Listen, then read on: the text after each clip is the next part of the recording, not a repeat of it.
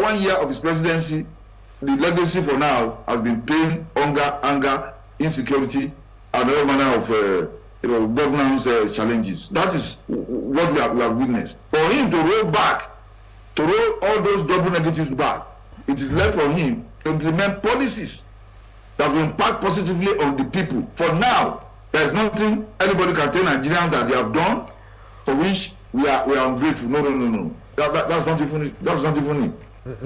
Let me just put this into perspective, these handouts that they're talking about. Let's use Cross River State as a case study, and let me go to my own local government, which is Ogoja local government. There was a circular that was circulated that how the sharing formula was for the 3 senatorial districts. And for a full senatorial district, like the Northern Senatorial District, there were 5,400 bags of rice, beans and gari, totaling a number of 1,000 bags. And this rice is 10 kg bags, 740 for this, and then 25 kg is 60 of these bags, and then beans 10 kg is 100, and gari 10 kg is 100. So that's a total of 1,000 bags. Now, this Ogoja local government, I'm telling you, from my village, which is not the farthest, to the local government headquarters, it will take you like 2 hours to get there. So in these places,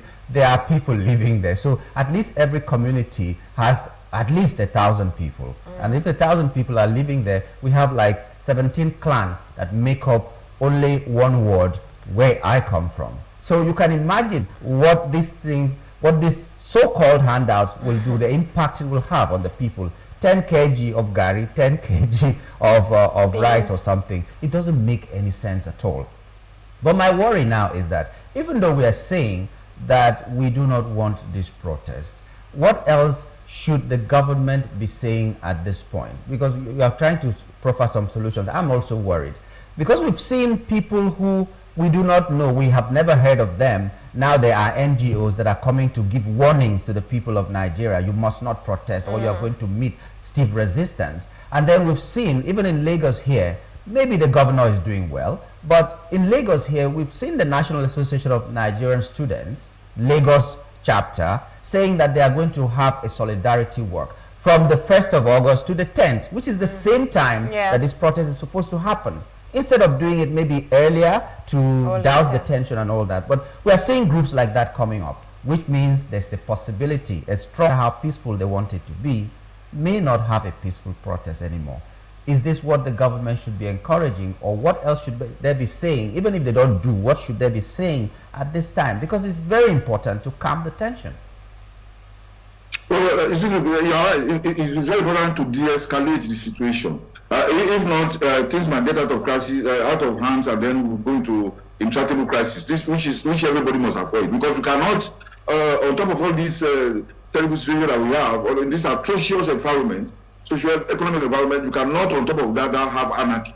You cannot. This is what the government should be doing now. Like I said, I mean, like last month, the government ought to gather, ought to talk to Nigerians. It's not about warning people don't go. I do not, in a way, because I look at who are the organizers, who are the people behind this, and I hate all these political statements, all these politicians, Atiku and co talking about. They should leave the people alone because they are part of the problem. So we don't want people like that talking. They will discredit. They will whittle down the credibility of the planned protest. Politicians should shut their mouths and allow real genuine activists to handle this. And the government, what the government should do, the president himself was an activist, was a pro-democracy activist. By now, he should call the people, he should call the organizers, even the stakeholders, even people who are not part of the planned protest, like the NLC, like NUJ, like the Nigeria Bar Association, all people, even traditional rulers, call them and tell them what you are going to do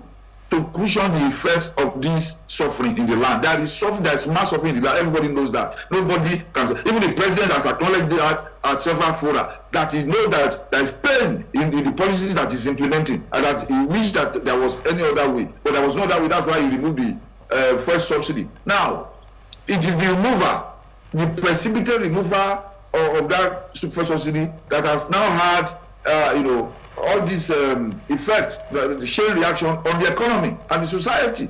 So, if what is most important now is for the government to call for dialogue. It must call for dialogue before August 1. Like I said, unfortunately, these people, they are so comfortable. The people in government are too comfortable. They are so lackadaisical, and they will allow things to get out of hand before they now begin to let it to be a reaction instead of a response. The response now, you cannot depend on soldiers and police or security agents to help you to manage a riot if it breaks out. So, because to lead to riots and anarchy are quite high, especially in the kind of situation that we are in Nigeria today. Nigeria is like a balloon. It's like a balloon. If you punch it with pin, it will implode. So the government can prevent this protest, not by warning people, not by harassing people, not by blackmailing the protest, because under the Constitution of the Federal Republic of Nigeria, 1999 as amended, the people have the constitutional right to protest against bad governance.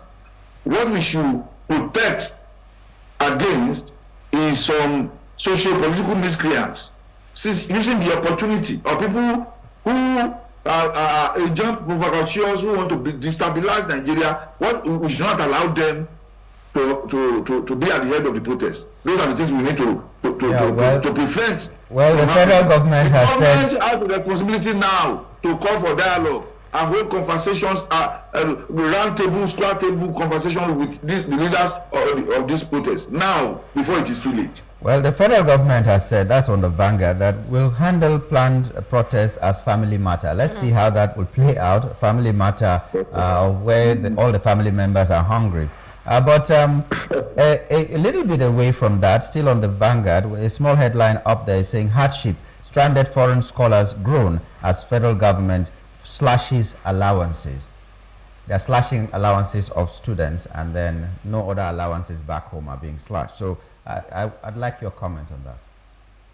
Yeah, you see, it is only the people, the citizens, that the government always has to tighten their belts, where they are having overbloated president or to innovate the residence of the vice president and co. So all these things are absolutely unacceptable, and it is actually, they are actually provocative, and that's why you are suffering this bad governance. See, and bad governance protest. That's why you are hearing about that. The people that are asking us to tighten our belts are expanding there. Where in this case is the scales a problem, because you are hungry, you see vehicles with police and soldiers are everywhere protecting you. Where you are insecure, where you are hungry, where you are immobile. Where you used to apply for 500 naira has become 3,000 naira. And then what you used to buy for food for 200 naira has become 2,000 naira. And you see these people, even partying, you see them abroad, posing for photographs with their children who are graduating from buying cars. Provocative. Yeah. It's provocative. It is. All right, so let's just move away from that. So on the Vanguard here, it says Dangote stop demarketing local industries. Man cautions federal government. On the Daily Trust, it says Dangote refinery, man warns against demarketing. All that Dangote is going through right now, and especially with the fact that the president of Gabon, is in talks with him on how to have like a cement plant there in Gabon. So we're seeing other countries that are trying to take our own local investors that we have thriving, a sustainable environment for these manufacturing industries. And of course, like we can see here on the headlines this morning, it says demarketing local industries. And of course, man right now is cautioning the federal government. I want to get your take on this. On industries. In fact, even the small and medium businesses, how have they been supporting them? They have not been supporting them. They have not been supporting even the big ones. The foreign ones are running away. Now you are creating this incentive for indigenous business and industrial takeoff. I mean, it is absolutely criminal and unforgivable. I mean, because who could have thought that Dangote, if Dangote is facing this, what about those of us who are just regular Nigerians? What are we going to do if Dangote is facing this type of pushback from the government that is supposed to support the efforts? This what they call fuel tabac. seems to probably be more powerful than our government, or they are part of the government, but they are now, they are a government in government. They are a government inside government, and they seem to be more powerful than the government that we have elected. Because it does seem to me this is a deliberate effort to fuel at a cheaper rate. All they are after is that Nigerians will not get fuel at cheaper rate. They are looking for a way that we can be buying food by people who do not believe that the Nigerian people should breathe.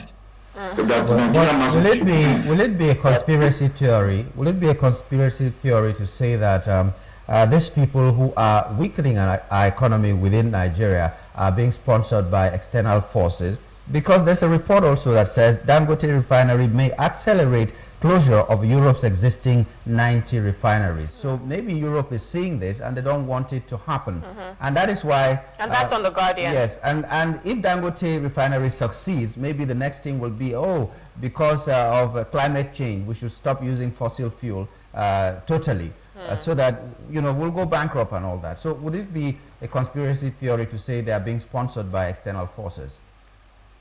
You cannot rule that out. The neoliberal policies of governments are policies that are being bring down our throat by the West. So the Western powers and conspiracy cannot be ruled out of this. And our government, people in government have subsumed themselves under some powerful forces, some powerful global and international powers. So they want to do their bidding at all costs. You cannot rule that out, because you see, I've never seen a situation whereby the West means well for Africa. Actually, there's nothing that, and none of their policies, none of their actions really can be seen or said to work for the progress of Africa. All they are after is for the bankruptcy of Africa, is for the impoverishment of Africa.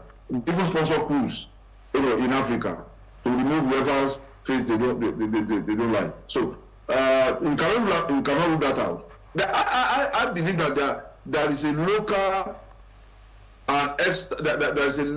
and external conspiracy to destabilize Nigeria's economy and thereby destabilize the country. I strongly believe that. There are collaborators, there are internal collaborators in Nigeria who are working hand in hand with people who have said Nigeria was going to disappear by the year, I think they first said that the year 2012. Now this is the year 2024. We have survived. There are people, I believe there's a deliberate effort somewhere. There's a collaborative effort somewhere to ensure that this country goes under. But God will not allow them. And by God's grace, Nigeria will survive. Nigeria will make progress. We shall succeed. We shall overcome all this. Only one factor. All these issues we are having, all these crises we are having, is only one factor that is responsible for all these things.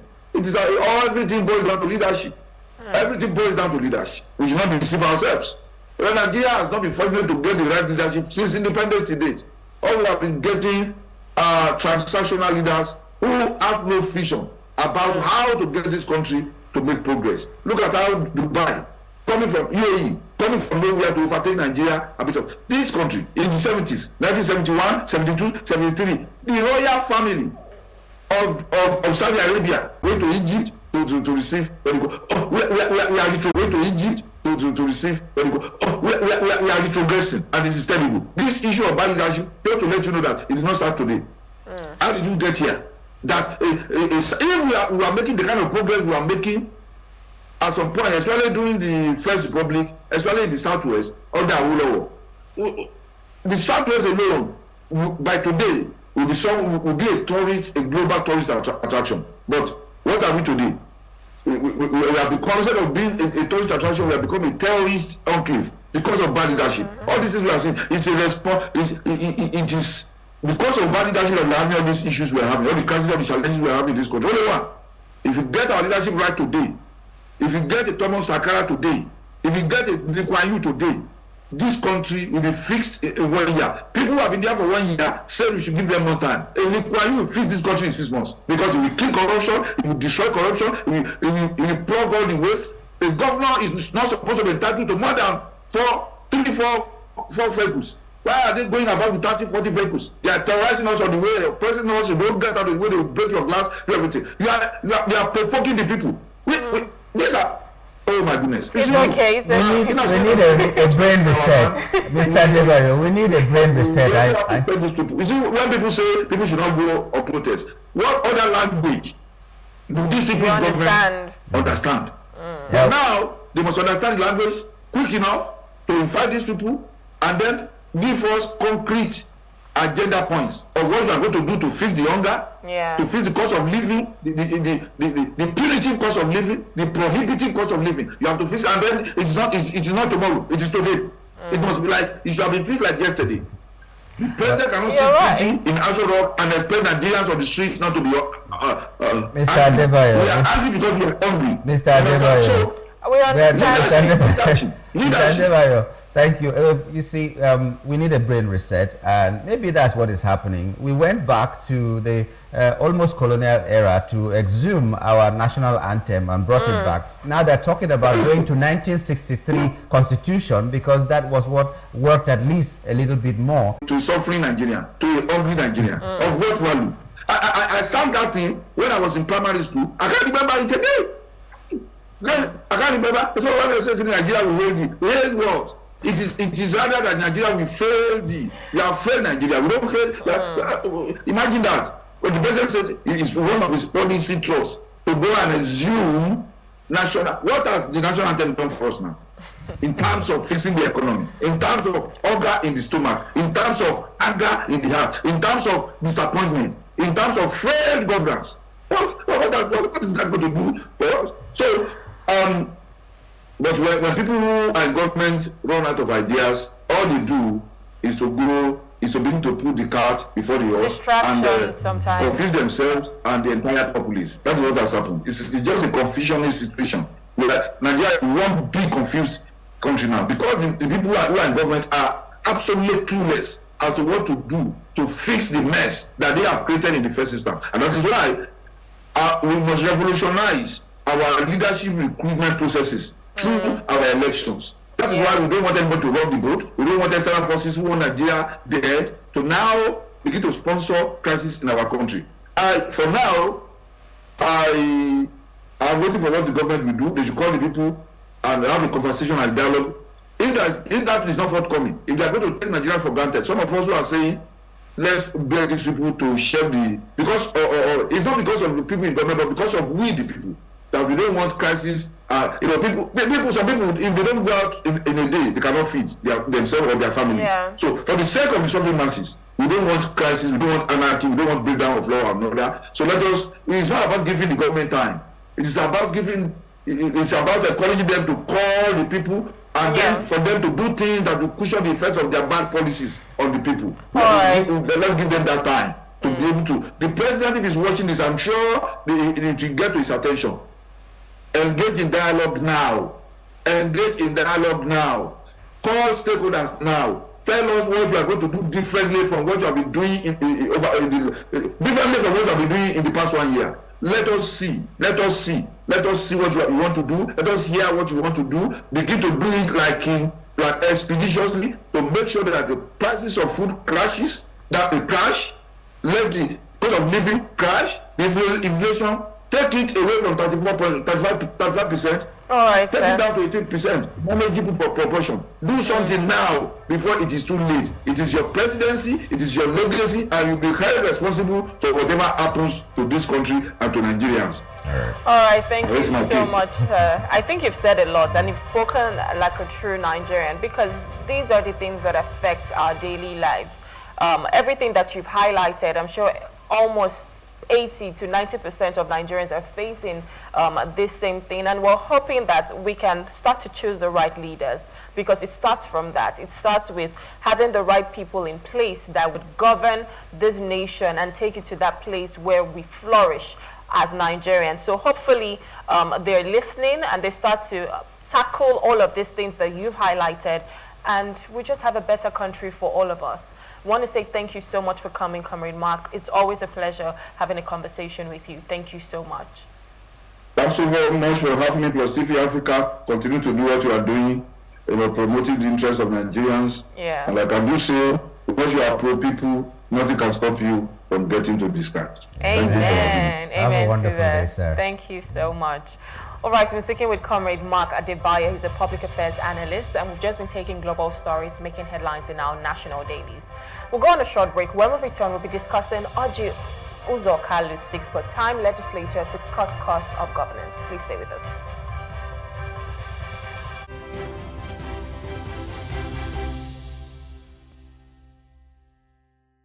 Picture this. You're sitting at a table, ready to indulge in a mouth-watering meal. Stop. For many of us, it is hard to resist the temptation, especially when it comes to enjoying a juicy beef dish. But have you ever stopped to think about the impact of your food choices on the greater good? Our food choices have a great impact on others. The beef industry is one of the leading contributors to deforestation.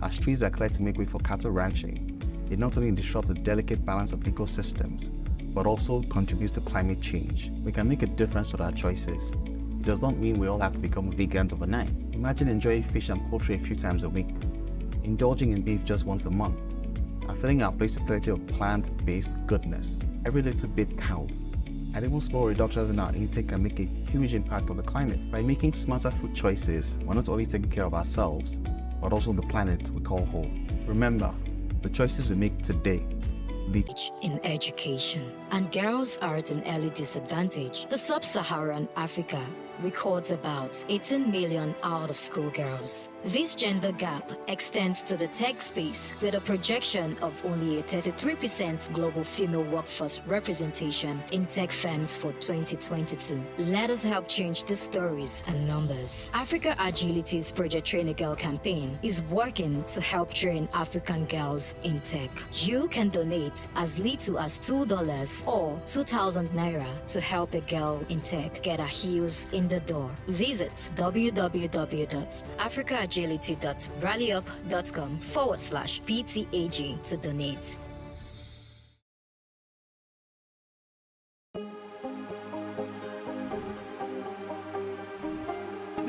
I will take you through this amazingness today.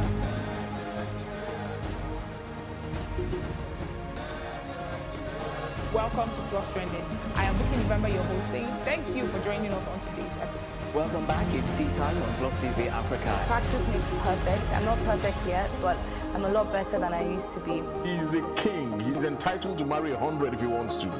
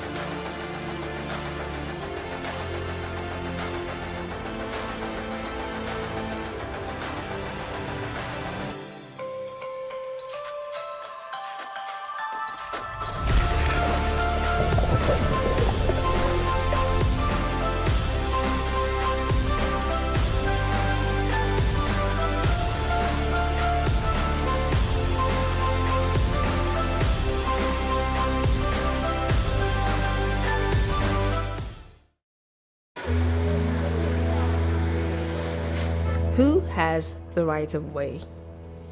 Nigerian roads come with a lot of chaos. The chaos is caused by a combination of drivers, motorcycle and tricycle riders, pedestrians and sellers who all claim the right of way. The chain of right-of-way holders in Nigeria is hierarchical, and car and motor drivers are at the top of the chain with pedestrians at the bottom. Car or motor drivers believe that they always have the right-of-way regardless, and motorcycle and tricycle riders don't even have any regard for who has the right-of-way. For fear of accidents and their lives, pedestrians have learned to cower. When a collision occurs, the question of who has the right-of-way is on the lip of all concerned as they try to figure out who is guilty.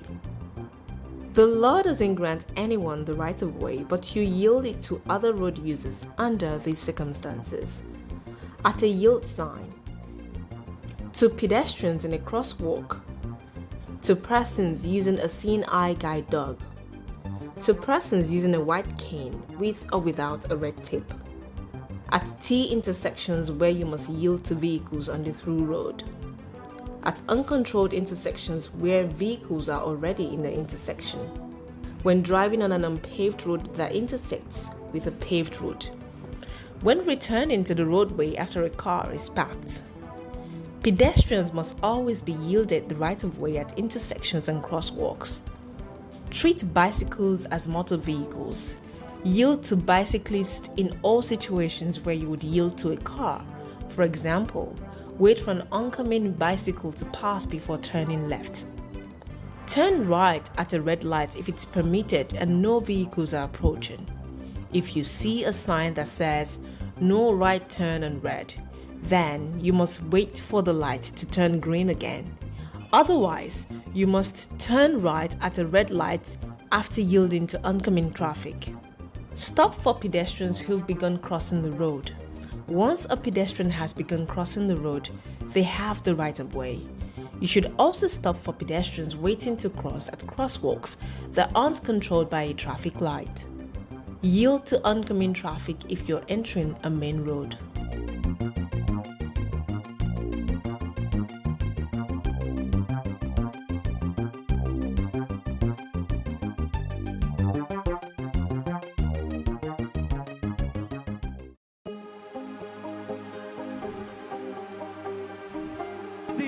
I will take you through this amazingness today.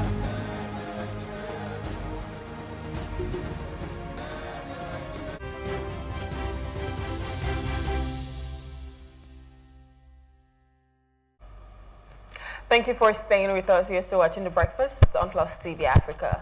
Senator Orji Kalu has proposed a part-time legislative system for both national and subnational levels to reduce the cost of governance. He suggests that the legislature should meet 3 times to 4 times a year, with provisions rather for emergency sessions. Kalu argues that this approach could help save money and improve trust in the legislative process. He calls on the President and the National Assembly to consider and implement such reforms. Okay, so cutting cost of governance. Yeah, well, cutting cost of governance is a good thing. Everybody has been talking about this. He was proposing that the Senate meets maybe once in every 6 months or 3 times in a year and all that. Well, it's not a bad thing that he said, but he spoiled it at the end of it, because he said that the money that the senators or the National Assembly members are getting is not enough. So I really don't know what that's... So the reason why you're even saying this is more of... that we need to cut costs. Yeah, like we don't even have enough money, so that's the reason why we're cutting costs. Not that we're really cutting costs because of Nigerians. Even though he was saying that, oh, the country needs money. But the country needs money. Are you looking at your own interests, or is for the general interest, the common interest for Nigerians? Because if you tell me that, okay, let's cut costs because this money I'm getting is not enough, it's just like you're saying, okay, the money you're paying me for salary is not enough if I have to come to the office every day. Let me come 1 day in a week or 2 days in a week so that money will be enough for me. So that's what he's saying. That's what the statement, according to how a lot of people will understand it, means that for the money that they're being paid, let them still be paid that money, but they should cut the times that they go to the National Assembly to do whatever they need to do. I think he spoiled it at that moment. Yeah, when he said senators are not being paid well. Yes, that they're not being paid well. I mean, what does that mean? when you're talking about cutting costs, everybody's talking about the kind of humongous amounts of money that the people in the National Assembly earn. And then you're saying that they're not being paid enough. So how much do you want? So what if you were paid 70,000 naira, like the minimum wage we're talking about? What would you say? You just say that you've never seen the naira in your eyes, with your eyes, because like they used to say in those days, zero allocation to a state. How can you have zero allocation to a state? It's not possible. But you're telling us that there's zero allocation because the money is not enough for you to do X, Y, Z. And you know what's so funny? This is the same person that was a governor, and we're just discussing this off air. And I was saying how most of our politicians, they move over from becoming governors, then they move over to the Senate. So you're still getting money, you know, pensions or something. You're still getting money as a governor, like you rightly said, and you're still getting money as a senator as well. Yeah. So how much do you want? Do you feel like Nigeria is just for you and your family? Do you think that other people do not need this money? Why should someone even serve the country for 4 years and earn a pension for life? And then someone is spending 30 to 35 years, and then sometimes he doesn't even see his pension because it doesn't come. It's from pension funds that the government is even borrowing, and so many 3 jobs, and only earning maybe an allowance that will fuel their cars whenever they're coming, transport allowance or something. Because if you're not patriotic, you cannot serve your people. It's not possible. But we've seen that over time, people who go into politics are going there for empowerment, financial empowerment, poverty alleviation. You see someone who is not having 3 square meals get into government, get out after 4 years, and he has a fleet of cars, he has hotels here and there, he has a lot of people, and then he has a lot of girlfriends he's sponsoring somewhere, and all that. So I really don't understand what he means that they are not paid well, because Nigerians are clamoring that they cut the amount of money they are being paid. Yeah. I mean, he's saying they should cut it, but I think what he's saying is a good thing, but it's just with the wrong reasons. So you're saying, oh, let's cut the cost of governance. Let's meet 3 to 4 times in a year. So let's just say every quarter, which makes sense instead of that's your everyday job, right? It's a good thing. But the reason behind it for you saying we're not being paid well, that's the reason why I want us to cut it. So are you really thinking of the people that you're supposed to be serving? Are you thinking of them? Because you earn so much. Do you know how much your salary can change lives? Do you know if people have to get 7,000 naira off your salary, do you know how many people that is going to be? So I think let's not just look at it as, oh, you know what, I'm not being paid well, I just want to come here 3 to 4 times a year and that's it. No, it should be, I want to sacrifice. You're telling Nigerians to sacrifice. You should also sacrifice as well. It shouldn't just be the Nigerian people. So if you're coming out and you're saying, you know what, we want to sacrifice this for the Nigerian people, I bet you a lot of people are going to commend you. A lot of people are going to give you an applause to say, yes, this is what we've always wanted. The government that cares for its people, the government that thinks for its people. But now you've spoiled everything by saying you're not being paid well, when we know fully well that you're being paid a lot of money to be a senator and you're still getting pensions from being a governor. And it's almost like we're recycling the same leaders. You keep telling us that, oh, the leaders, you know, the children are the leaders of tomorrow. I haven't seen, how many people do I know my age? I'm over 30, approaching 40. How many people do I know my age that are really in government? But you know, most of the time is way older people. That statement is the truest statement. Because you know, tomorrow never comes. So someone tells you, I'm going to pay tomorrow. You never know which tomorrow. You never know the tomorrow, because when you get to tomorrow, there'll still be a tomorrow. That's what they use to just say leaders of tomorrow. So if you are not a leader now, tomorrow will never come. So that's a very true statement. We need to stop recycling, you know, the leaders. You've performed, right? My problem is not even in recycling. My problem is when we recycle these people, how patriotic are they? How willing are they to serve? I can't remember this country now. There was a president that served. He served so well, retired, went away, and they wanted him back. People came to him, bought form for him, did everything that he must come back. And he was very old. He said, I'm not coming. They insisted, and he came back. So you could do something and people want you. Yes. People want you to still be in the limelight. We've seen, even in America, there are senators that have been there for up to 50 years. There are some 30, 40 years, yes. But how wealthy are they because of being in the Senate? They're doing it because they're doing it because of they the passion want they have. yes, they want the America. good of the land. So I don't know how our politicians, our Nigerians, all of us, I don't know how we think, because if they make me a senator tomorrow, I don't know whether I can be this self-righteous that I'm trying to put myself now. By God's because grace, sometimes yes, you can be. It's a choice. Sometimes you get there and they will so frustrate. I know. Tell me about Before it. you know what you're doing, you are doing some things and you don't even realize that you are going against what. Look at people that are being sanctioned because they speak up. For instance, a policeman goes to the police college, he graduates as a police constable or something,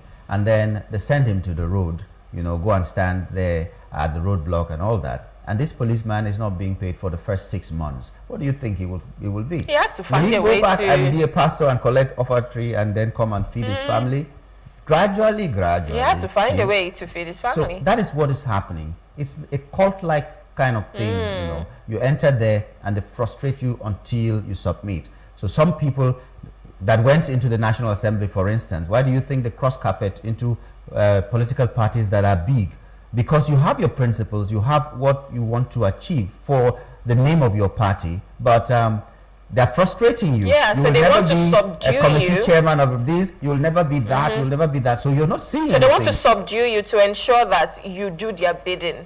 So, it now becomes the classic case of if you can't beat them, you join them. And that is so sad. Because how did corruption eat so deeply into our nation that nobody's even thinking of what is right? You're just thinking of what is right for my belly, not what is right for Nigeria. But like you said, there are some people who can still live above board. And when you find out that it is no longer as conducive as it is, the honorable thing is to leave. There are people who have resigned in Live with your Nigeria. integrity. Leave, just leave. Sometimes you are suspended and you see that maybe you're innocent, or even if you're guilty and you say, okay, you know what, instead of me staying here and to be a clog in the progress of this particular environment I find myself, let me resign. Just like it happened, I think a commissioner in Abia State recently was suspended because of a particular problem, and she decided that she was going to resign. Whether she's guilty or not guilty, a regular Nigerian will not resign. But now, when we see somebody saying... You don't even know what you're doing. Yeah. You should have stayed there. You can play the game with them. But no, I think we still your applaud integrity Nigerians. is... There are Nigerians with integrity. Yes. So whenever we say Nigerians are corrupt, this and that, there are people it's not all who live Nigerians. above board. But these people are so few and so I don't know the word, so... They're beaten down all the time by the noisier So it seems like people. their voices are not heard, yeah. But wherever you are, do your best and just have the interest of Nigeria at heart. We find people even in the Senate. Ali Ndume, for instance, he may not be a saint, but he voices what he feels. There was another House of Assembly, National Assembly member, Kazori or so, who he speaks by demonstrating. His English may not be very fantastic, but he makes his points known. And there are people like that in the National Assembly. Whereby you can do the right thing, you have your integrity. I think when you do that, before you know it, it might take a while, but other people will start to sprout up with that same integrity because we mirror each other. The reason why Nigeria is the way it is now is because we've allowed bad things to thrive in our nation. And the people who are good have been silenced for so long. You can decide to be silent. But if you say, no, I'm going to take the bull by the horn, I'm not going to be silent, I'm going to voice out for what is right, then before you know it, your voices will start to get amplified when other people join you. So do not wait for anybody else. Start to do what is right in your own little corner, in your own place of power. Do the right thing, and before you know it, there are people who will join you as well. At one point in my life, in my journey into this broadcasting, there was a time something happened. I wouldn't say it was really my fault, but I took responsibility and said, okay, stand in for someone else longer than usual. So before I got home, even to prepare and come back, I was 5 minutes late. So they gave me a query, and I said, oh, because of what happened last night, I overslept. That's why I opened the station late. Do you know what the reply was from management? You didn't even have the courtesy to lie. That's what they told me. You didn't even have the courtesy to lie. And I was like, how is lying a courtesy? Yeah. How is lying a courtesy? I had to face management. I had to answer other queries and all that because I didn't lie. Imagine what we're promoting. And then, but about 5 years later, that same person who was telling me that I didn't have a courtesy to lie and nearly suspended me had an appointment somewhere, and he was looking for people to take to his new post because people he could trust, people he could rely on and all that. And he came back to me and said, okay, because you tell the truth and you're hardworking, I'd like you to be with me so that I can succeed.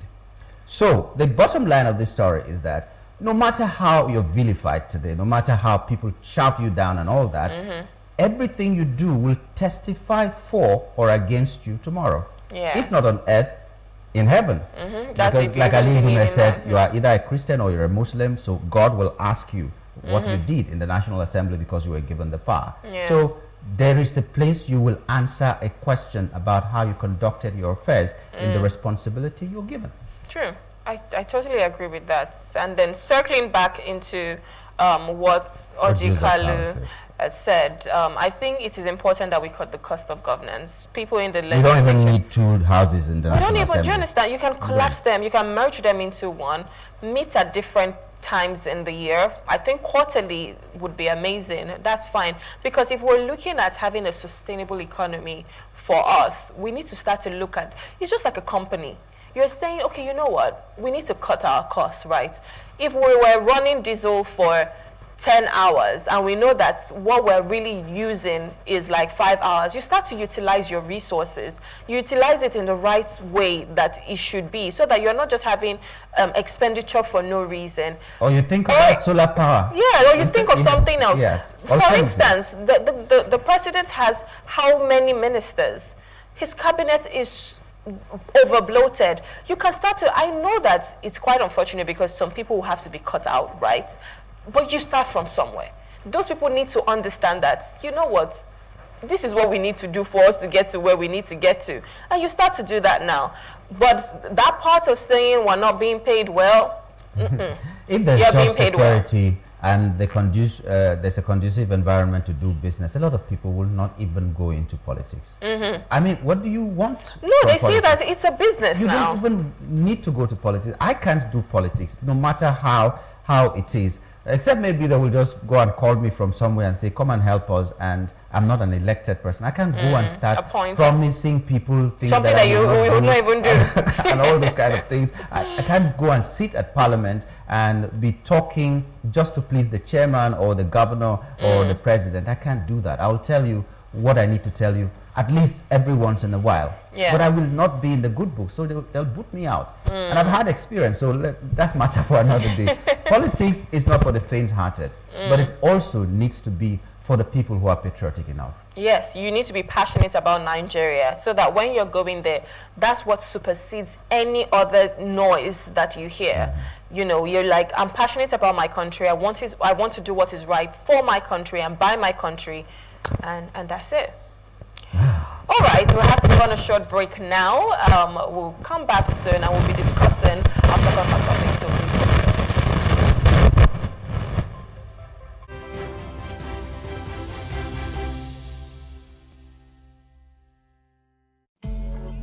Sometimes it's not just the distance we travel, it's the gaps we close.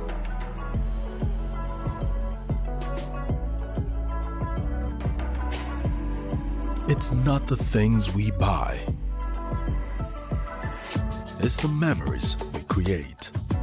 Sometimes it's beyond the places we go, it's the connections we make. Not just the things we taste, it's the taste of things to come. And it's never a question of if, but when. Because life is always just a bit better with American Express. Introducing the Access Bank American Express Gold Card and the Metal Platinum Card, now available through Access Bank. Hey, what's up, guys? You're welcome to another edition of Plus Event, and I remain your host. Your absence isn't an excuse anymore, as Plus Events is all you need, as we bring you the glitz, the glamour, and loads of fun. Oh, definitely. By no question. He's a living legend.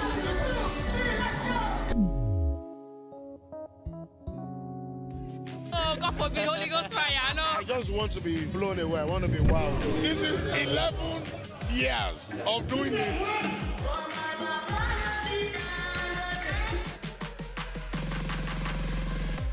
I'm surrounded by so much positivity. No, it's okay. Yo, what's up, my people? It's your boy Starboy Terry. You're watching Plus Event on Plus TV. Stay glued to Plus TV Africa every Saturday and Sunday, 4:30 p.m. West African time.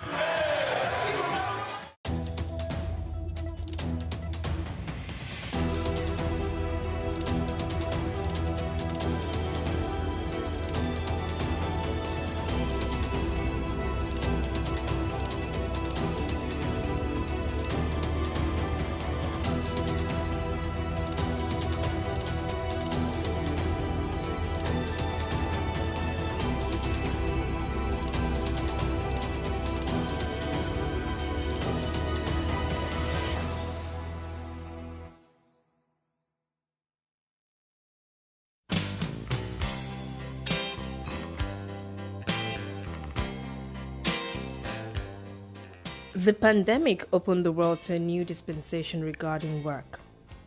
How people work and the career paths they take differ from generation to generation. There are 5 generations present in the modern workplace, each with unique expectations and perspectives. A person's career path is described as the work they do and the roles they hold as they climb up the ladder.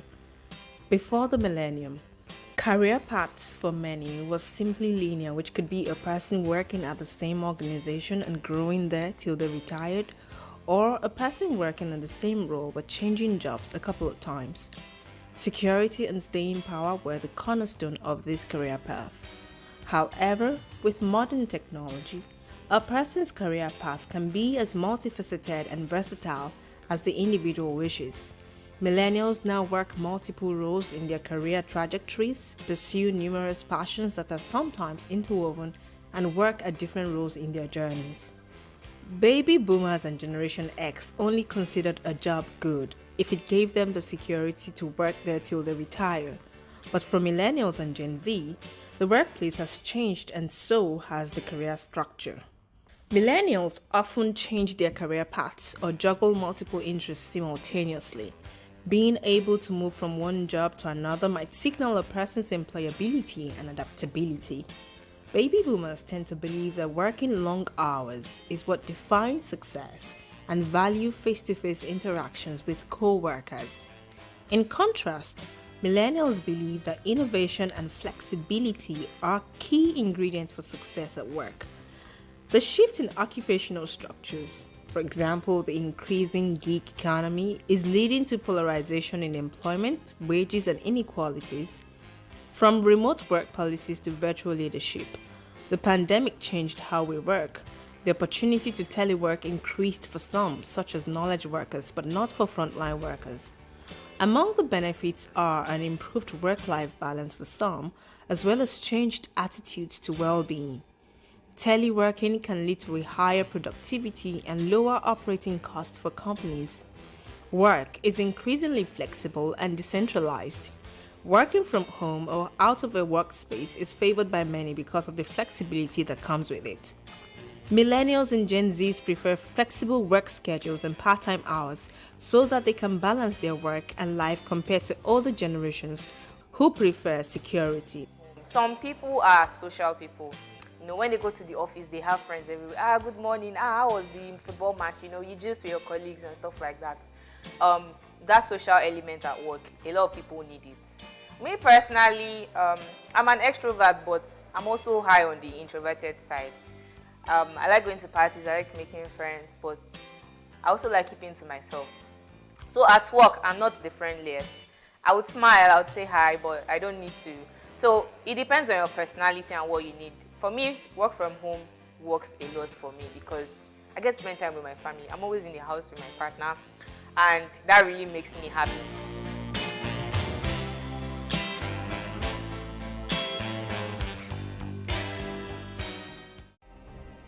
Nigeria's Niger Delta region, from where the black gold fuels Africa's largest economy, where the lines between wealth and poverty has never been thinner. Conflicts, poverty, insecurity, and environmental challenges daily confront the region. How can the Niger Delta story be changed for the better? Join Mamude Akuga at 9 p.m. every Friday evening on Plus TV Africa as he probes deep in search of solutions. Inside the Niger Delta with Mamude Akuga, the authentic voice of Nigeria's oil-rich region.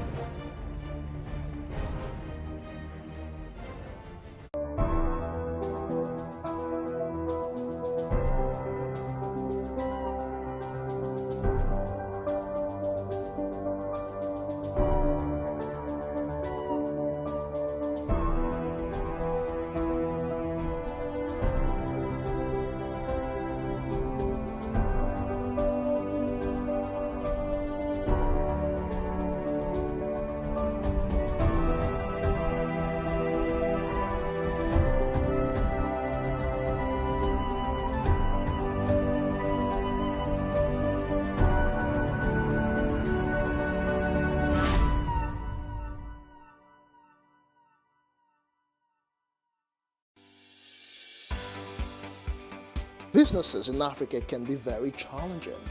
In Nigeria, it is particularly intimidating, and successful builders have learned how to navigate a hostile environment to unlock opportunities. But one major challenge businesses face is how to filter through the noise and identify where their ideal customers exist.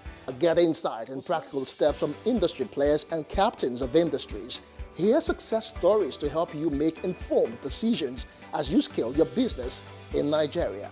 Watch Business Insights at this time on Plus TV Africa.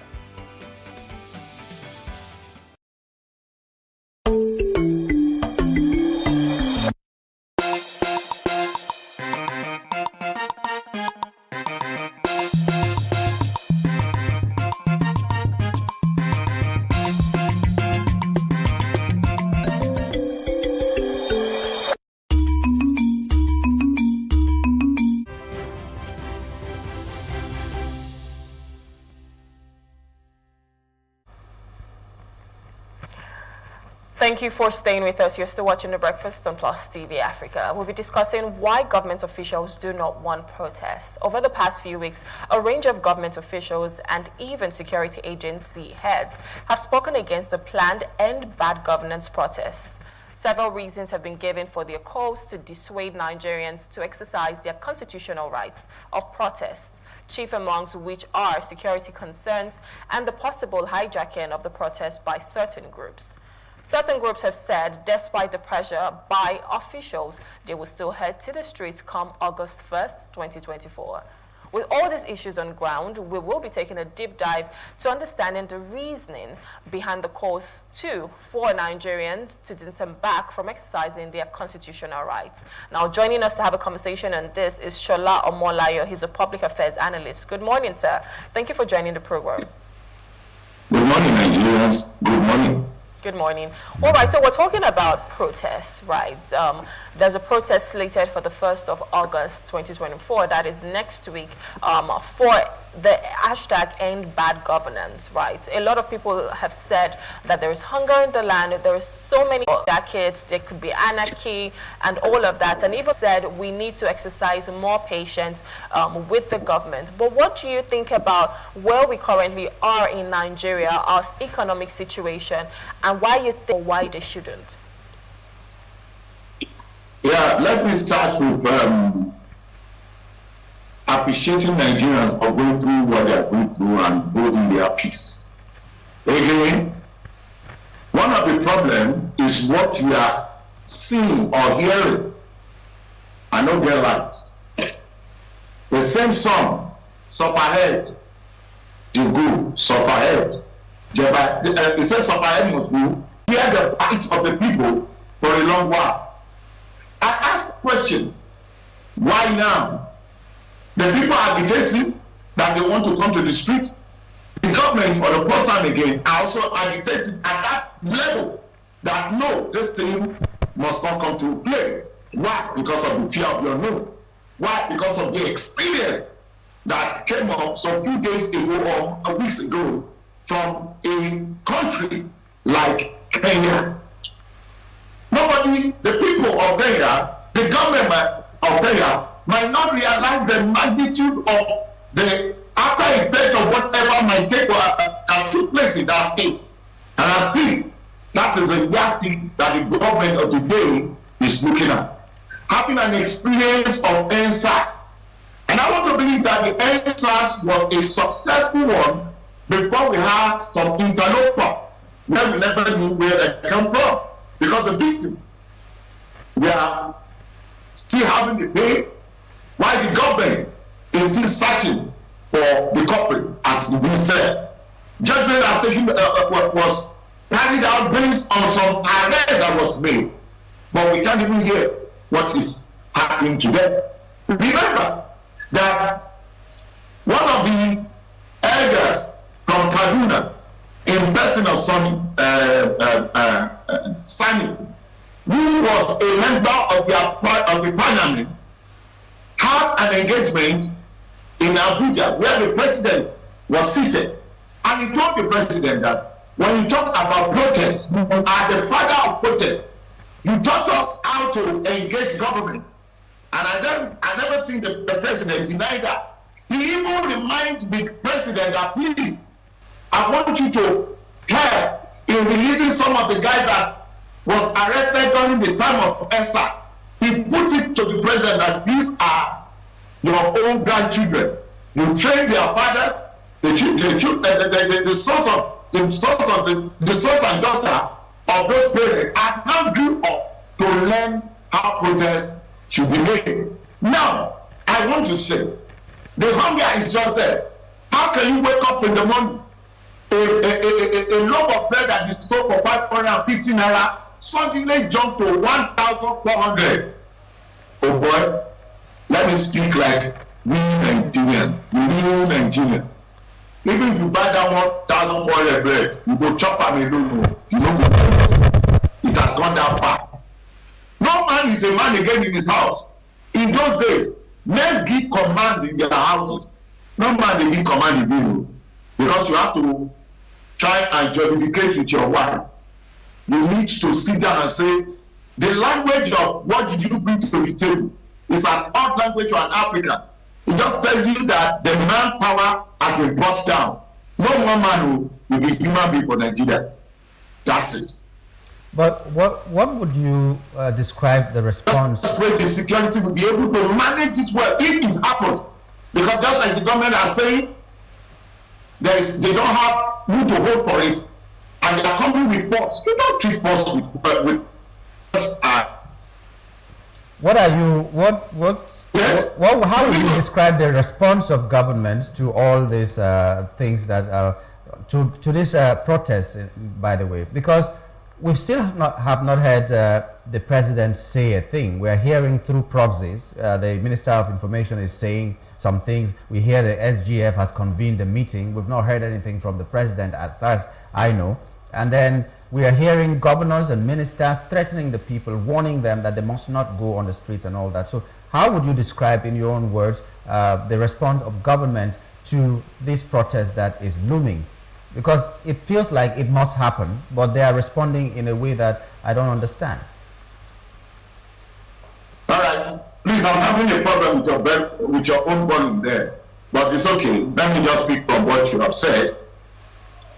My advice, I will say again, is to our security agent. They've been stressed out. The level of corruption, the level of crime we are having in Nigeria is so high that our security agents are also facing the same problem. These are the same security men we are going to send out. I don't know when they say the protest is going to come up, how it's going to come up, but we must be able to sanitize the mind of the security agent to manage a lot of things with care. Why? They've been stretched out. Nigeria is up within 180 million and 210 million. What is the network of our security men? By my own elementary study, the government servant is under 1.5 million, which include the security outfits. Tell me, how can 1.5 million of a servant, assuming they are fused into the police, into our police and our soldiers, can they manage unwanted crisis at this time, where all the states are seemingly acting as they are involved, and the governors, the administrator of some of these states are beginning to speak fire instead of appeasing the mind of the people? How can you tell a crying baby to stop the crying when you are not treating what is affecting the baby? If the baby is being bitten by a mosquito bite, is being bitten by a mosquito, you don't check the body and you are asking the baby to stop crying. Aren't you adding to the problem? This is a baby that does not know what the environment looks like. It's still a baby. That is the kind of Nigeria we find ourselves. Nigeria is being battered from some years back. We are not saying that this government caused it, but the same government, in person of the president, told us that we should not pity him, that he understands the problem before he came up. So why are they now threatening us when they already know the problem? Because it's so wide. How do you tell the fear of the Nigerians who does not sustain the kind of business that they will embark on that will not be truncated? How do you tell me that the element in which Nigeria is using to pivot his life is going down right before his face? The cost is getting higher right before his face. The powers that be cannot put themselves together, looking at the heart of Nigeria, which is the petrol power that makes Nigeria to move around town, is being watched to be checked, is being watched to be threatened in the name of one refinery and one government that has not given license. What kind of environment are we living in? What kind of environment you are living in when you are so afraid to invest in a nation where the currency is not stable? Yesterday they will tell you it's 1,530 naira. Tomorrow they will tell you it's 1,420 naira.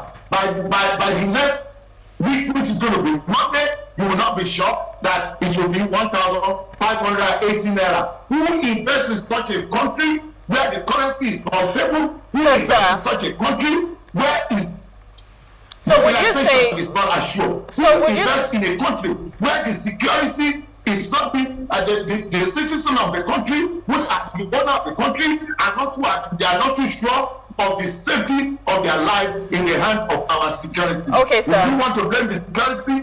No. What is the workforce? I keep saying. What is the strength of the Nigerian police that you want to ask to police and safeguard the citizen that is under threat? The threat we are talking about is a threat of hunger, which was never in its man-made. Is the threat of hospitality. All right. So would you say that it's only protests? Can you hear me, sir? Hello, sir. 1 minute, Shola.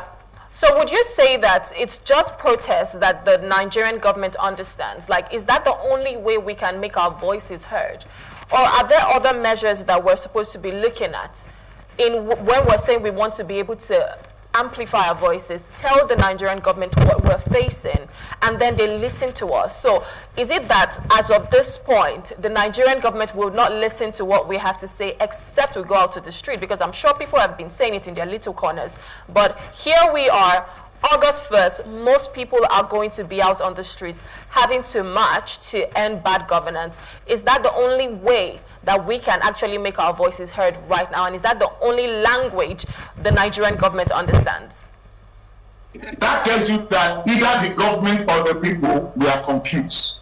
I ask, The coronation of end bad government is not stated clearly. That shouldn't have been the language. That shouldn't be. That shouldn't be. Because if you say end bad government, who do you have to the alternative?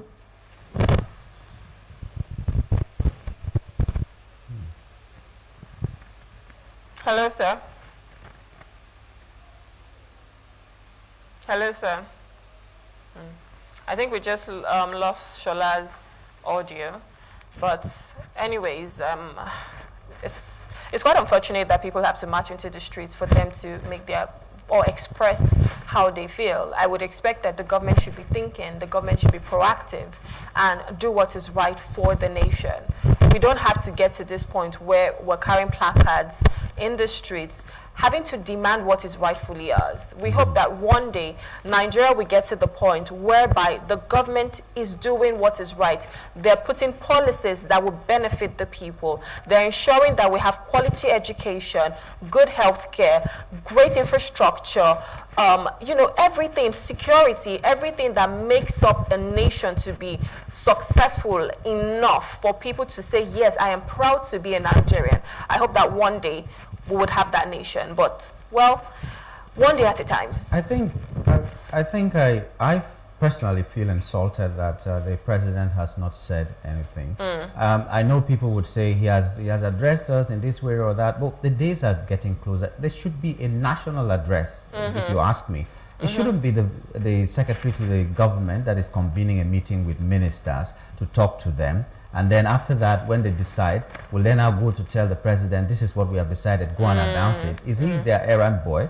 Is he their minister of information? He should be the one calling everybody together and saying, okay, this is where we are. Because it is system that you can do anything and undo because you have boys here and there. It should stop. The president should address Nigerians and plead with Nigerians, apologize to Nigerians. Even if he has done it, he should do it again and again. Time is running out. Today is the 25th already, which means we have like 6 days or 7 days to the time that the protest is supposed to happen. It is not enough paying people here and there to come and say we do not want protests and all that. Well, people are hungry. So the president should do something. I don't want a protest because at least one life would be lost. Whether we like it or not, one life would be lost. Anyways, Shola, this is where we have to wrap it up here. We couldn't hear you for a bit, but we want to say thank you for coming and sharing your valuable contributions. Thank you so much. Anyways, we're speaking with Shola Omolayo, is a public affairs analyst, and we've just been talking about the protests and why most politicians do not want people to go out of the streets to protest. But at the end of the day, our voices needs to be heard, and so whichever way, we still need to demand what is rightfully ours. This is where we have to wrap it up on the show today. Thank you so much for having the breakfast with us. My name is Rume Paulson. I'll see you again tomorrow. I can only wish our Falcons success in today's encounter with Brazil, because that's how they're kicking off their Olympic campaign. Today they are going to have that match about 6 o'clock in the evening or so. I wish them luck. And every Nigerian also, let us unite, just like we unite when we are watching sports and especially football, to pray for our country, to seek better conditions for our country and do whatever we can from our small spaces that we find ourselves.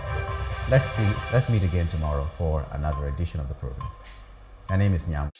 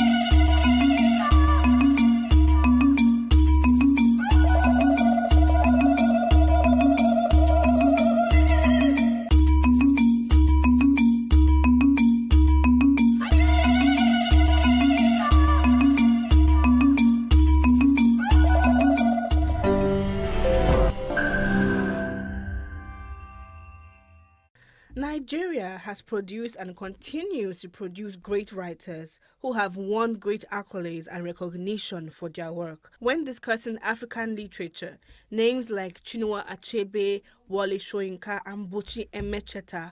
But beyond these writers, exist modern writers redefining the fate of literature in Nigeria, Africa, and globally.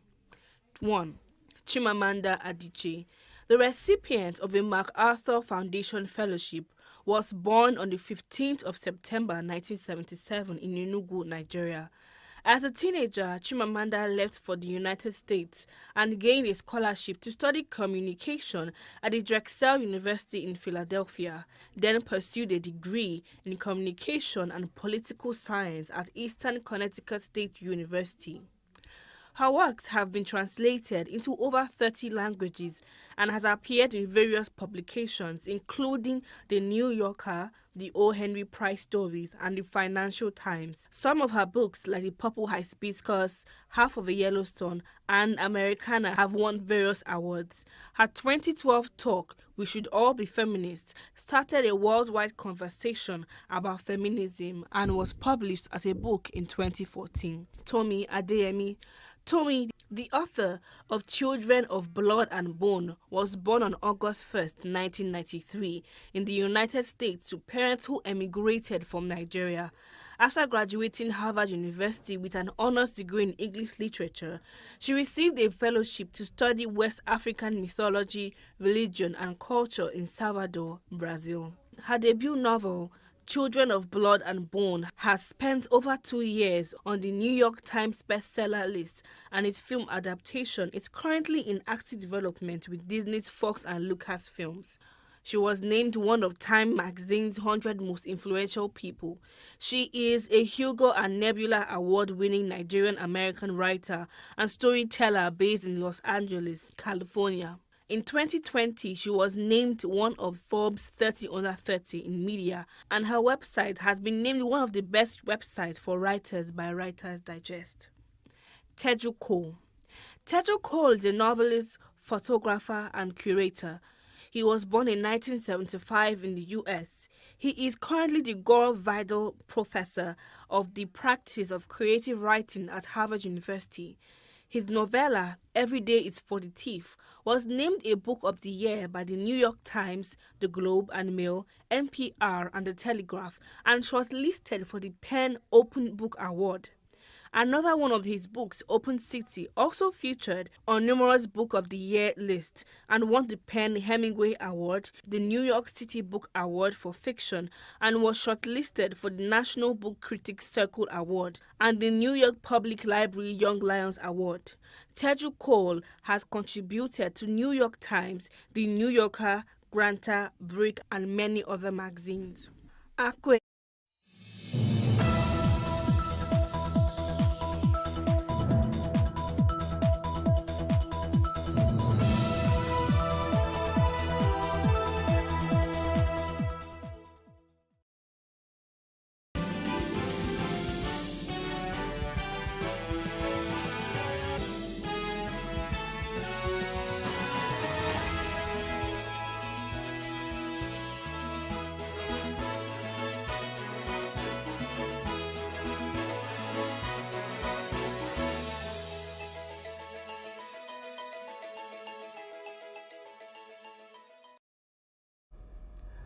Hello and welcome.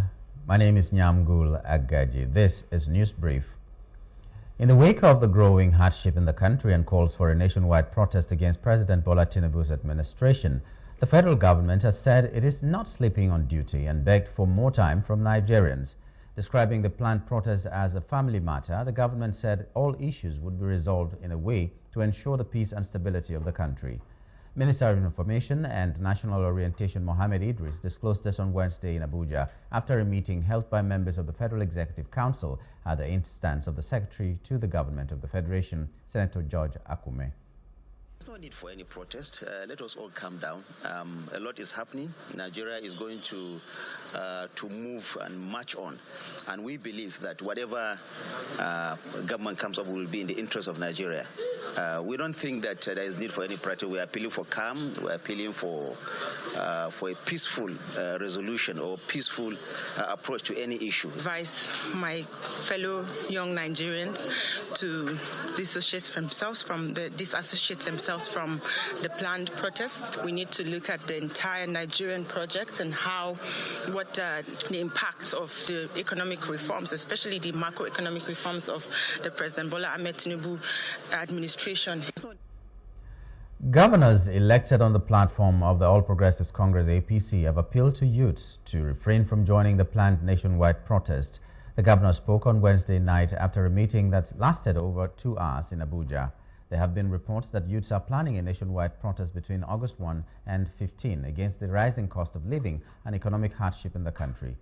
Briefing journalists at the end of the meeting, Hope Uzodimma, Governor of Imo State and Chairman of the APC Governors Forum, said the federal government is doing everything possible to address the economic hardship in the country.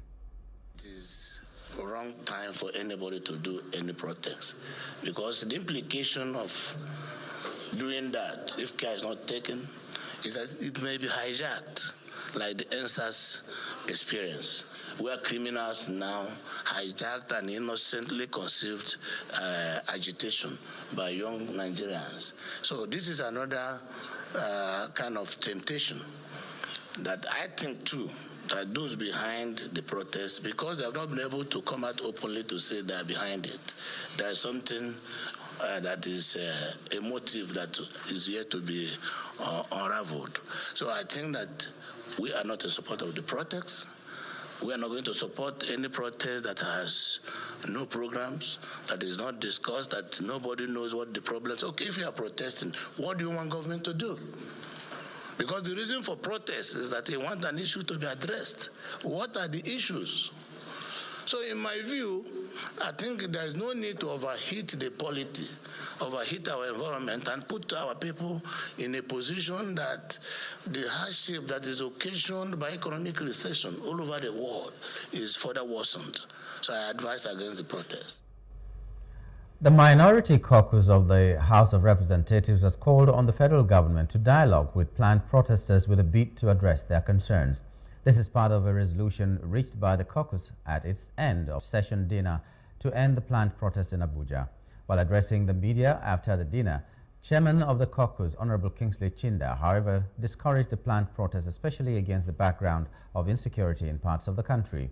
He called on the government to adopt the carrot and stick method in addressing the problem of insecurity in the country, while also calling on the government to create means to ensure citizens are self-reliant in a bid to tackle the economic downturn in the country. And we want to assure Nigerians that because we have no other country, we will do everything possible to safeguard our nation, Nigeria. We considered issues that has to do with insecurity in our country. We considered issues that has to do with economy. We considered issues that had to do with unemployment and the threatened protest by some of our brothers and our sisters and our children. And we took decisions on them, which resolution we passed on to the press. The Lagos State chapter of the National Association of Nigerian Students, NANS, has distanced itself from the nationwide protest planned for August 1 to 10, dubbed End Bad Governance in Nigeria. In a press conference, the students' body declared that they would instead organize a solidarity walk to support and encourage the administration of Governor Babajide Sanwo-Olu, who they say has been highly supportive of them. The students explained that their solidarity walk, also scheduled for the 1st of August to the 10th, aims to promote peace and prevent a repeat of the 2020 EndSARS incidents in Lagos. In these trying times, it is crucial we remember the importance of stability, peace, and constructive dialogue in achieving our collective goals. Given these significant contributions and the progress we have witnessed, we strongly state that we are not in support of any protest against the government of Lagos. We understand the frustrations and challenges faced by many, but we must also recognize the advancements and opportunities that have been provided to cushion the economic effects of the nation, and we hope other states can emulate the Lagos State government. And we appreciate the government for giving the females the privilege to be in working power with him. And in the interest of the students, I come as a female leader that we female students will shun any form of protest in Lagos State, be it from any female student or any female working bodies that are not even students. Whenever we see anything that has to do with protest, we'll shun it and we'll stay away from protest. Because Lagos has been in peace and we will continue to also work in peace. I'm sending a clear message to all youths in Lagos that they should not join any protest because we are enjoying peace and orderliness in our state. On this note, I want to say that instead of we disrupting the good activity and business activity going on in Lagos every day, we should rather counter any form of protest. And like you have said, that we want to have a walk from August 1st to 10th of August. So we want to say that if you know you want to encourage peace and orderliness in the state, come and join the walk and we can all achieve a better Lagos. The House of Representatives has passed a bill to increase the minimum wage from 30,000 to 70,000 naira. This is to give legal backing to the recently agreed amount between labor unions, the private sector and the federal government. The bill, which was presented to the House by the President Bola Tinubu, also reduces the consideration period for a new minimum wage from 5 to 3 years. The House expedited the passage of the bill to ensure immediate implementation as requested by the President. Also, the House passed the amended Police Act, which includes a new subsection allowing the Inspector General of Police to serve until the end of their appointed term, as stipulated in their letter of appointment. In accordance with the provision of Section 58, subsection 2 of the Constitution of the Federal Republic of Nigeria, 1999, as amended, I forward herewith the National Minimum Wage Bill 2024 for consideration and passage by the House. This bill is to prescribe a national minimum wage and provide a legal framework for seamless review of the national minimum wage and for other purposes connected therewith. While appreciating the House expeditious consideration of this submission, please accept, Right Honorable Speaker, the assurances of my highest consideration. Please will consider this submission in its usual expeditious manner. Please accept, Right Honorable Speaker, the assurances of my highest consideration. The House of Representatives has approved a significant increase to the 2024 budget, raising it from 28.777 trillion naira to 35.055 trillion naira. The increment follows the consideration of a report from the House Committee on Appropriation, which addressed President Bola Tinubu's request for a supplementary budget of approximately 6.2 trillion naira. The committee chairman, Honorable Abubakar Bichi, presented the report, highlighting the agreement between the House and Senate on the increase. The amended bill authorizes the issuance of 35.055 trillion naira from the Consolidated Revenue Fund of the Federation, marking a substantial expansion of the federal budget for 2024. Is consideration of report of the Committee on Appropriation on a bill for an act to amend the Appropriation Act 2024 to the issue from the Consolidated Revenue Fund of the Federation the total sum of 35 trillion 55 billion Order, please. 536 million Order. 770,218 naira only, of which 1,742 billion 786 million 780,150 naira only is for statutory transfers. 8,270 billion 960 million 606,831 naira only is for debt service. 11,268 billion 513 million 380,853 naira only is for recurrent expenditure. The Right Honorable Martins Amawele-led faction of the River State House of Assembly has called on the State Police Command to arrest persons parading themselves as caretaker committee chairman of the 23 local government areas in the state. At plenary, the leader of the House, Major Jack, and some lawmakers raised an alarm over the continued activities of the CTC chairman despite the Supreme Court judgment. The lawmakers further asked the police to immediately withdraw their personnel attached to such persons following what they referred to as the refusal of the state's governor, Siminalayi Fubara, to dissolve the caretaker committees in obedience to the judgment of the Supreme Court. The lawmakers gave the directive after reviewing the certified true copy CTC of the recent Supreme Court judgment, which granted financial autonomy to the local government area in the country during their 7th legislative session. I am in receipt of the Supreme Court judgment, which was delivered on the 11th day of July 2024, Mr. Speaker. This judgment totally abolished the so-called caretaker committee, interim member whatsoever name that was given. This document, this judgment has abolished what they call caretaker committee. I'm calling on the security agencies to the police to go after these people, to ask them to stop them from parading themselves as illegal caretaker committee members. And they should stop the paramount rulers, traditional rulers, chiefs, youth bodies, market people, women and men, should stop dealing with them because they are impostors. Then radio stations, TVs, print media, and etc. Amended the laws of local government in the state, directing that only elected local government officials shall be the ones responsible for local government activities. Mr. Speaker, to worsen it also is, and why the committee is bothered, is that on 11th of July 2024, the Apex Court, the Supreme Court, gave a judgment granting the autonomy of local government, whereby it was stated unambiguous that only elected local government officials shall run the affairs of local government, which Rivers State is among the local government, the states involved.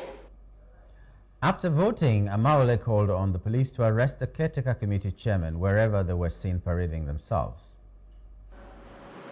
We should call on the Nigeria police to commence the immediate arrest of these impostors across the 23 local government areas of our dear states. Secondly, that we're going to call on all banks, government at all levels,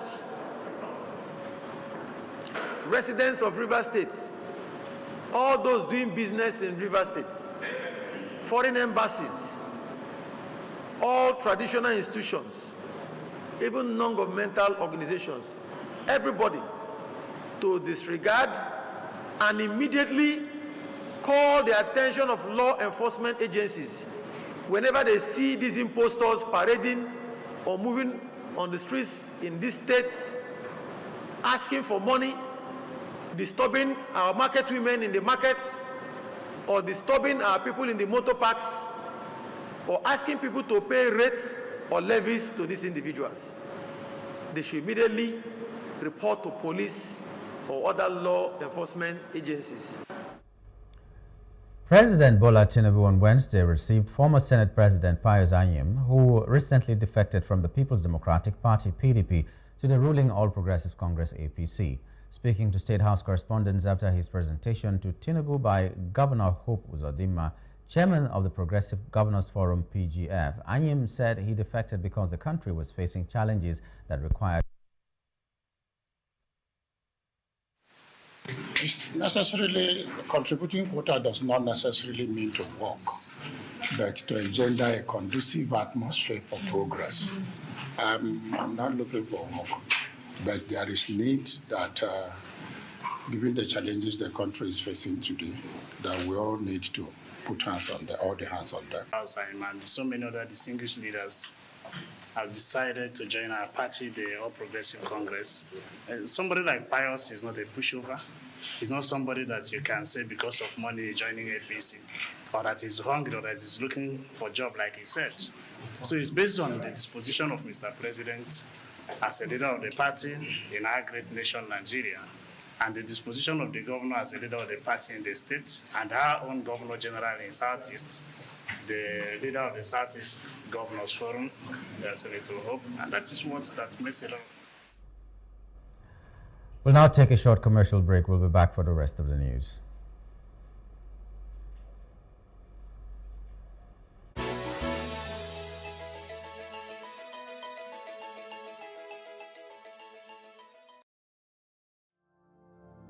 My name is Adejoke Lasisi. I'm the founder and creative director of Planet 3R. At Planet 3R, we convert textile and plastic waste into eco-friendly products. The motivation actually came from a rural community in Ibadan here. Whenever it rains, the whole place, people will not be able to go inside the community. If it rains overnight, people will not be able to go to school, they will not be able to go to work. Anytime the water now goes away, you now realize a lot of waste. And I was like, this is actually the root cause of this problem, improper waste management system. Then I look at it that, what can we do to solve this problem? And that was how I started using the weaving skill that I've acquired from my mom since I was 9 years old. Then I started using it to like weave those waste to now make sure that we now convert them into beautiful items like bags, shoes, even clothing. I actually participated at Womenpreneur Season 3, that was 2021. One of the things I really gained at that time was business development. You know, it's not just about the talent now or having to know how to convert the waste or having the idea, but to be able to put it into a successful business. I really appreciate what Access Bank is doing for entrepreneurs. Let us now say women now, because most of the time women don't really have much of these advantages. I love the fact that there's an initiative for women. I want to encourage you to make sure that you go and apply honestly. Your life will not remain the same again.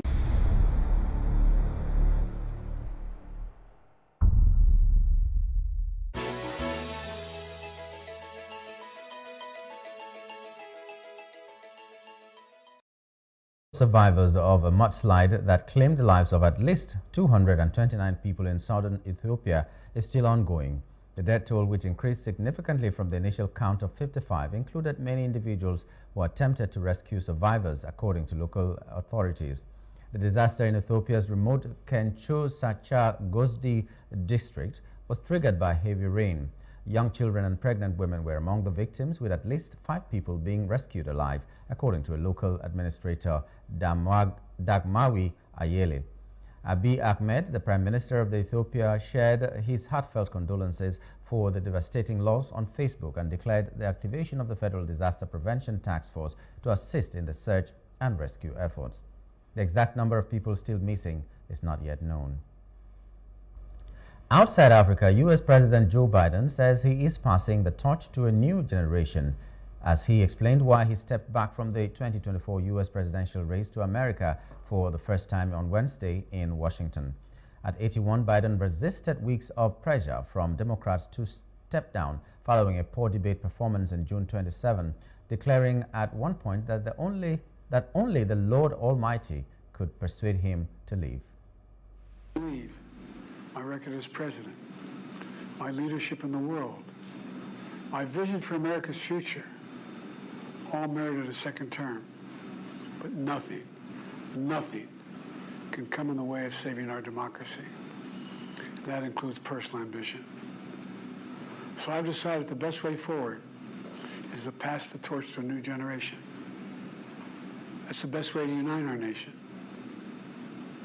You know, there is a time and a place for long years of experience in public life. But there's also a time and a place for new voices, fresh voices, yes, younger voices. And that time and place is now. Over the next 6 months, I'll be focused on doing my job as president. That means I'll continue to lower costs for hardworking families, grow our economy. I'll keep defending our personal freedoms and our civil rights, from the right to vote to the right to choose. I'll keep calling out hate and extremism. Make it clear there is no place in America for political violence or any violence ever, period. In business news, the federal government recorded quarter of 2023. The Central Bank of Nigeria, CBN, Nigeria disclosed this in its statistics bulletin for the first quarter of 2024. The fall in deficit was driven by 20.5% year-on-year rise in revenue and 15.8% year-on-year decline in expenditure.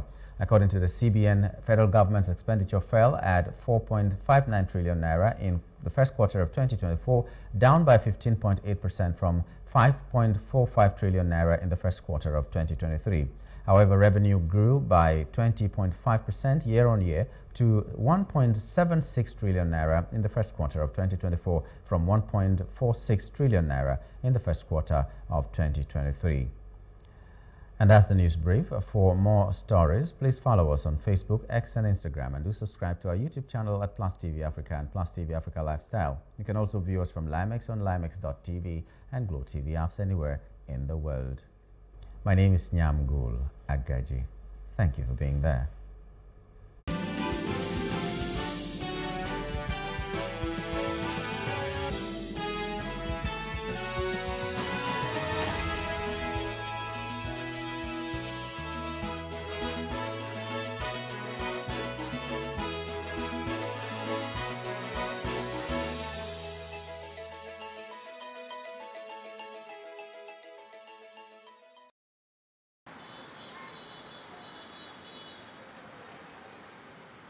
You may want to ask why murals are important.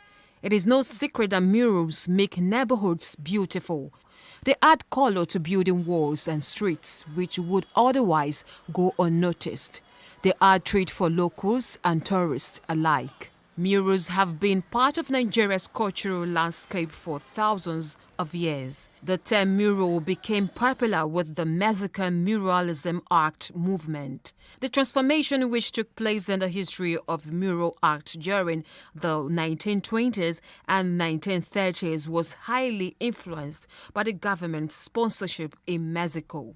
The Mexican President Alvaro Obregón began a nationalist cultural program in the 1920s. As part of this program, the Mexican Ministry of Education and other government entities to create public murals. In Lagos, the visual effects of wall paintings are an excitement to attract public attention to social issues like the ones here under the Falomo Bridge. An artist, Poli Alakija, created these murals on the columns in homage to the Bring Back Our Girls, the 276 schoolgirls who were abducted on April 14, 2014 by Boko Haram.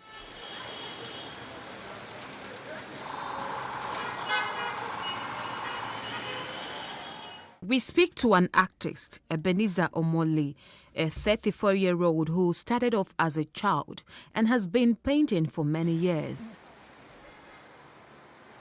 This is one of the locations where he has some of his works. He explains the processes involved. There's a way I blow this color. When you look close to it, you see as if it's flowing down, So I have to follow the flowing down, then blow it both left and right. So in order to make it creative, so that it won't just go down straight, but go left, right, and zigzag like that. I mix another black thicker than this, then to write what they have here. Especially like this is, we have food here, then we have swimming pool here, then we have games, then we have drinks here, then we have pools, music. So I just did an artwork that will speak for this place because this is a restaurant. So I did those backgrounds so to speak. So anybody coming inside, looking at this place alone, so they will know what is going on around there. He speaks on the distinguished effects imbibed in artistic painting than ordinary ones on the wall. Ordinary painting is just maybe changing the wall to a particular color that you like. Mural is very interesting, and I used to say it, no painting is complete without an artwork like this. So for your painting to come out well, so you need to add some artistic to it so that will make it more, because a lot of people in the world, they cherish artwork. Now, for example, now, this is lion. A lion represents a king. And the writing here, so it's all about this place. Because this restaurant is not just a restaurant, it's a reggae restaurant. So that's why we have most of the color here, reggae color. Ebenezer further explains that murals are a mode of expression for artists in every graphic style imaginable, abstract, photorealistic, expressionist, to name just a few. Anyone who is into painting and had a mural painting into his work will get more job than just ordinary painting. No matter how bad situation a building have, when you design it with artistic, even though if it is hot or old building, when you paint it well with this mural artistic painting, it adds more value to the building, and it makes Lagos look more beautiful than As a community centerpiece, the wall painting gets a new dimension as a powerful visual communication tool meant to promote the opinion of the people and transmit social and political messages towards unity. Murals bring art into the public space, and because they occupy public spaces, are accessible to everyone regardless of class, education, or ethnicity.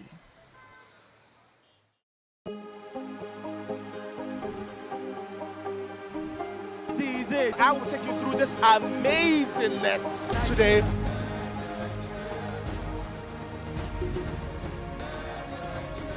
Welcome to Plus Trending. I am Buki November, your host, saying thank you for joining us on today's episode. Welcome back. It's tea time on Plus TV Africa. Practice makes perfect. I'm not perfect yet, but I'm a lot better than I used to be. He's a king. He's entitled to marry 100 if he wants to.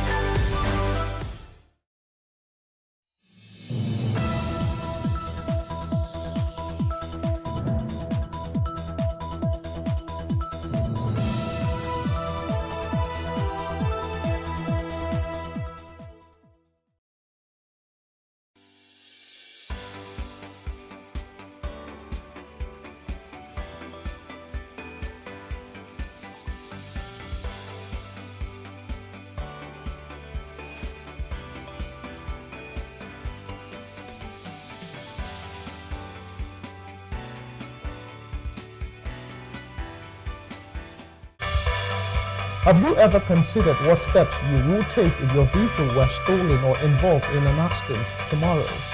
These are unpleasant situations to contemplate, and having a plan in place could mean the difference between simply filing a claim or filing a claim with your vehicle insurance or having to pay for repairs, replacement parts, or even a new vehicle out of your own pocket. Driving without a safety net or vehicle tracking or insurance could lead to a significant financial setback one day. So why take the risk? Now let's explore the impact of insurance and vehicle tracking on your vehicle security and your finances. Welcome to Business Insight on Plus TV Africa. I am Justin Akadonia.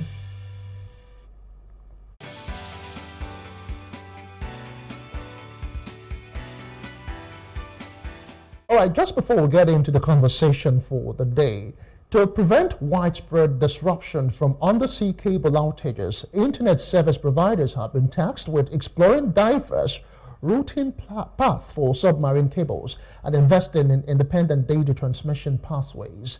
This directive was issued by Gabriel Idahosa, the president of the Lagos Chamber of Commerce and Industry, during a conference on building resilience and the impact of recent West African subsea cable cuts in Lagos. Details now. Science, Energy and Technology (SET) Committee of the Lagos Chamber of Commerce and Industry (LCCI) has cited discussing ways to avoid a repeat of the March 10, 2024 undersea cable cut that disrupted internet connectivity across Nigeria and several neighboring African countries. The undersea cable outage near Abidjan, Cote d'Ivoire, plunged numerous nations into an internet blackout, crippling businesses, banks, and daily transactions. Speaking of the theme, building resilience, the impact of recent West Africa subsea cable cuts, LCCI President Gabriel Idahosa highlighted the urgent need to reassess and enhance the resiliency and efficiency of the region's technology infrastructure. To address these challenges, we obviously need to invest much more in providing locally hosted switching and transmission digital infrastructure to cater to transactions within our country. We want to look at how we can work towards creating an enabling environment that can attract foreign technology giants like Mastercard and Visa and our local operators to establish a class switching infrastructure within Nigeria. In his keynote address, Aminu Maida, the Executive Vice Chairman of the Nigerian Communications Commission, NCC, highlighted the significant impact of subsea cables on economic growth across West Africa. The correlation between subsea cable connectivity and economic growth is well documented. According to a study by McKinsey Global Institute, every 10% increase in internet penetration can boost GDP growth by 1.3% in developing countries. The panelists unanimously agreed that fostering resilience and collaboration among all stakeholders is crucial for developing more resilient telecommunications services in Nigeria. So I think we need to begin to think about collaboration, cooperation, and start doing some health check on our emergency and disaster recovery when such happens. I would think we should do a lot more about terrestrial interconnection, particularly taking traffic out of the country to other countries in the sub-region terrestrially. We've got a lot of work to do.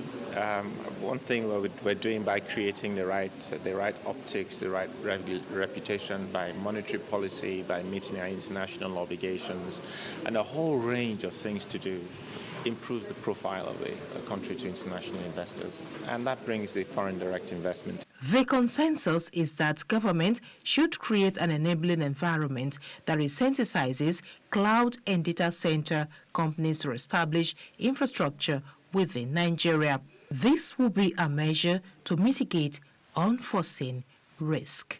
Love Oyedeku, Plus TV News. All right, welcome back from that report. Installing a GPS tracking device in your vehicle can provide valuable information about your vehicle's location and performance. This technology can help you monitor your driving habits, track maintenance needs, and even potentially reduce your insurance premiums. My guest, Ridwan Olarinwaju Moili, is a young business magnate from Lagos, Nigeria, and he founded Rabmot Automobile Licensing Agency in 2021 to revolutionize vehicle documentation in Nigeria using technology. With a degree in business administration from Gateway Polytechnic, he aims to expand his company to other African countries and make a positive impact on society. Olarinwaju is known for his creativity, innovation, and commitment to providing a hassle-free experience for car owners, establishing himself as a pioneer and leader in the industry. He joins me now to discuss further. Good morning to you, Ridwan. Thanks for joining us on Business Insights. Good morning, Justin. How are you doing today? I'm doing okay. Nice to have you yet again. Been a minute. Same here, yeah. It's been like quite some time now, but yes, I'm glad to be back here. All right, fine. Let's just dive straight into it now. We'll try and get a little bit of a background so people might need to get more information in case some people might not really know the difference. What do we really need to know when we talk about insurance and car tracking? Okay, so basically, when we're talking about insurance and car trackers or car tracking as a whole, they're more like safeguard, right, to guide the vehicle or to protect you from some unforeseen circumstances, right? And when we're talking about both, they actually stand different in the sense that what they actually do are different from each other, right? So I'm just going to elaborate what car trackers actually do and what insurance also do, right? So car tracker is that device that helps you to locate your vehicle or to monitor your vehicle in real-time location. So if you're having a car tracker installed in your vehicle, automatically you can determine, okay, this is the location my car is at this point in time. Let's say, for example, you have a car for car hailing and you give it to someone to be driving. You can be able to use, with the power of technology, using car tracker GPS, you can locate where this person is at this point in time or that. So it's easier for you to be anywhere in the whole world. From the comfort of your phone, you can be able to see where your car is located. And also, it's when it gets theft or stolen, right? It's easier to quickly locate and stop or start the car, right? So those are the advantage of using car tracker. But however, insurance policy on the other side also provide a kind of recovery for your vehicle as a car owner, in the sense that in the case of incident, theft, or some natural disaster, it's easy for you to recover or to repair your vehicle without spending a dime, right? Especially when you go for the comprehensive insurance, right? So it helps you, secure your vehicle and also save you money from your pocket at the time that the incident happened, right? Even if you come to a natural disaster that the car actually, completely, wrapped up, insurance company can actually replace that same car with the same value, right? So that's actually the difference. But what I'm going to really touch on is using the tool is actually a huge way, because you never can tell what will happen to you as a car owner. But having a comprehensive insurance, which I feel like is the most active insurance in place, is actually a goal. Because third party only prevent the other side, right? Not you, the insurer, right? So you have to, be able to fix yours while the insurance take care of the other person in the case of third party. But if it's comprehensive, obviously it covers you and the other party as well. So imagine having a comprehensive insurance and also having a car tracker. So you can even go back to bed and sleep and park your car on the road, right? Because you're safe. No matter what happens, insurance covers you, and also your car tracker can help you to locate your vehicle in real time.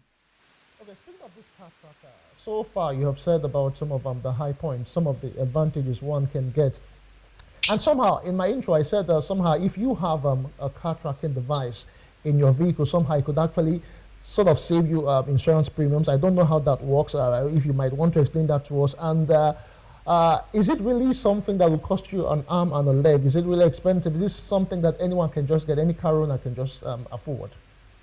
Yeah, I'm going to take it to one step. Basically, car tracker is not something that is actually going to tear your pocket. I think that people are looking in the sense of it's a technology that we cover my car in real time and I can monitor. So they have that mindset already, right?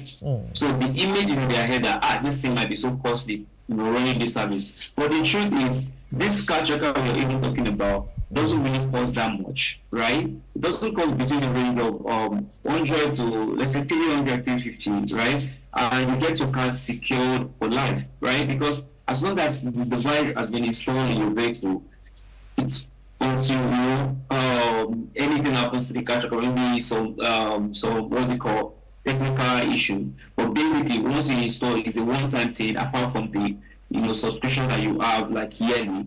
Right, because definitely you're subscribing under an organization that helps you monitors and all of that.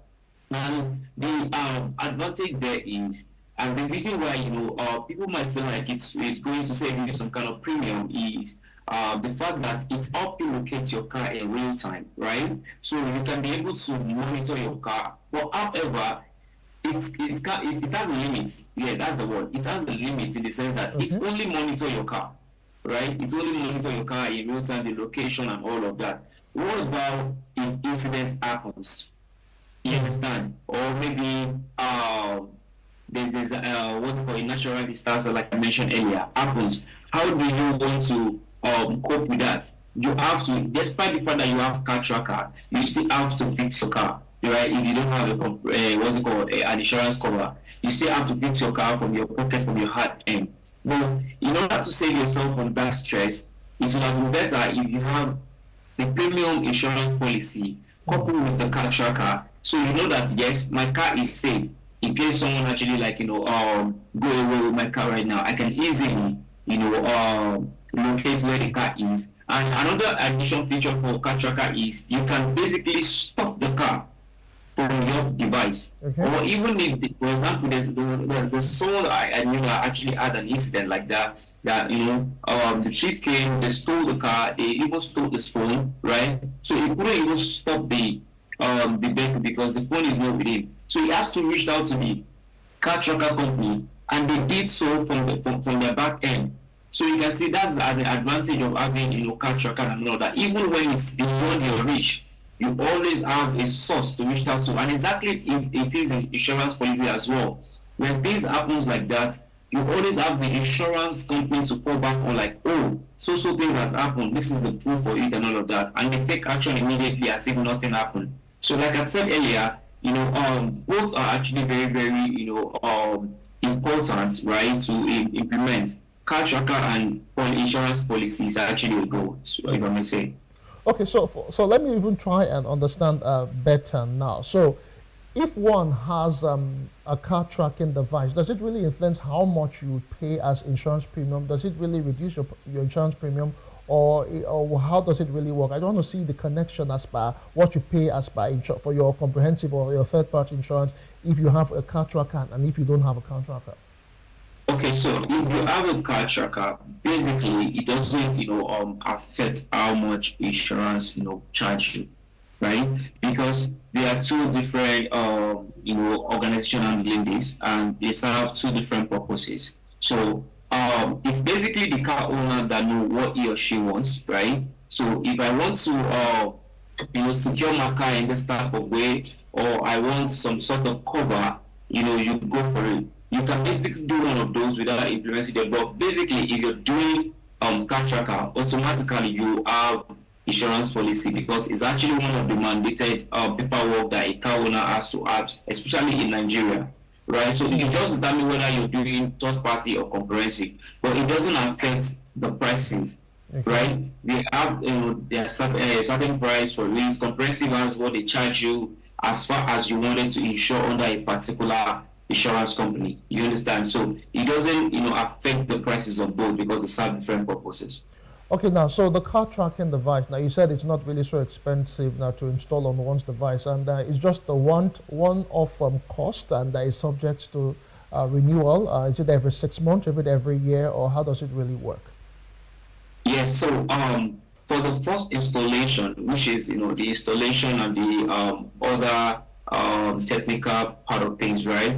That's like the first time payments, right? Where you do, for example, like Rapmo GPS tracker, it's actually when you pay for the first installation and first time payment and subscriptions, right?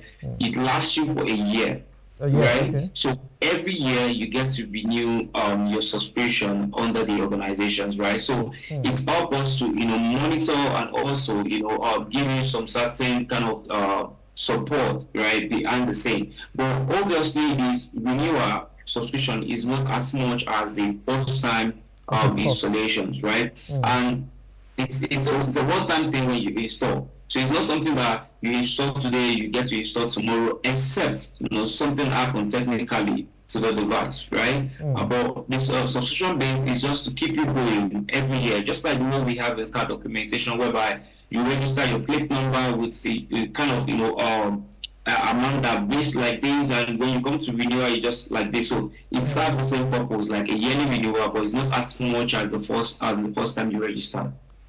All right, that's really interesting to note now. So you talked about organizations. So is it like there are several organizations involved in car tracking, or is it something you can go and do online, or do you need to go to the same people who do car documentation, or how is it really done? Okay, basically, car tracker is a device, right? That's owned by different organizations. Obviously, it's not under government agency. It's not under.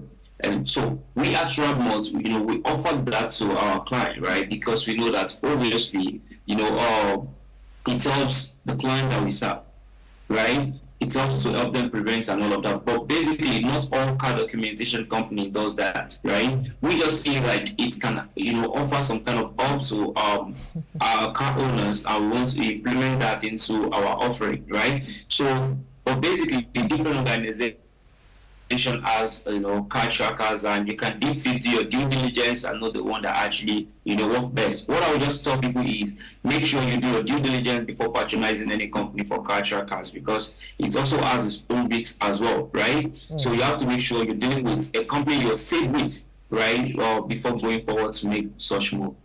Okay, can we just get like statistics so far, if you may tell us, for instance, what the incidence rates have been like, as by how the car tracking devices have been able to, help in terms of car theft and the recovery rate over time? Okay, so over time, right? I feel like before now, a whole lot of people doesn't really, have this the overview, like, okay, this is what this device does, right? But due to the fact that some other, feedback from people that actually implement it at the early stage. And I make mention of, of one of our clients that actually had that issues in Ibadan, right? And, it's actually something that happened over the night, right? And his phone was gone with it. So he has contact the insurance company, be like, hey, the car tracker company, like, oh, guy, stop this vehicle, it has been stolen in my car and all of that. So you can see, it's actually, up. And a whole lot of people, right now we have almost 50% of our clients, right, subscribing for, car tracker, because they now see the importance of it, right? And if we were going to look at the statistics as a whole right now, I can tell 30 to 40% of car owners right now know the importance, right? And they actually implementing car trackers in their, vehicles, especially people that are into car hailing, right? Because obviously you're putting yourself in a risk by giving your car to someone else to drive. Especially we see that in Uber vehicles oftentimes they even have the camera device that detects people in the car, that you can be able to see whatever that happens in the car, and that's an additional feature, right? That makes you understand what happens, this person got police and all of that. So that's the power of car tracking technology, right? That help people to basically secure not just themselves, not just the car, but also the people that that ever commute with the car, right? So I feel like it's raising, and we need more awareness to get it across to people, because a lot of people are still thinking in the sense that this thing might be costly, or this thing, am I safe to use car tracker in my vehicle and all of that. But I believe with a certain level of awareness, people can be able, and orientation as well, right, to change the image that people already have in their head, right, to let them see positivity of using car tracker in their vehicle. All right, just before we round off right now, I just got a question someone is asking me, so let me just put it to you. Although we've talked about it, maybe person just started watching, is asking them how much it costs to put a tracking device on a car, and do these devices differ in terms of the brands of cars that you have? Okay, so basically it doesn't have to do with the brand of car. It's actually a standard fee, right? As long as it's a vehicle. You can even put tracker in your what's it called, motorcycle or tricycle and all of that, right? As long as it's it's a vehicle, so it has a standard price. It doesn't go with that. And I just put a brain to it because obviously different organizations actually offer it, but it doesn't really beyond 100,000 to 350,000. Right? So that's actually the range that covers the car trackers. So it depends on whatever. And like I said, there are some car tracking that actually add additional features. Okay. I just make mention of the one with additional cameras that help you, capture what happens while you're even driving, and that's why you see some of the incident that you see online that they can tell you how it happens right from the inside of the car, right? Okay. So it's because the car tracker can be able to capture what is happening in real time, not just the location now. So all those things is like additional feature that might raise or reduce the price. All right, thank you so much, Ridwan. There's so much benefits one can actually derive from using car trackers, and of course getting them insured as well, because both of them cannot be done without. I have been speaking with Ridwan Olariwa Jamuili. He's the CEO founder, Rapmot Automobile License Consultant Limited. We've been looking at the road transportation difference between car insurance and of course trackers, and the benefits and how it can actually just save your life and save your car, and even of course save your expenses. Thank you so much, Ridwan, for your time this morning. Yeah, thank you so much for having me. All right, that's the size of the show for today. My name is Justin Akadonia. Many thanks for being a part of it. Bye for now.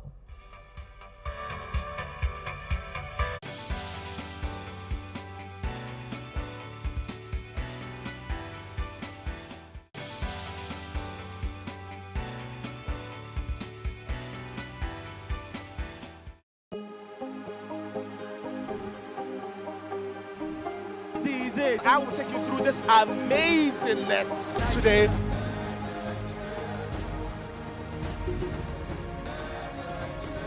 Welcome to Plus Trending. I am Bukky November, your host, saying thank you for joining us on today's episode. Welcome back. It's tea time on Plus TV Africa. Practice makes perfect. I'm not perfect yet, but I'm a lot better than I used to be. He's a king. He's entitled to marry 100 if he wants to.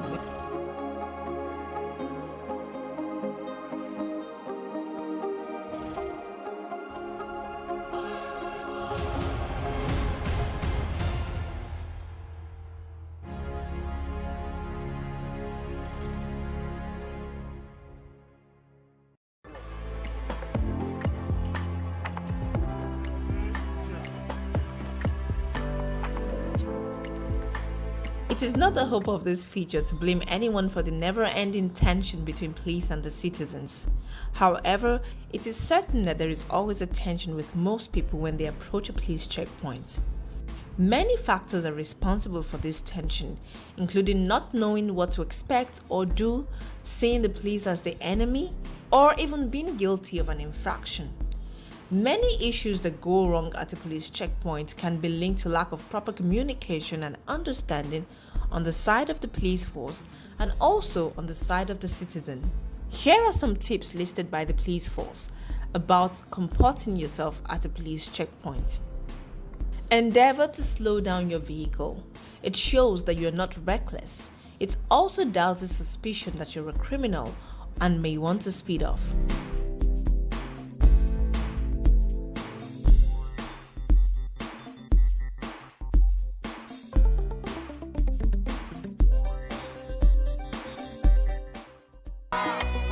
Turn down the volume of your car stereo.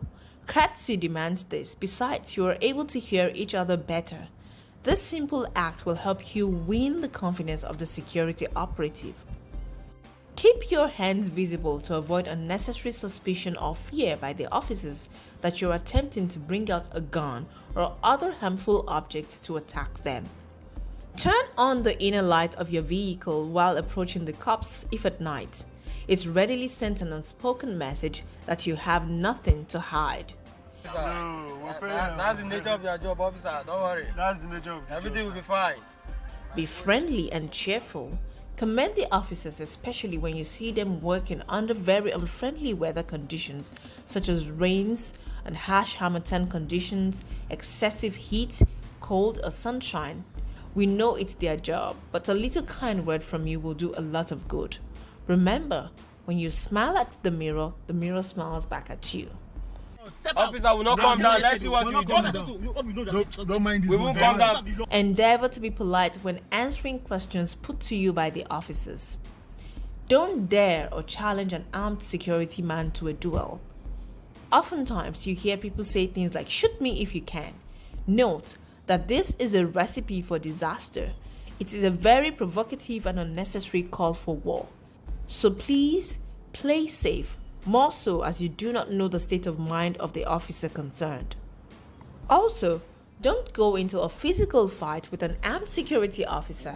He may resort to the use of his weapon to defend himself.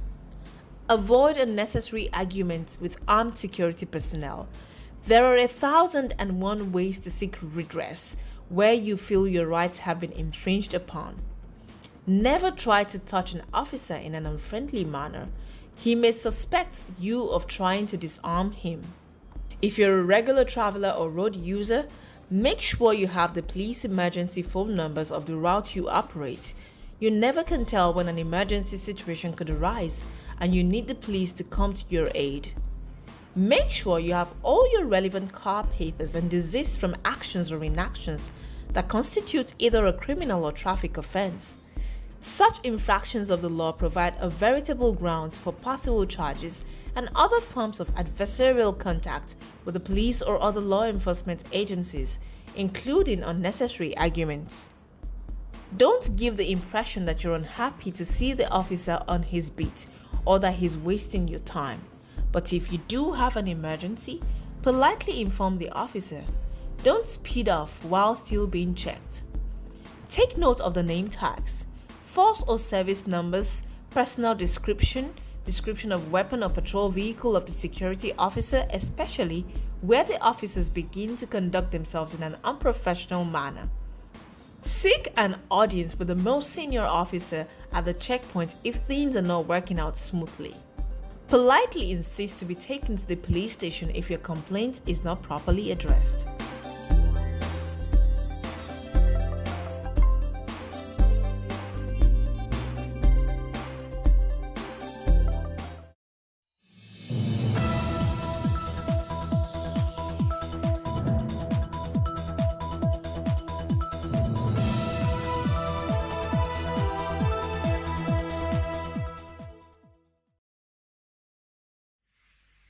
"60 Minutes with Angela" starts right now.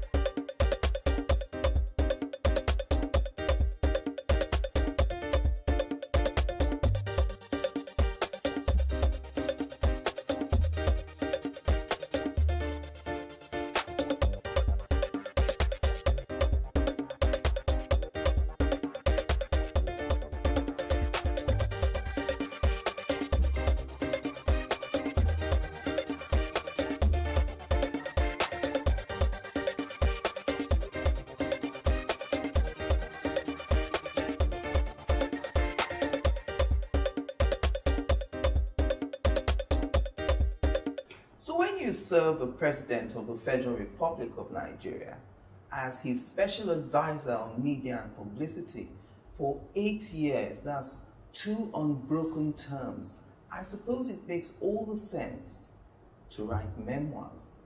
And that's where my guest today comes in. He says, without documentation, revisionism wins because human beings have short memories. He also goes on to say that the reason he's written his memoirs is to help Nigerians know the true and real Muhammadu Buhari, as opposed to the conjuration we have had over decades. His book, Working with Buhari, Reflections of a Special Advisor from 2015 to 2023, was publicly presented on the 16th day of January 2024. And it was the first time the former president, Muhammadu Buhari, would make his way back to the Federal Capital Territory, Abuja, since he left office on the 29th of May, 2023. Well, Femi Adesina, the former special advisor to former President Muhammadu Buhari on media and publicity, joins me on the program today.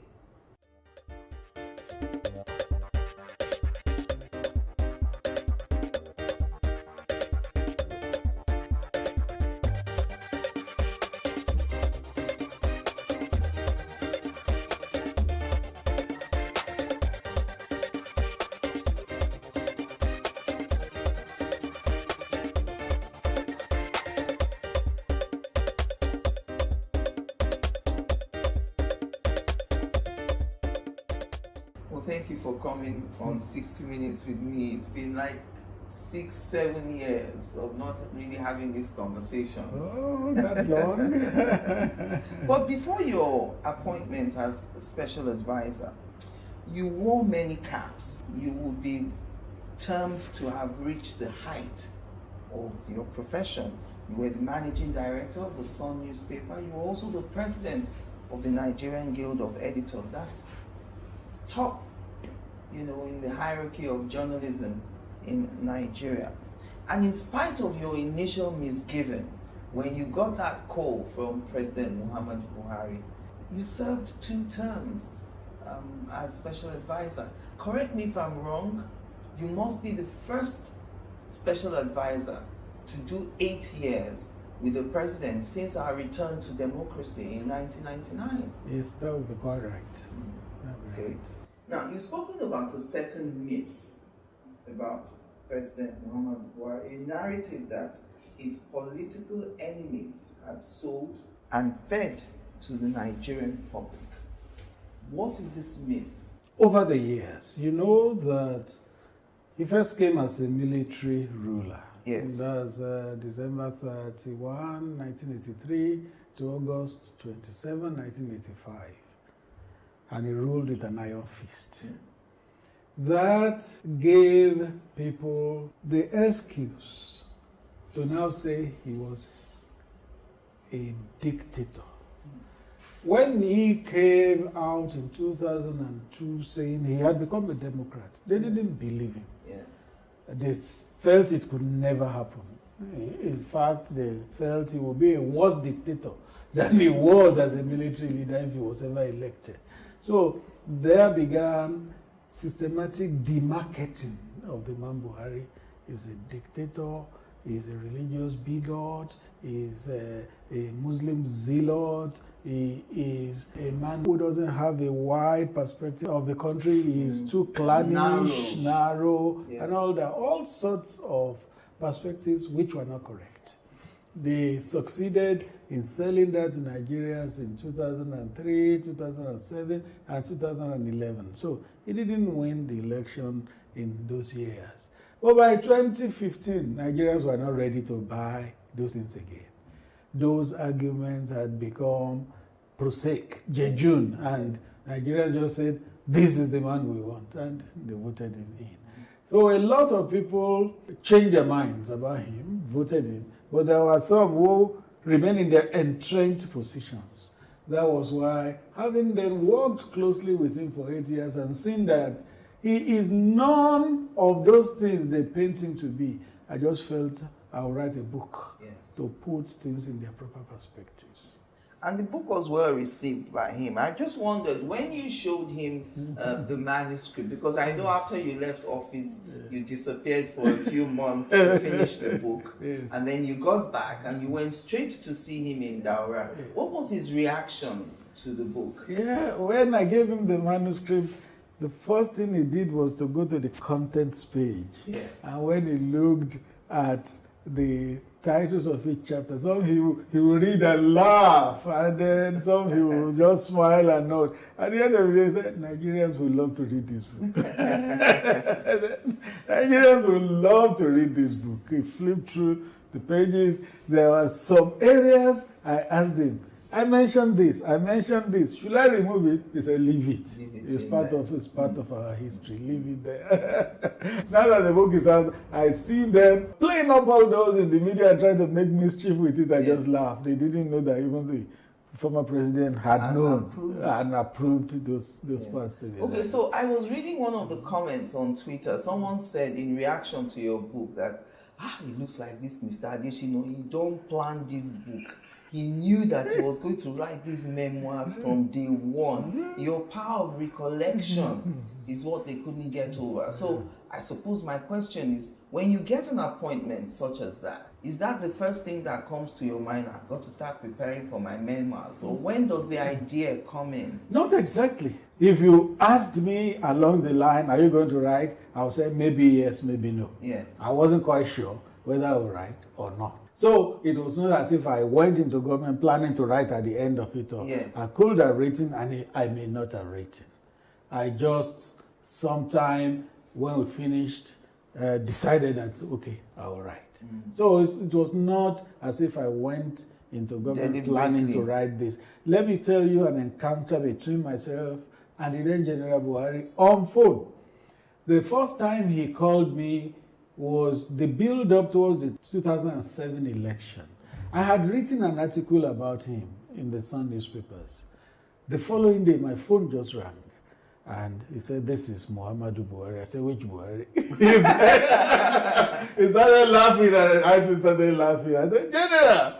And then we started talking. He said, "I read the article." He said, "You must have the memory of an elephant. All those things you know there, how did you remember them?" That was pre-2007. Okay. So most of the things in this book too, yes, some were jotted in the course of working in government, some were retained. Recalled. Yes, I retained and then recalled at the time I was writing. So one of the more controversial topics that you touch upon in your book is that of Nnamdi Kanu, who is, by the way, still detained, been detained since June 2021. You alluded to the fact that if Nnamdi Kanu was not extradited to Nigeria, he would have been eliminated. No. That was a twist of what I wrote. I read that twist, yes, which is not correct. What the president said when the high-level delegation from the southeast came to the president, pleading that he released Nnamdi Kanu to them, they pledged that he would be of good behavior. And the president said what they were asking him was very difficult. One, because it was already a judicial matter, and he never likes to interfere with the judiciary. Once something is before the courts, he wants the courts to adjudicate on it. And then secondly, he said to them, "You asked me to release him unconditionally." He said, it's like a boy who stood outside and began to throw stones into his own house. Yes. Then why should he be released unconditionally? He said, "We are a government. If we had wanted to kill Nnamdi Kanu, even abroad, we could have arranged it. Yeah. But we decided to bring him back home so that he can have his day in court and justify all the allegations he had leveled against the country." He said the country is a zoo. Let him say it before the court. Yes. So the president said, we did him a favor by bringing him home so that he can justify all the allegations he has leveled against Nigeria. There was no plan to assassinate him, and the president said, we could have if we wanted because we're a government. Said, but that didn't come into our thoughts at all. We preferred that he be brought home so that he could justify all the all what he had been saying. Yeah. One of the most interesting recollections for me in that is the Emilio Con episode. And the decision, as you put it, by the principal aides of former presidents to brief him when you were airborne. I think you were on a travel with the president in Spain then. So you all decided that once you were airborne, you as his advisor would approach him so that, according to you guys, you didn't want him to get a varied and distorted version. Now, we all remember that speech of Emilio Con. What could a varied and distorted version look like that would be worse than the perception and implication that those words had already created, on that fateful day in Abeokuta? I'm trying to see why your team thought it was important to brief the president and why you thought it was possible for a varied and distorted version to be given to the president. Now, when something happens, look at the newspapers and the news media generally. They take it from different perspectives. Some on point, some off point. Look at stories that have been written from this book, for instance. A lot have been distorted. Yes. So that was why we felt the president was going to land in Nigeria. He would read the newspapers, and then we didn't want it to be a surprise to him when he saw all the headlines and the papers going in different directions. He will now be wondering what is the truth. Yes. That was why we held that meeting, that once we were airborne, I should approach him and brief him on all that had happened, which I did. What was his reaction? You know, he's a man of few words, very few words. He listened to me patiently, and that's one of his strong points. He listens. Anybody talking to him, he listens patiently. And after it, he said, Asiwaju said all that? I'm surprised. He's surprised. He said, Asiwaju said all that? And then he said, thank you for coming to brief me. That was it. And that was it. And that was it.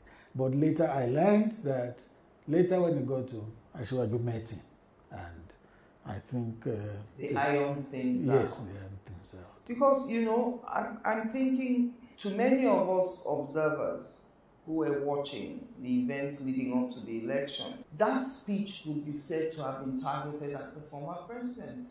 It looked like a resistance, you know. Of course, some of the current president's supporters have always thought that President Buhari was lukewarm at best to President Tinubu's ambition. And so in saying, Emilio Kong, it is my turn, you know, no one can stop me. No matter what you all throw at me, this is my turn. Especially, if you recall, he used the words Olule. He tried the first time, Olule. Tried the second time, Olule. So everyone thought there's only one person who's tried to be president 3 times, and it's President It was not Buhari. in doubt that he was talking about President Buhari. It was not in doubt. But then you see that immediately after that speech openly in Abeokuta, there was a press statement from Bayo Onanuga, who was a spokesman to the presidential campaign then, putting things in proper perspective. It's also in my book. You said lukewarm. Lukewarm is not the word I'll use. Neutral is the one I prefer to use. If a sitting president is lukewarm towards you, Nothing will happen. Nothing will happen. If you know the power that resides in the presidency, you will know that if a sitting president is lukewarm towards you or doesn't want you, nothing will happen in your favor. Yes. The president was just neutral, and he allowed things to play out. And He wanted a level playing field, which he ensured with all the candidates. Okay, Yes. so till today, some of Asiwaju's supporters still have it in their minds that President Buhari didn't want Tinubu as his successor. They have a right to their opinion.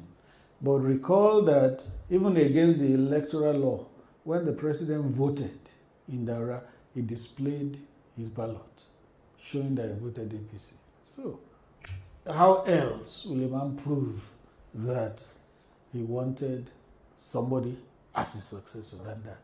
Yes. Okay, but you know, there's no doubt that the APC seems to have many blocks, and that's understandable. The 4 parties came together to form that party. Did you, as the head of the Buhari media team, feel at some point that the campaign of Asiwaju was distancing itself from the achievements of the administration that you served?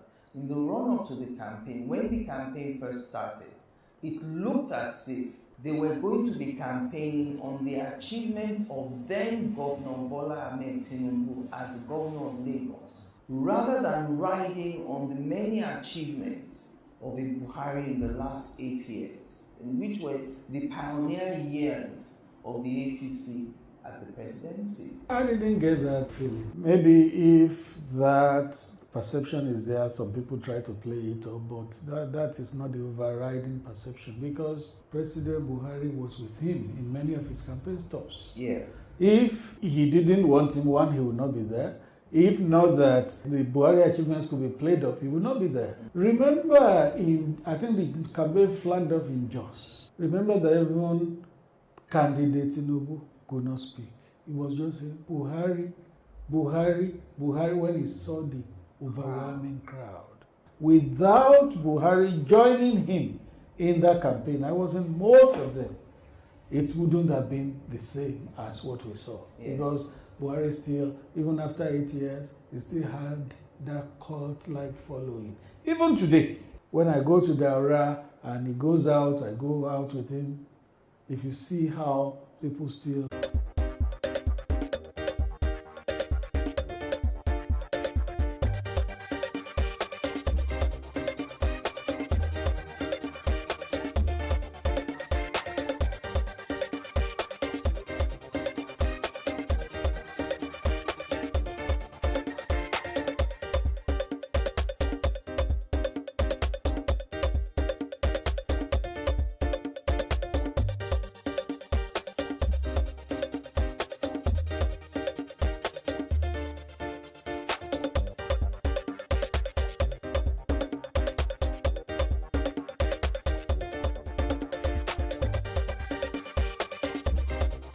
All right, welcome back. And I still want to stay on this issue of the alleged friction between former president and, one of the things that the current president's supporters hold on to is that currency change, the Naira redesign. At the time it happened, the general word on the street was that a lot of politicians had hoarded Naira notes, and President Buhari had been briefed about that hoarding, and that in order to have clean elections, there was a decision taken to change the currency so that it would make it difficult for politicians to buy the votes from the electorate.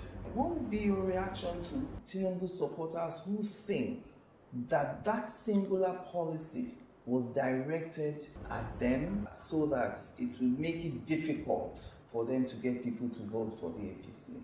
Why would it be difficult for the APC and not for other parties? If it affected APC, it must affect PDP, it must affect Labour, it must affect all the other parties. The one thing leaders must know is that they need to be careful of what their supporters say. They need to discern carefully, otherwise they will cause problem between them and other leaders. So, if the Naira redesign policy was to give us cleaner elections, was it only one person that was going to the election? Was it only one party that was going to the election? So if it affected one party, it must affect all the parties. And no doubt, President Buhari still keeps saying that, do you know that in that election, 9 governors who wanted to go to the Senate couldn't win their elections? Do you see governors ever failing elections? The retirement home. Well, he failed during that election. So we had cleaner election. It was not targeted at any single politician or any party, but we had cleaner election. And do you also recall that even during that time, kidnapping stopped? Because if you kidnap anybody and you ask for ransom, there was no cash to bring. I remember that in Kano, was it the APC secretary that was kidnapped? Day 1, day 2, day 3? Nothing. Nobody answered their call, nobody brought a dime. When the captors were tired, they just slapped the man 3 times and pushed him out. Bad market. Because there was nobody answering them because there was no money to bring. Was the president fully briefed? Because there's still this brouhaha in the polity about whether or not the president was properly briefed, whether or not the then CBN governor had the capacity to push forward this policy. Were we prepared for that Naira redesign? Yes, I was privy to most of the things that happened as build-up to that redesign. How many times Godwin Emefiele came to meet with the president, meetings they held, which I sat in, and I had to issue statements and all that. So I guess the policy was properly enunciated. The actual implementation may not have been as seamless as it should be, but the enunciation was good, and the president was convinced that it was the way to go. If you read this book, he spoke about it. Are any of you who are the members of the media team of Buhari surprised that sometimes when you read the papers or you listen to current members of this administration, it would seem that the government of Buhari is being vilified by members of the same party? I still remember the current National Security Advisor, Nuhu Ribadu, talking about how this administration inherited almost nothing in terms of kind of economy, and some of them saying things like, oh, the country was run aground for the last 8 years by President Muhammadu Buhari. I mean, the shocking thing for many people is that both Buhari and Tinubu are from the same party. And we're surprised that from the same party would come such harsh words about the former president. Well, I ascribe it to limited knowledge. If you have limited knowledge about something, what should you do? Try to understand it. Try to read up, try to get information. But if you begin to speak without having done that, the shallowness will come out. So it was limited knowledge that made some people say what they said. And do you know the response of President Buhari to us privately? Said, leave them. Everything is documented. That's what he said. So everything is documented. So he's not worried, he's not fearful if there's a probe? Not at all. During this launch, he was talking about the importance of documentation. That was what he meant. He said nothing was done under the veil of secrecy under his administration, and everything is on record. So those who said what they said, if they had sought to look at the records, they would have been better educated, and so would not have said what they said. Did the president have a preferred successor in that last election? He was neutral. One, if you had a preferred successor, the power that resides in the office of a president is so enormous, nothing will have stopped that person. From emerging. Nothing will have stopped. So when the former Senate president was pushed forward and it was implied that it was President Buhari's choice, that wasn't true at all. There was a statement that came saying the president hadn't endorsed anybody. Okay. He didn't endorse his vice president either? Not anybody. He just said, please go to the primaries, let the best person win. Whoever emerges. And he received many visits from everyone who was aspiring. Oh yes, that's the right thing to do. He was the father of the country. So a good father should create a level playing field and bless anybody aspiring. But you know that all those who were coming to tell him were obviously coming to tell him because, they thought... They were endorsed. Yes. Well, maybe they didn't know President Buhari enough. Those of us that know him know that he's such a fair-minded person. If he does something and he thinks he has wronged another person in that process, no, he would rather not do it. He's a person who is always mindful of the last day when Allah will ask him questions and judge him. This is what he told me. You get to see it in that book later. When there was talk about lopsided appointments in the country, particularly in the area of security, the day he called me to announce Lawal Daura as DGDSS, he had removed Itai Ekpeyon from South-South. So I said, Mr. President, tongues are wagging that you are appointing too many people from the North. You have removed a man from South-South. Why not replace him with another person from the South-South? He now told me that when he's going to book, that's the bit ahead of its time in Nigeria. Because Nigeria not only would look at everything from the area of where you hail from, they will look at it from religion.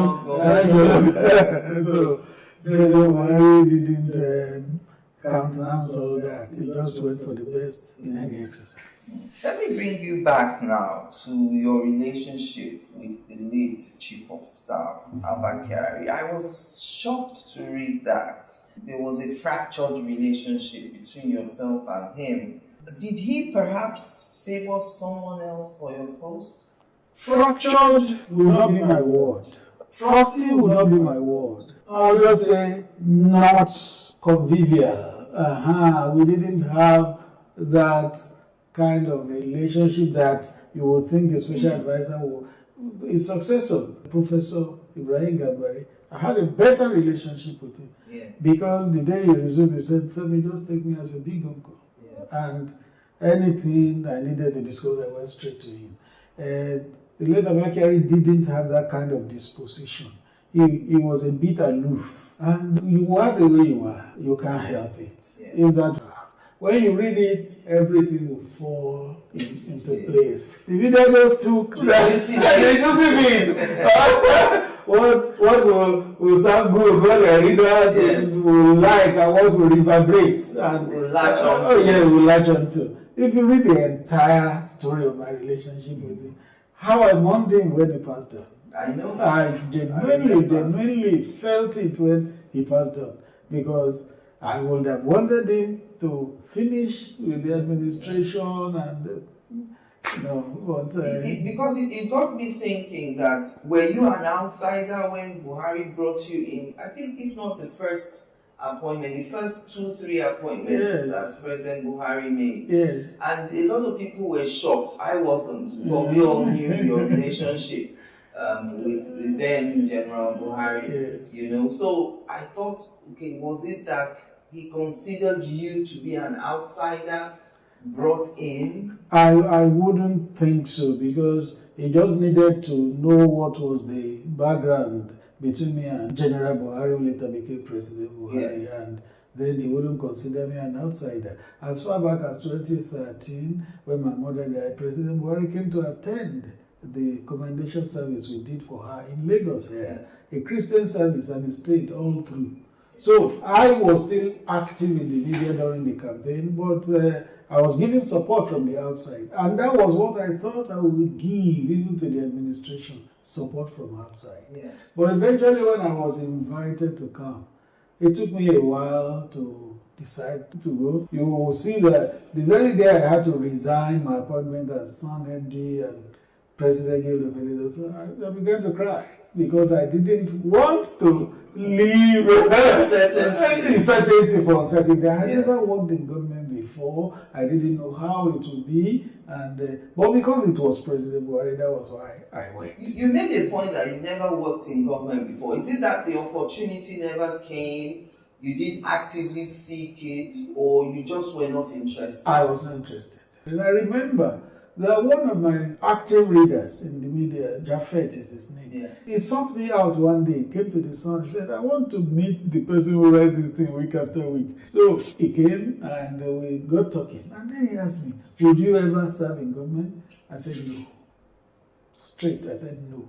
Then I thought about it again and I modified my position. I said, well, I can serve in the government headed by Muhammadu Buhari. That was what I told him. That was my conviction then. Any other person apart from Muhammadu Buhari, I wouldn't have taken. So now, if you're called upon to serve, like in your home state or Osun State, for instance, would you be open to that? After 8 years, you get tired, don't you?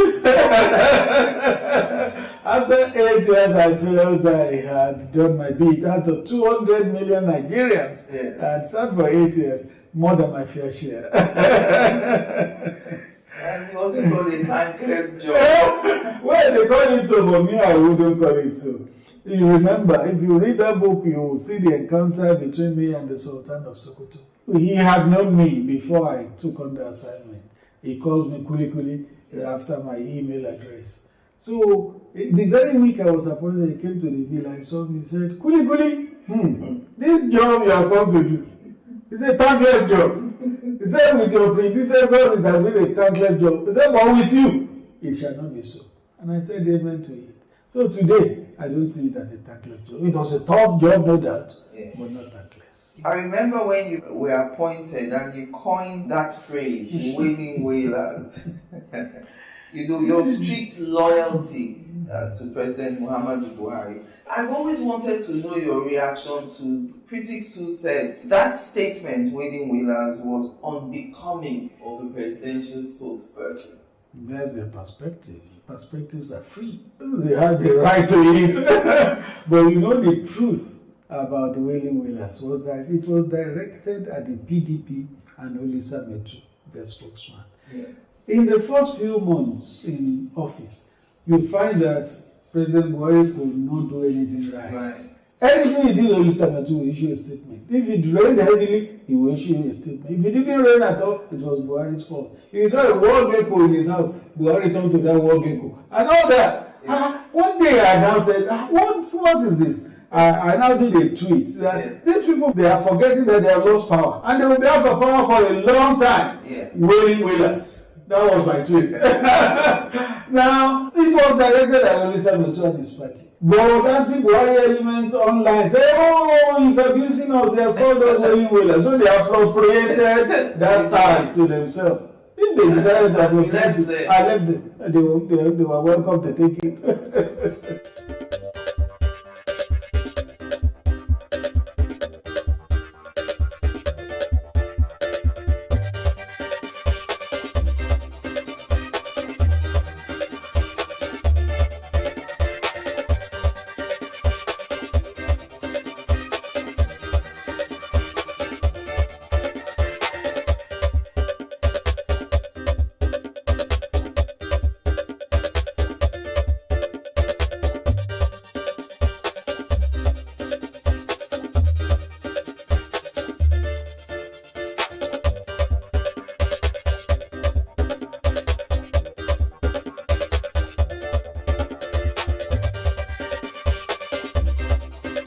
Welcome back to my concluding moments now with former special advisor to former President Muhammadu Buhari, Femi Adesina.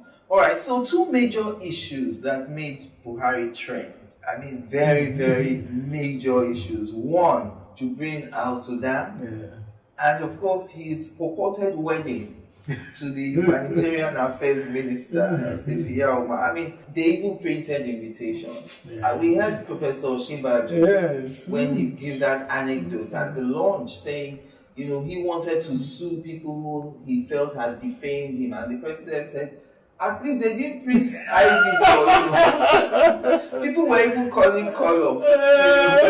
Color would not move. So I want to get a feeling of what happens in the villa when issues like this come up. Give us a real look into how the president reacts to those sort of stories in conversations with you. Because I know you've told me that he reads the papers voraciously and you brief him every morning on, you know, issues that you By think 10 a.m. he wants to see. he wants to know what is going on. So what was his reaction to that Jubril Al-Sudan first? Well, the Jubril of Sudan was foolishness. It was completely obtuse. He left the country in January on a medical trip. He came back in March, went again in April, and came back finally in August.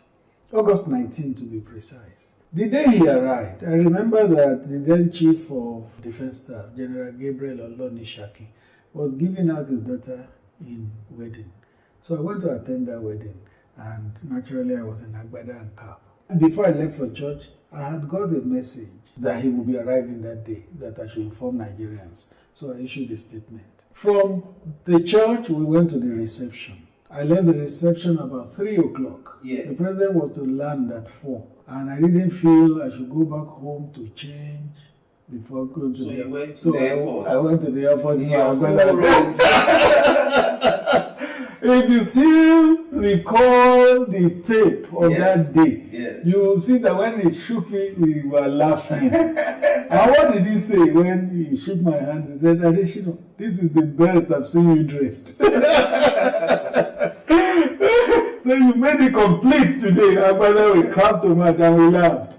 Now the question is, if he was Jubril, will he even recognize me? Will he know I'm Adesina? Will he know how I normally dress?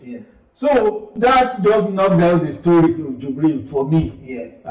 Anybody that said it, I knew was being foolish. How do you think the man that was in the villa was another person and his wife would not know? He says that saw him every day. How did that story start and how did it get entrenched to the point that people believed? And you know it came from Nnamdi Kanu. Yes, he was the one that started it. That the real worry is there. Yes, and you know that Nnamdi Kanu has a large following. Everything he says to some people is the gospel truth. So they received it, they believed it, but those of us that know. And you know, before the president himself left government, he responded to it. He said it was absolute foolishness. which I believe it is. Did he laugh about it? I mean, at some point it must have been funny to him. No, he just dismissed it. Okay. He just dismissed it. Just like one time there was this thing in the social media about his daughter getting married on a certain day at a certain venue. Yes. It was so widespread. And I went to his office and said, "Oh, so I see that a wedding is coming up in the family." He said, "Where did you get that?" I said, "Social media." He said, "Don't mind those nuisance." There was no wedding? No, not at that time. Yet, they had appointed a venue, named one of his daughters, and everything was false. The other funny one was his purported wedding and people turning up at the Central Mosque on Friday for prayers. Yes. And everyone assuming that the wedding was going to hold. And they all turned up. Yes. Even though they were not directly told by the president that I will be getting married. That shows you how fertile the imagination of some mischief makers can be.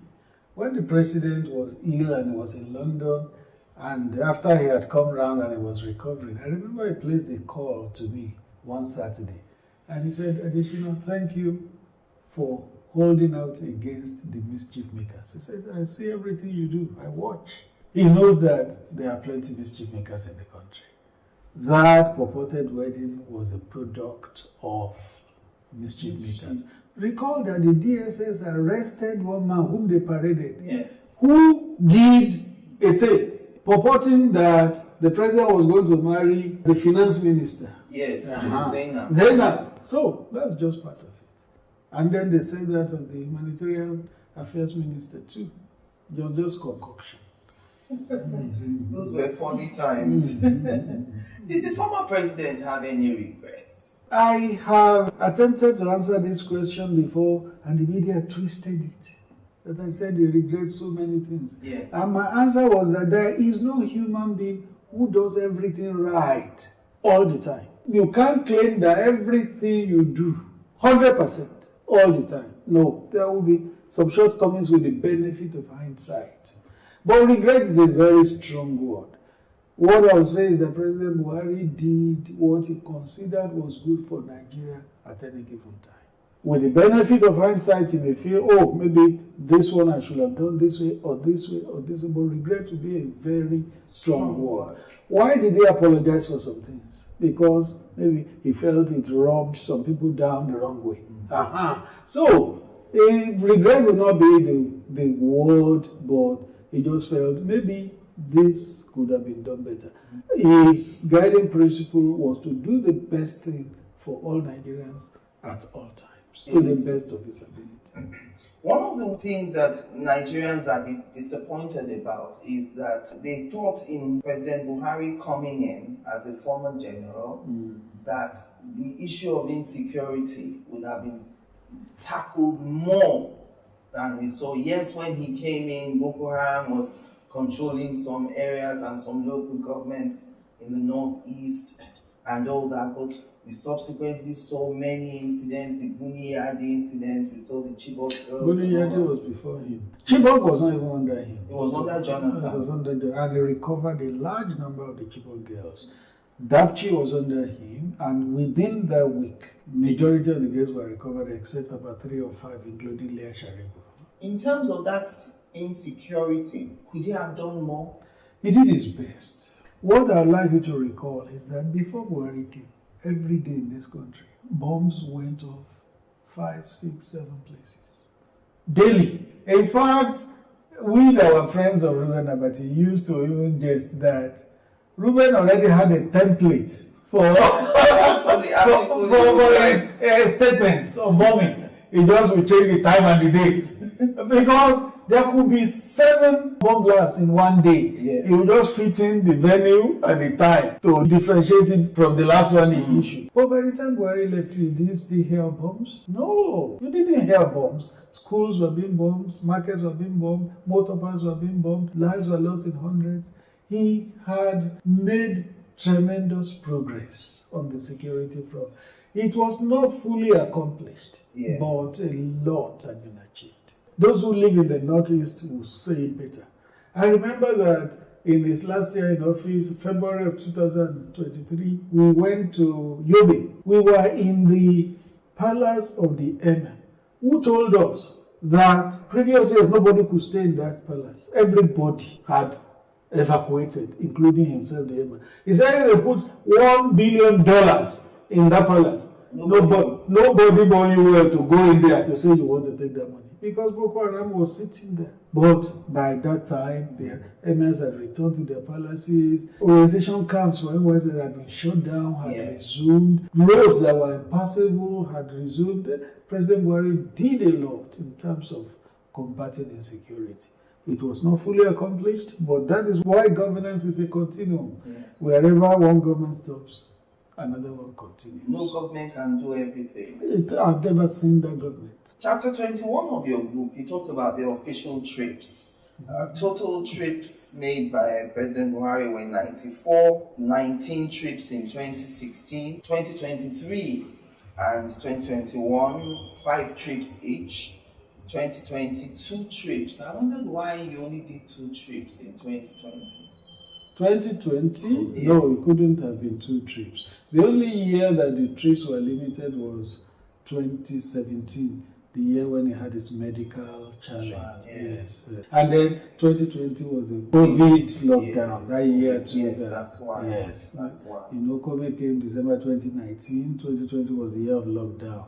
From January to August, September, there was nothing happening internationally. Even the UN General Assembly that we used to attend every September was done virtually. So the world was locked down. What do you say to critics who say, well, 94 trips in 8 years, but nothing to show for it? Well, it's a language they like, the critics. Nothing to show for it. They will see Second Niger Bridge, still nothing to show for it. They will see Lagos Ibadan Expressway, nothing to show for it. They never see anything. They will see local Oweto Bridge, nothing to show for it. That's their language. What do you consider to be President Buhari's legacy projects? The projects that will stand him out in years to come? Infrastructure first. Do you know that Bonny never had a road? The Bodo-Bonny Bridge is on as we speak. In the first time in the history of Nigeria, Bonny will be linked by road, and history will have it that it was under President Buhari. Second Niger Bridge, President Buhari. Local Oweto Bridge that links North Central has cut travel time by about 3 hours. It was under President Buhari. Lagos Ibadan Expressway, since it was made in 1978, had never been done all over again. Now it is there. I remember reading a tweet by Dele Momodu, who is one of the Buhari critics. Yes. He said he left Osogbo and he was surprised to find himself in Lagos in about 2 hours. That was the same journey that would take you 6 hours before Buhari. Because Lagos Ibadan Expressway, you can do it in 1 hour. So those are things to remember President Buhari for. And then that's in the area of infrastructure. There are many others. But for me, one very important thing that Nigeria should never forget is that the economy was diversified. Our economy had been mainly monoproduct, oil. All governments before Buhari had paid lip service to diversifying the economy. They never got it done. But under Buhari, oil that used to account for about 90% of GDP began to account for just 9%. Because Agric had taken the large chunk, ICT had taken another large chunk. Oil, there was a year oil accounted for just 9% of the GDP. So, if Buhari hadn't come and placed emphasis on agriculture that way, you know what would have happened? Particularly during the lockdown, the whole world was shut down. If you wanted to import food, nobody would sell to you because they needed the food in their own countries too. And cash was not available. There was no movement. No movement. Exactly. From Thailand, how would you move it? If he hadn't placed the emphasis on diversifying the economy through agriculture, how would Nigerians have survived? There would have been riots everywhere. In Venezuela, an oil-producing country like Nigeria, they were crossing the border to look for food because oil was the only thing they had. But because Nigeria had diversified the economy, we had rice, we had beans, we had maize, all the grains we were not importing again. So I think that will stand Buhari's regime in good stead, that really Nigerian economy became diversified and oil was no longer the mainstay of the economy under Buhari. And what would you say to those who say that he shouldn't claim the second Niger bridge as his achievement because it wasn't started by him? Oh, really? It was started by former President Goodluck Jonathan. From the ask Minister Fashola, he will tell you how that project began from scratch and how it ended. Buhari is not tussling with anybody. Do you know that a lot of projects that were started by his predecessors, he completed them? That shows you that... Is there anything wrong with completing projects? Exactly. You know, PDP was, I don't want to say foolish, unsmart. PDP was unsmart enough to say, it is our project that is completing. Is there anything wrong with that? Is that not why governance is a continuum? The second Niger Bridge from scratch was a Buhari project. Minister Fashola told me, and I recall he told you in a documentary you did, that when he was appointed, President Buhari called him to the office and said, there are 3 or 4 projects I want you to do for me. 1, second Niger Bridge. 2, Lagos-Ibadan Expressway. 3, Enugu-Onitsha Expressway. And 4, Abuja-Zaria-Kaduna-Kano Road. He said, do me those 4 projects and you can do whatever you like after that. That's President Buhari for you. Well, you talked about Dr. Reuben Abati earlier on, and I remember when his term was over as special advisor, he had written this article when he said, when the phone stops ringing. So I wanted to ask you, now that you've left office as special advisor, has your phone stopped ringing? There's no difference. No difference between how I received calls when in office and how I receive now. In fact, when my phones begin to ring back to back, my wife will say, don't they know you are no longer in government? There's no difference, really. Because before I went into government, my phones were very busy.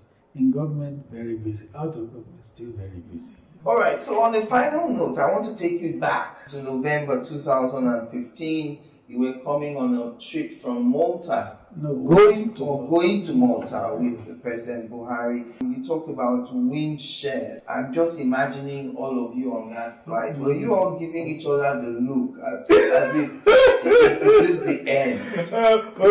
This is how that plane is structured. There are about 3 compartments at the tail of the plane. You had the security people and some media people. They sit there. In the midsection, you had the senior aides there. I usually also would sit there. The president had his own cabin, but to keep the president company, they will invite 1 or 2 senior aides to sit with him. So on that day on the trip to Malta, I was sitting with him in his cabin. It was an uneventful flight. When we were about landing, the pilot announced that we were to land and all that. Suddenly, as the plane was about touching down, it began to go zig-zag, zig-zag. We were looking at one another. When it now touched the tarmac with force, it was going to turn around to face where it was coming from. President said, what kind of landing is this? And then the pilot came to us from the cockpit and he said, Mr. President and distinguished passengers on board, what we just experienced is what is called wind shear, when the direction of the wind suddenly changes. And that was how it happened. We'll fly according to the direction of the wind. So when that direction changes, it swings the plane. Yes. The plane almost turned back to face where it was coming. It was really a tough one. But we thank God that the pilots were experienced. That was scary. It was. But President said to say, what kind of landing is this? I mean, imagine if you are the pilot or the president, you don't really want anything. No, that's why it must be the best set of... Are there Nigerian pilots flying? They are all Nigerians. Most of them are from the Air Force. We have a sprinkle of some others who are civilians, but most of them are from the Air Force. I want to tell you that it's a big relief that we finished the assignment, we finished it well, we finished it in one piece, we finished it with our names intact. It is good. And the FCC is not coming out. No, not even you said just yet. It will not happen because it was a media office. Like I said in my book, in the first 5 years, we didn't even have a budget. So what will the FCC come to look at? What will they come to look at? So, and the way I was brought up, My father inculcated it in us. Honesty is the best policy. He got us to recite it as children. Honesty is the best policy. If there had been a budget of billions in my office, everything would be accounted for. That is the way I was brought up. Thank you very much, Mr. Adesina, for speaking with me today. Thank you for watching. Thank you. I'm Angela Ajetumobi.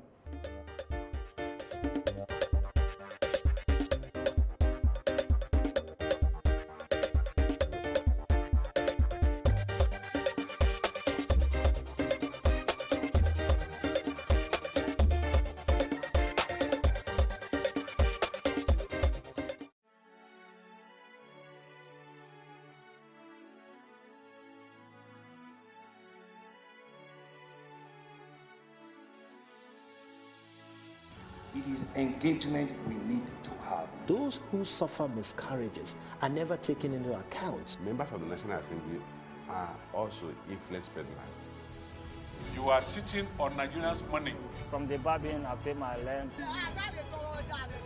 On the Babin, I send my children to school. A consultative engagement. No any tangible notification before they ban us. It's one thing for people to be at your back and the heat of the moment, and another thing for them to still be with you when push comes to shove.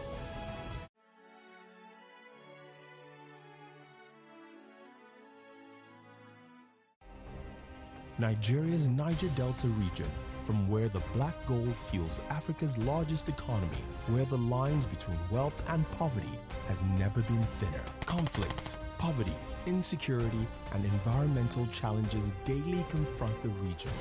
How can the Niger Delta story be changed for the better? Join Mamude Akuga at 9 p.m. every Friday evening on Plus TV Africa as he probes deep in search of solutions. Inside the Niger Delta with Mamude Akuga, the authentic voice of Nigeria's oil-rich region.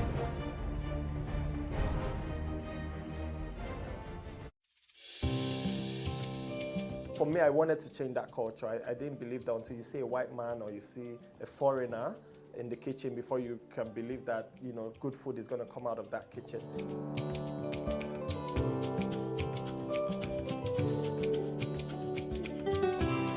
You can leverage on each other's spaces and, you know, sell. We believe in Nigeria, right? We believe that Nigeria can get better. We, the youth, are the ones that can make it better. And my products are proudly made in Nigeria.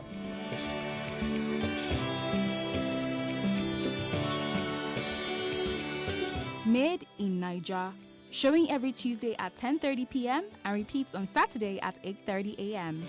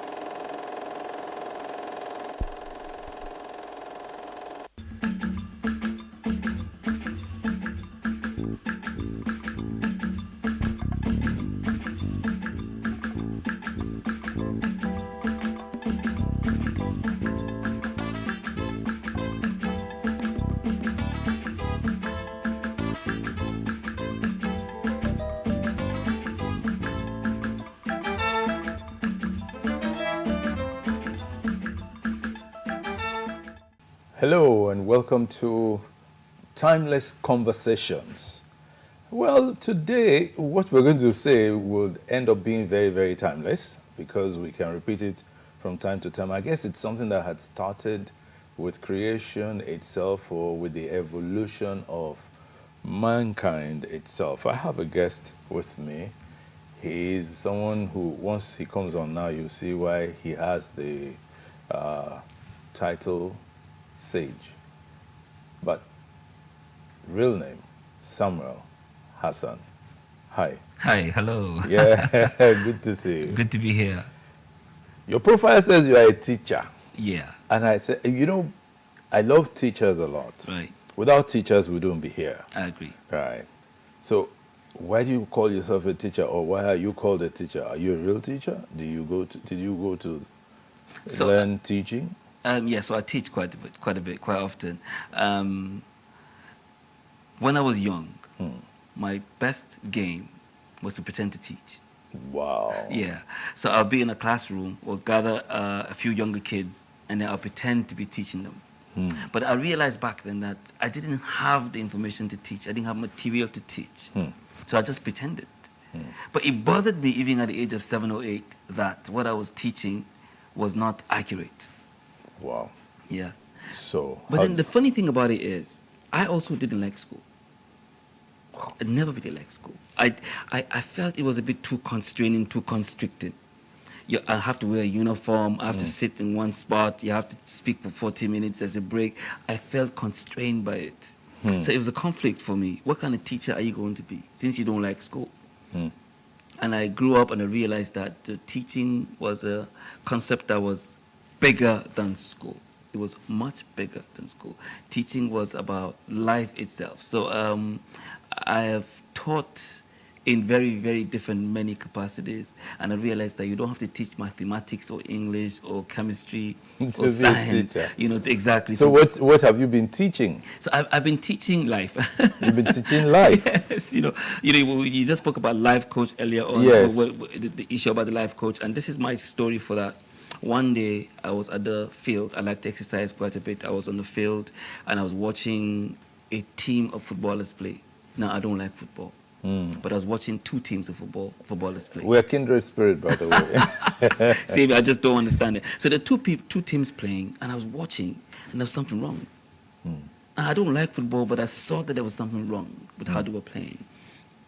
And I was watching, and because I was running around the field, and at some point it hit me. These teams do not have coaches. And I understood that the difference between a good team and a bad team, a good player and a bad player, is a coach. That's when I understood what it meant to be a life coach. And I understood that the life coach, his primary goal is to teach. Teach you, not teach you how to play the game, but teach you how to be better at playing the game. Because it's possible that as a teacher or as a coach, I am not better at the game than you. But I can see what you are lacking. Yeah. I can see how you can be better. Because the whole essence of a teacher is to look at your subject, look at your ward, and to love them enough to want them to be better. But let's talk something. Yes. Your background. My background, yes. What's it? You mean educational background? Yes, let's talk education and then we'll go into family background. So I didn't like school. I know. So I studied mostly at home. You did? Yeah. My father didn't finish secondary school. So he ended up living with some white guy, retired military guy, a British guy in Minna. And the man said, "You're really smart." So the man made him do, I don't know what they call it. That's Cambridge GC. Cambridge then. And my father had to do it from home. So I think my father learned the benefit of home study. Homeschooling. Yeah. You know, so I went to school, but I didn't pay attention in school. Everything I learned from home. From home. And I ended up learning a lot more than was taught in school. Because my father was quite a disciplinarian, so you had to learn it. Yes. So I just go to school and I'm playing, you know. But in university, I practically just didn't go to any classes. Practically just sat somewhere, did some stuff that we're doing, and didn't finish. You know, so that's my educational background. But when I was done, because I'd learned to study at home, I began to study by myself. And I gave myself a target of reading 100 books a year in my early 20s. Yes. So I'll read psychology, I'll read philosophy, I'll read motivation, I'll read science, whatever it is. The goal is you must read 2 books a week. The goal was 2 books a week, but there was 56 weeks. But I never read 100. This was the target. Read 100, but I always stopped at 94 or 96. Why? I don't know. I just never made 100. So my younger brother, who was following my footsteps, ended up doing 110. He spent more time at home than me. Okay. Yes. Okay. Yes. But how are you able to hold your own without what would be called conventional education? So I did go to the school, but Yeah, I know. didn't really pay attention. So as far as I'm concerned, I didn't really do it. So you see, I'm from the north. This Yeah. is going to sound really bad. You know, I think we have a different system of education, or different system of social-cultural education. You know, and we learn through the language that we speak. You know, I grew up in Minna and in Jos, Kaduna. You know, I grew up in the north. So I think we learn. Our system is a bit different from the Western here, the Western system here, where you know everybody must have a master's degree and a PhD. You know, it's really pertinent for you guys here to have a master's degree and a PhD. You know, and for me over there, what was really important is you must know. So I chose an informal structure of education. Yes. I needed to just know. I wanted to understand philosophy. I wanted to understand psychology. I wanted to see what was quantum physics. I just wanted to know this thing. Yeah, quantum physics. Yes, I thoroughly was interested in quantum physics, but that came much later because when we were growing up, physics was not that. There was no quantum physics. Yes. There was physics, but when I grew up, I began to see quantum physics in my 20s, and my interest kind of shifted. So the whole goal is, what are you going to understand? You need to understand life. I needed to understand, you know, astronomy, you know, astrology, not so well. Just understand how the whole world affects you, which is what quantum physics was for me. But you know, I said let's go into your background because Yes. you already started speaking like a life coach. Just before we came on, I asked you. I said to you that I wanted to ask you about the life coach. about this life coach business. Who is a life coach? Who needs a life coach? Right. What does a life coach do? Right. Then I'll add the clincher. What does a life coach know? So the life coach might not know too much. Yeah. But the life coach might not even do too much. So I think I got my idea of coaching from, I don't know if it's Socrates or Plato, who was a teacher. But besides gathering knowledge and putting knowledge together in books and teaching knowledge, there was a way that Plato or Socrates, I'm not sure which one of them, because one was a student of the other, but one of them was coaching his students. This is what he did. The job of a life coach, I see it in their action. Anytime a student asks him a question, he answers back with a question. So his job is not to teach you. So that's the difference between a life coach and a teacher. His job is not to teach you. His job is to make you think. Reason it out. Make you fun. Because the belief is that all knowledge is resident in all of us. That's powerful. Yeah. So the job of a life coach, if you were going to be a writer, my job as your coach is not to teach you to write. It's to help you discover the tools that will help you bring out your writing skills. That, to me, is the primary job of a life coach. And because we're saying life coach, we're trying to help people navigate through life. Whether you're going to be, you're going to be a businessman, it's just to help you navigate through life. Give you the tools that make it a little bit easier. Help you, develop, the tools of having vision, purpose, discipline, those tools that will just help you be better at what you are. I'm not teaching you how to be a business person. That's different. I'm only teaching you how to be better by being you. That's basically. So it sounds like the life coach is a mirror to the student. Yes, you can be a mirror. So there's a difference. The one that's a mirror is a mentor. So I look at you and I want to be like you. The life coach is the guy behind posting like this. But the mentor does the same thing. But, you know, the mentor doesn't have to be with you all the time. But the life coach is someone that, you know, they're basically almost the same. So, but people individually, you know, and by the way, I don't take money. So I just do it. You don't take money? I don't take money. Yeah.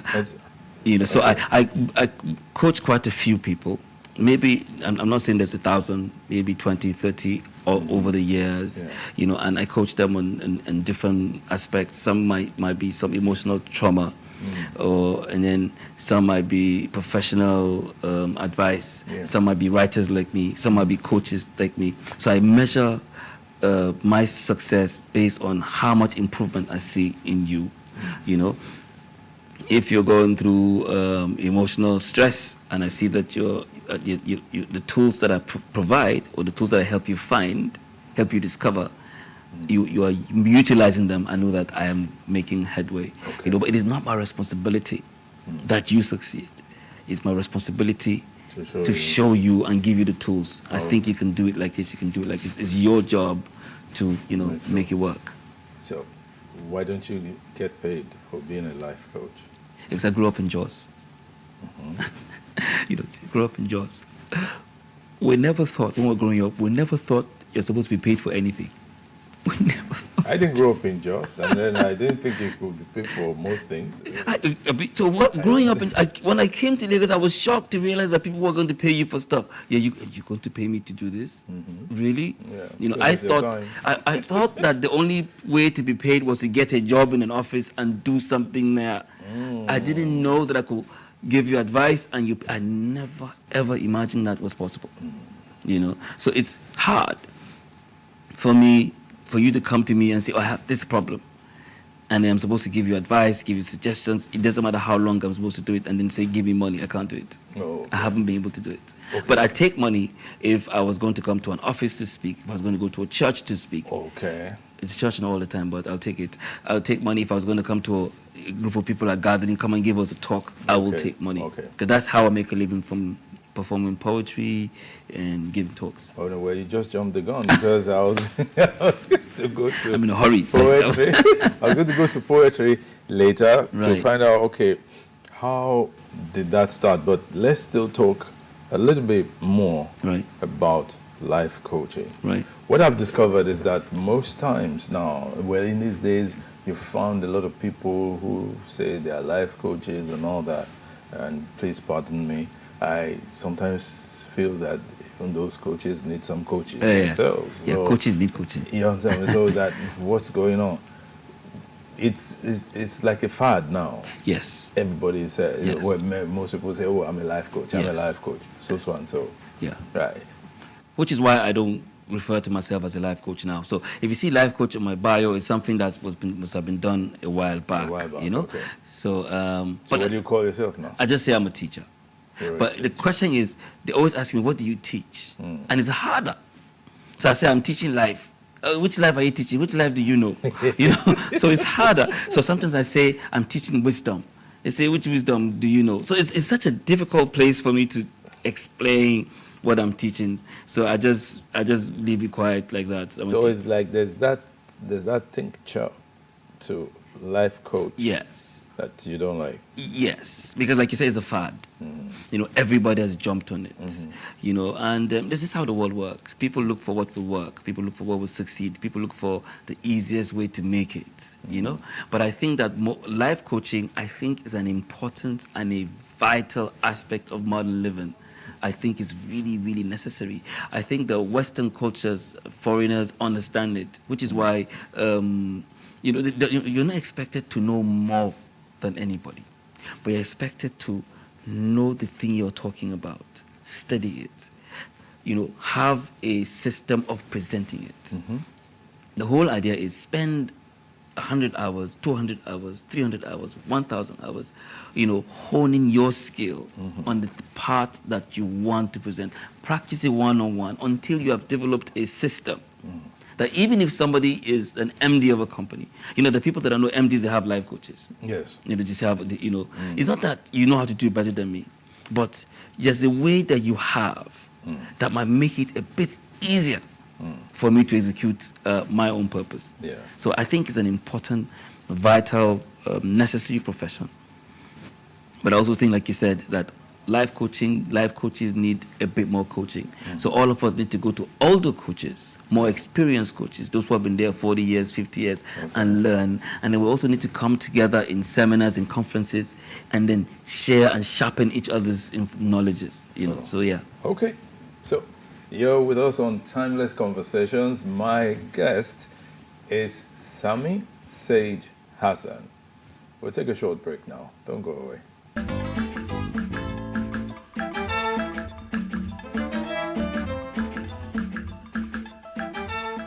So, Sami. Yes, sir. Your stage name is Sage. Sage Hassan, yeah. And Hassan is the family. But the full name, your regular name, is what?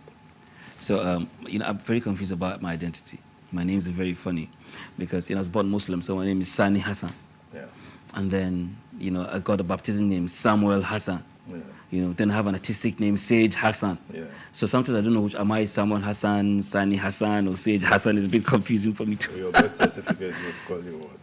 My birth certificate, Yeah. Sani Hassan. Okay, so you're Sani Hassan. Yeah. But my declaration of age is Samuel Sani Hassan. Okay, that's right. Yeah, well, that one comes before the other. Yes. So I think in law they say there's precedence.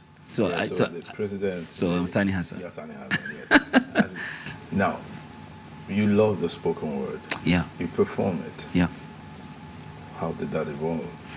So I think it started from the storytelling and from the teaching, because Horace, an ancient poet, said the task of a poet is to instruct and to entertain. So I think, but my own started with the instructing. Like I said, when I was younger, I'll be telling, I'll be talking. But before then, around that time, what I liked to do was tell stories. So it started with telling stories. But I have my cousins who will sit. Besides the teaching one, this one's my cousins, I will tell stories. So they would call me and say, tell us a story. And I would say, what story? They say, tell us a film. But we live in the same house. We'll watch the same film, all of us. So I'll start a film. They'll say, no, not that one. Tell us another one. I'll start saying, no, not that one. I say, but I don't know another one. Say, tell us another one. Then I started to formulate stories by myself. At the age of 7, I think, 7 or 8. I started to formulate stories. And then, but I kept on talking, kept on being a talkative. And I just get punished during prep. Then at the age of 13, I went to go borrow a novel, and I saw somebody writing some stuff. What are you doing? And he says he's writing a book. So I came back, and instead of telling my stories, I started writing my stories. Are you kidding? Yes, I started writing my stories. And then I started thinking, do I only just want to write stories? So I was also starting to write lyrics because I liked music. And for spoken word, I was watching, they used to show Reggae Sunsplash in Jos a lot. Yeah. And there's this particular guy, I used to like to watch all of them. There's this particular guy who got on the stage, and he was a poet. They call them dub poets. Yes. His name is Muta Baruka. Muta Baruka, yes. So he got on the stage and it was, it's no good to live in a white man country too long. It was just chanting, and I was wondering what that was. So I started writing the same thing at 14 or before 14, you know. And I kept on doing it in the same Jamaican way. Then I also write poetry and publish in a newspaper. So I started working in the newspaper at the age of 16 in Jos, Nigeria Standard. You know, so I published poetry, published short stories, entertainment stories. So I started doing that, you know. But for this spoken word, gone. I don't think I've said this story in this way. My former boss, Dele Mamadou. Okay. When I write stories in Ovation Magazine, he used to read them out. You know. So it was the seed. In a way, it was the seed of it. He used to read them out. Yes, he says, this guy is a poet, he's writing poetry. Because, you know, Ovation Magazine at that time was doing a lot of weddings. Yes, that's true. And I got bored reporting weddings. So I had to create poetry and art around the weddings. I felt every day, it's the same thing. I would attend 4 weddings in 1 month, writing the same thing. So I started writing poetry, poetic prose out of the wedding information, and daily would read them. I think that's the seed of it. But before then, that was the seed of jumping out in this way. But I was also doing this reggae part, doing the other one where I go, rage. Why do I rage? I ask myself, because I was told a lie that I could not fly, so I lived my life by the lie. I was doing those things. But the way Daly was doing it made me think that maybe there was something more here. And then I started to, we used to also have, what's called GAP, Guild of Artists and Poets. We started in Abuja. I was working for Daily Momodu in Lagos, but I was in Abuja and Lagos. So we had that Guild of Artists and Poets, so we would come together and then we recite our poems, And then because I had the musical background, musical inclination of Muta Baruka, I began to make my own a little bit more musical. And then Hip Hop Wall Awards was going to happen. Yes. And I presented, there was a poem I'd done about music. That poem had been on Rhythm FM Port Harcourt. Yeah. And there was a response. And every time I performed that poem among my guild of artists, poets, guys in Lagos, there was a reaction I saw. So I made it better, and I took it to Ayo, and he put me on that show. And it was... Yes, Ayo Animation. Yes, Ayo Animation. The response was like incredible. I still have one of the videos is still there. Please, you need to send that to me. Yes, I will. That's like the response I can imagine would be like, where have you been? Yes. It was like, first of all, everybody was just looking quiet, and then there was an uproar of applause, and it was wild. Yeah. Because I was doing the poem with the names of artists, the Nigerian ones. I was just going, and it was like, whoa, what's going on? So yeah. So I credit Ayo in particular. I credit Ayo, I credit the Hip Hop Wall Awards for launching the spoken word poetry movement in Nigeria, because I was the first to start. And if he hadn't put me on that platform, it might have taken a while longer. A while longer. But in the spoken word performance, what do you need? How do you prepare? Very interesting one. Yeah. So, because spoken word is from your soul. So if I'm going to perform a poem, you can tell how connected I am to the audience by how I had prepared. Yeah. So if I'm not that well prepared, there'll be a loss of connection, How do I prepare? There will be a lot of try again later. Yes. I go into myself. I do a bit of visualization, I must say.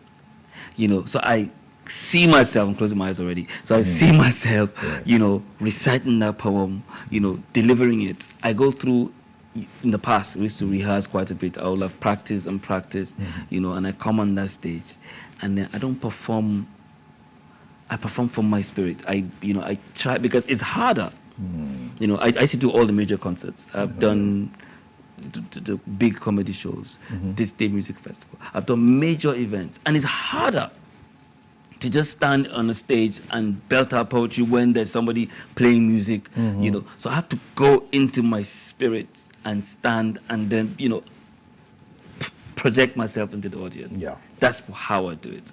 But before then, it has to happen backstage or a week before or a day before, where I center myself. Now, that seems to be quite some work. It is very difficult. It looks easy, but it's difficult. How can you teach that to somebody? So I can coach you. So I can coach the poet, but I can't teach him. I can tell him this. So if I'm going to give talks to poets, I tell them my experience. Because I'm feeling that in the experience, the magic is in the telling. The magic is intangible. So it's an element that some things cannot be taught, they have to be caught. So I want them to catch it. And I've seen some who have caught it much, much better than I've done it. I've seen some poets who just get on there and they just deliver magic, and it's like, whoa, where did you come from? Yeah. Now, there's also always this issue of once somebody starts something, others jump on it. Yeah. And when people report it, it sounds like they are protesting. Right. Should there be that protest? That where people jump on it? Yeah. Was actually, in my case, when I started spoken word, I wanted people to jump on it. So I gave myself a name that was, a precursor or a predeterminer, a prophetic for people to join. I said, the sage has sons. The whole goal is this thing has to grow, has to increase. So I think it's important. Success to me is marked by followership. There's even a rhyme to everything you say. Success is success is followerships. I want for 8,000 people to follow. I want to see someone do better. Yeah. Because every generation we can't. Because I caught it from someone else. If he didn't want me to follow him, then where will I be? So yeah.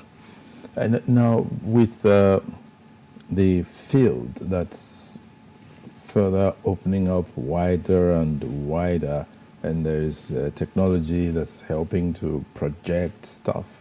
All right.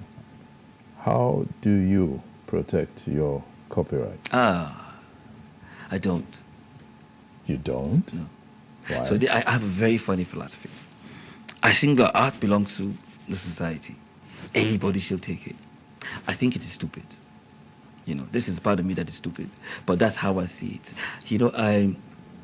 When I throw a poem out there, I feel it belongs to the world. Take it. Now, I've said this, I'm also going to say that there's one particular young poet who took my line and claimed it. I didn't like that. So it's funny, as much as I want for take it out there, I don't want you to steal it.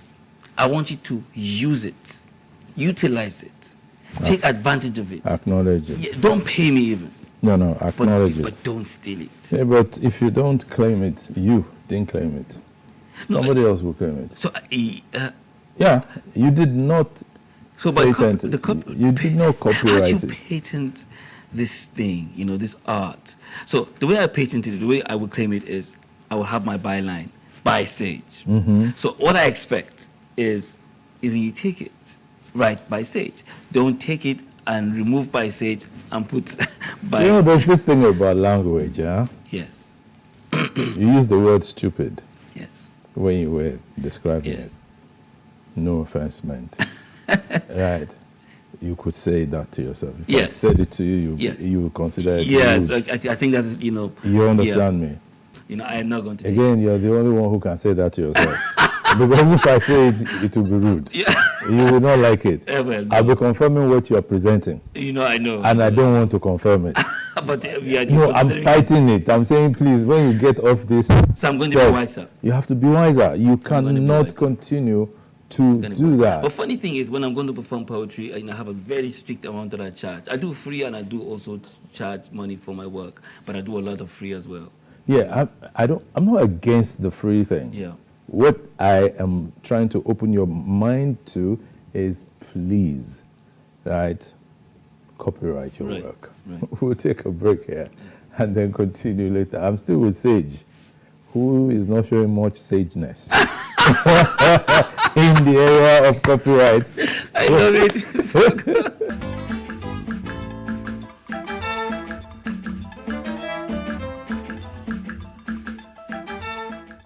Welcome back. Yes, Sage is still here and hitting below the belt a little bit. Before the break, we were taking that break because I still don't understand how he would not copyright his work. You have to. Right. It's not just for your own sake. Right. You have children? No. Not yet. Not yet. Or no? No. But not yet. Not yet. It's no, not yet. No for now. Yes. Possibly later. Hopefully. I really hope to have kids. Beautiful. In All this right. decade. Very good. So now those children, your offspring, can live off your copyright income. So That's please. Right. You need to, for their sake. Need to copyright material. Yeah, copyright. And then even for the simple feel-good factor. Right. Where somebody uses your work and acknowledges very important. It. That hurts me when that doesn't happen. Yes, and and people, it's not everybody who has your kind of ethics or ethos or ideals. Right. That's the truth. Right. So sometimes you need to force them. That's right. To acknowledge. I agree. What they know. I agree. Right. I wouldn't quote you without referencing. Yes. That's the right right this thing. last generation of people, they don't care. They just take whatever they're taking. So there's this particular life coach that I really liked. I didn't know who he was. He's Indian, British. And then I think someone called me one time and said, oh, there's this guy that sounds like you. it was really nice. I said, what's his name? He told me his name, and I went online, Googled him, and I found him, and I saw that he had over 1 billion views. I said, wow, this is incredible. Like, I think he sounds like me. And it was so, I was... Over 1 billion? Over 1 billion, I think 3 billion. What? Yeah, that's like 3 billion views. He has a lovely story, you know, and he was just kept on going. And last year or the year before, a number of YouTubers began to pick on him, and they realized that everything he said were little bits and pieces that he took from 100 different people without giving them the credit, claiming that these thoughts were his. You know, so it's a number like 4 or 5 YouTubers just actually picked it and kept on saying they will show the original and show what he said. And they said that the point was when he was taken, he didn't learn, he just stole a whole, you know. So this last generation doesn't care. They just do what they want. You know, so I think he reminded me of that kind of level. I mean, he reminded me of the Gen Z millennial attitude of not, you know, having honor in instances like this. I just want people to be honorable. You know, take what you can, use it, you know, and just show some honor. But like you said, you know, it's stupid for me to expect honor. No, I didn't say it is stupid. Yes, you said so. Yes, I know. No. You know, you said I should stop expecting honor. So this one I believe about wisdom. You know, one of the things I'm going to say why my name is Sage is because, you know, there was a lot of foolishness in my life growing up, and I didn't want it. So I think that no matter what, there's still some residue. But I think there's a lot of me that is not that stupid, that is pretty intelligent and pretty wise and pretty given. I think there's quite a lot of that, but there's still some residue that hasn't finished, you know, going away. I really don't think it's stupid. I think it's just you not being bothered. Yeah. It's not stupid. Yeah. That's why I refuse to use. So I just say maybe I'm just maybe self demeaning. I'm just no. I think you're just putting it out there before somebody else says it to you. That's what I think you're doing, which is all right. See, take it from me. Right. I believe that the body of work that you have done and you're still going to do, right, should be protected. I agree. Yes. I agree. It should be. I'm lowering you up on that. I have a new management, and that is part of the things that they're dealing with. Yes, it should be protected, not just for today. Yeah. You say, look, if we still quote Shakespeare, it's because it's protected. If it wasn't protected, you wouldn't be. Yes. It would just be some random name. You can even invent a name for it, and then people will start. You know, that's Shakespeare. I say, Utalunjebe. You understand? Who is that? Who is so called? Now, because of the work you have done, a lot of people believe that your contributions to the spoken word sector of the Nigerian art scene is such that it should not be wished away. Right. So you have to lead in that. Yeah. You have to. Yeah. And I have let down on that, but yes, I'm going to have to pick up and get serious with that aspect. Yes, because for instance, when you referenced Dele Momodu that you spoke, he used to speak out your story. You just read it, and he always say, man, this. I mean, everybody knows it's my story. Yes. And the funny part was when he was doing that, I wasn't around. Is one of my colleagues or somebody else that would tell me this is what he did. Yeah. No, because you see, there are some people. Dele is one of those people who would love to read out something. Yes. He loved words. Yeah. He loved literature. Yeah. He loved good stories. Yeah. When you write, he really he was a fan of great copy. Yes. He still is. He is a fan. Yes, you understand. Yeah. You see, now that gave birth to something that was in you all along. Right. And you didn't know it. Which is why you must also give birth to something that others will come back and be able to say, that was what Sage did. And the spoken word as a performing art in Nigeria is just growing. Yeah. It's just growing. Yeah. If we want to trace it now, we'll trace it to you. Which year did you start? Which year did I start officially? Yeah. Well, people got to see me in 2006. You know, but like I said, I've been doing it in little bits, even from my teenage. But from like... No, we didn't see you then. You so didn't don't see me worry. then. So the Let's day talk of when they started to see me. Yeah. But it was on radio, in rhythm, from 2004, 2005. Yeah. But it got on a large stage in 2006. That's when like, boom. You know, but from the early 2000s, there was a gap. Guild of Artists and Poets in Abuja.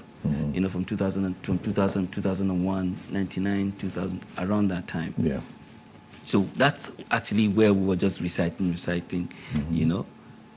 So I think let's leave it from the 2000s. Okay. Yeah. Now, But it came to the general public attention of everyone on television 2006. So then you evolved from being a writer to being a poet, and then to becoming a performing poet. Right. And you have written some book or books. You also write for a living. You write for others. That's my work. Yeah, I write. I'm a commercial writer, so I write for organizations.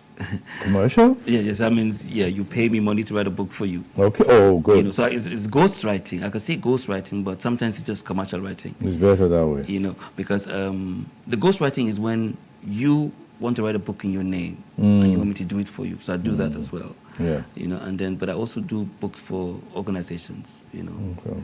I do even coffee table books. I've done one I did one fantastic project for Ikoyi Club some time ago. I've done something for Nigerian First Ladies. I've done quite a few books, you know.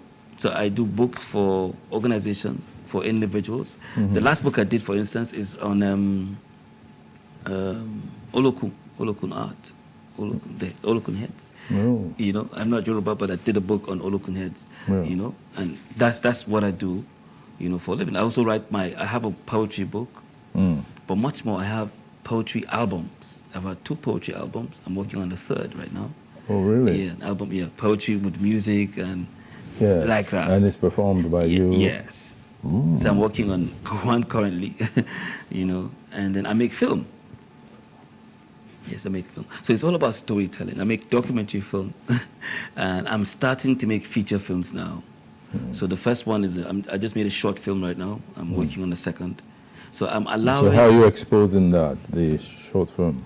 So I just finished doing one short film, and I'm hoping to either YouTube. I'm going to present it first to Mnet to see if it's something they might want to use. Okay. Because they have those feelers. On Netflix. Yes, you know, but I'm going to put it on YouTube. And so, but I also make documentary film. But that one's usually the same thing as the books, usually commissioned. Yeah, it's commissioned. You know, so I did a documentary film called The Nigerian Dream, and you know, it was shown on like a number of TV stations, one in the UK, one here, you know, and then there have been some festivals where the films were screened. Okay. You know. Okay, let's go into unfamiliar territory now. Right. We're familiarly unfamiliar, and that's about the love life of artists. Right. It's said that it's very turbulent. Yes. I think this is what I find out about artists a lot of the time. Someone says that, you know, when you see a man, when you see an artist, an adult artist, is a child in him that survived. So there's a little bit of scatteredness in a lot of artists. Now, I have some senior colleagues who are single. And some of my friends are telling me, looks like you're going to be exactly like these people. They're telling me. There's some that are 70, there's some that are 60, some just turned 60 recently. And they say, looks like you're just like one of these people. And I'm looking and I'm thinking, looks like I'm one of these people. I don't want to be one of these people. I don't want to be one of these people. But it looks like I am one of them. Already. Because I mean, they were single in their 40s, single in their 50s, and then now they're 60, 70, and they're still single. And you're looking and you're thinking that, oh, man, no, you are going to be different. But time is passing. But I'm making my mind is made up to not be one of those people, you know, to halt this singlehood right now. Because what I learned or heard, I shouldn't say I learned it. What I heard was that it's very difficult to be with an artist. Females say it of the males, and the males say it of the females. So. Yes, but I think I'm able to. I'm able to, at this point in time in my life, I'm able to rein in my madness, rein in the difficulty, mature enough to understand my difference, and to, keep it under control, so that a woman being with me will not be as bad as it would have been if I was just a mad artist like normal. Because there's a lot of us artists who are not single. Did you just hear yourself? Yes. You said, I'm quoting you. Yes. If I would have been a mad artist. That's because that as normal to be a bad artist. Yeah, a mad artist. I'll tell you this. I went for a book festival in Port Harcourt. A lot of us writers were there. This is a book festival, so it was writers. Now, this is 10 years ago. That was my first major one with everybody coming in, and we're just there hanging around, and I just said, wow. So my other friend, who was a writer and a publisher in the UK, he turned to me and said, these people are mad. He said, they say, yes. So I told him, yes. So he said, I used to think I was the mad person, but now I'm seeing mad people. It's insane. The writers are crazy. See, there's this particular one writer amongst us who came. Every day he wore a different color hair. Every day he sprayed his hair. Today is like football. Tomorrow is stripes. He wore one long dress. This is just what writing makes you, because it's creativity. Your brain is constantly trying to bring things that are not there. It actually affects how you live your life. And that's normal. That is normally what it means to be a writer. It is insane. So one of the writers that day, and that particular thing, had just won a very big prize. He came all the way to that place wearing one jumper. I don't know what they call it. It's a native thing. Native thing, yeah. He had it on all through. And I was thinking, all he had to do was carry a bag with one extra. He came like that. He's not combing his hair. Just everything, he's just talking. And then he's talking philosophy, talking literature, and talking quantum physics with me, because he liked quantum physics as well. But this particular person has a very normal relationship with a wife, married, no problem. But the rest of us, there's a lot of issues, to be honest. Okay, so then in that wise, would say he was normal. He is normal. And you guys were the not so normal. Even though we thought he was, I thought, you're not very normal. You don't bring one shirt. Where's your comb? Because you already said, he's married, he has children. Yeah, so he was quite, that part of him had already been settled. Yeah. But this other aspect could have been better, Okay. So I think with writers, there's always one thing that, just always one thing. So to use your words now, when are you going to settle that aspect? This one? Yes. Before the middle of next year. Before the? Middle of next year. Okay. Before the middle of next year? Yes. Okay. God will preserve us. Amen. And I will be there. Yes, so. I will be there. Yes, so. Now, see, if we go a little bit back to the teaching aspect. You started off as a child. Yeah. Expressing the desire to impart knowledge. Yeah. But you found that you needed to first acquire that knowledge before you could share it. Yeah. Have you stopped acquiring? No. I'm always thinking. I don't read as much as I did in my 20s. But I'm always meditating, always thinking, always trying to learn new stuff. Always trying to increase with information, And so sometimes, nowadays, this is what happens. When people want you to come and speak, they give you a subject. Can you come and tell us something about this? Okay. So that gives you room to now do some research, do some study, and when I quote someone, I will actually give them credit. I don't quote and tick, so you just study and then you come and try to present, try to, do that stuff. So I also I've written books, that I've taught my philosophy. You know, I have one little book called The Quantum Chemistry of Success. You know, it's my perspective of what success is outside of the material. You know, and then I have another book that was really, really liked at one point. It was done a while ago called Dream Maker. You know, Dream Maker, yes, it's philosophical. It's fictional, but it's philosophy. You know, so yes, you know, I study and I try to impart. Okay. All right. Well, as I said, you really cannot impart anything if you don't know anything. Can you build something on nothing? You can't. Yeah. We will take a short break now and come back for our final segment of my talk with Sage. Please stay tuned.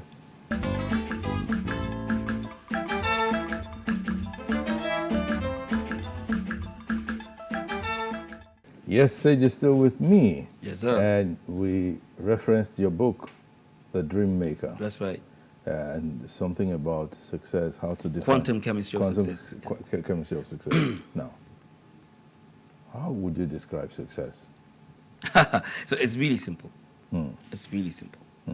You know, and it's not the same thing for everyone. Yes. Success is just the achievement of a set goal. Of a set goal. Of a set goal or a series of set goals. That's what success is. Yeah. You know, that's how you succeed. But if you want to say a man is a success, that's a whole different level of it.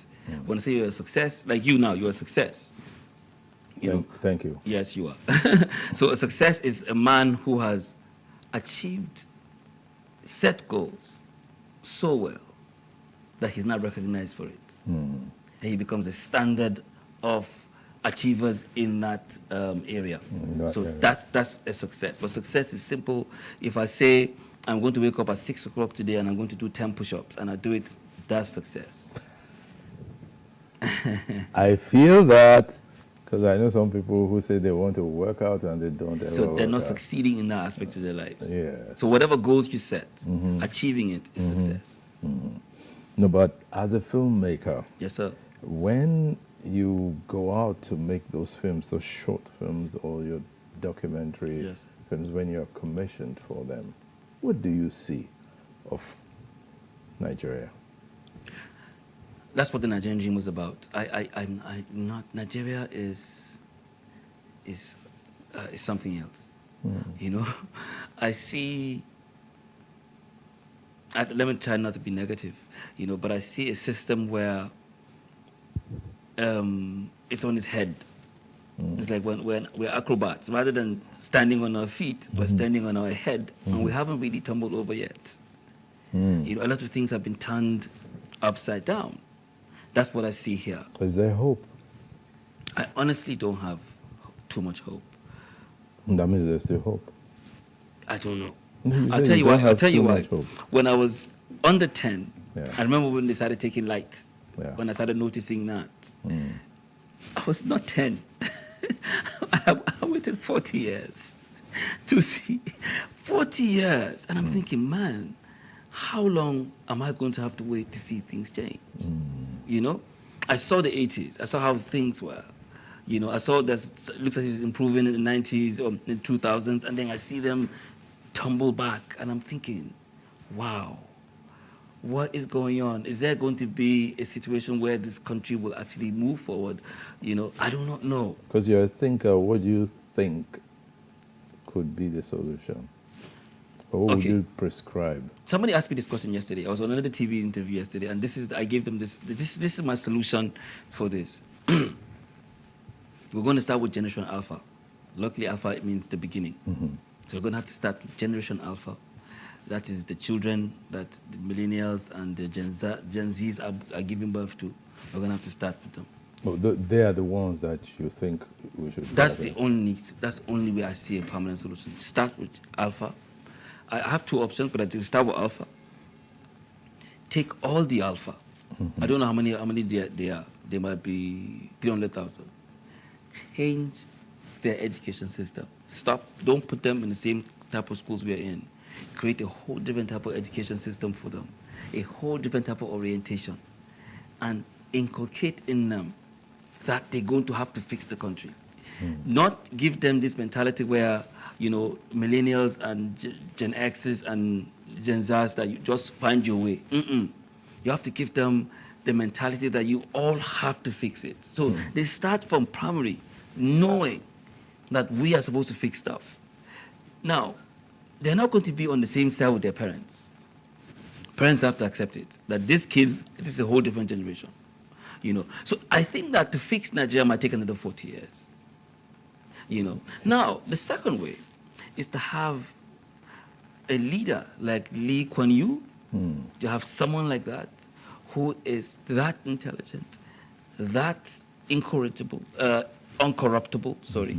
that hard. There has to be someone really, really hard, because the Lee Kuan Yew said that, when he was leading, people had to be afraid of him. He wasn't there to be loved. But you love him for what he's doing.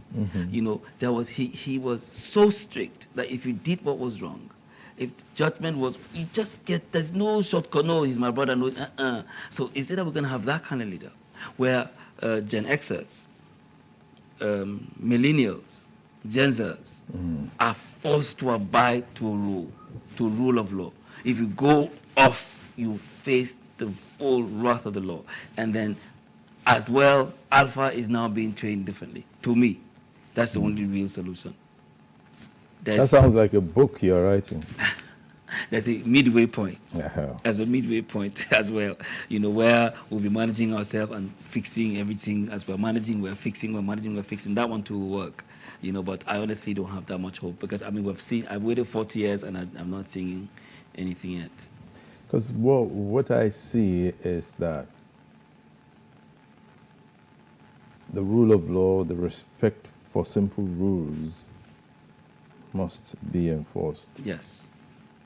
They must force us to follow. We must but then force, Alpha we must force ourselves. And because see, the children learn from example. They learn from beholding. Yeah. They learn from seeing. Yeah. You started your story. You learned from your dad. Yeah. And the first thing you established was that he didn't go to secondary school. Yeah. But he went to university. But whoever he worked with found that this guy is smart. So started teaching him. Yeah.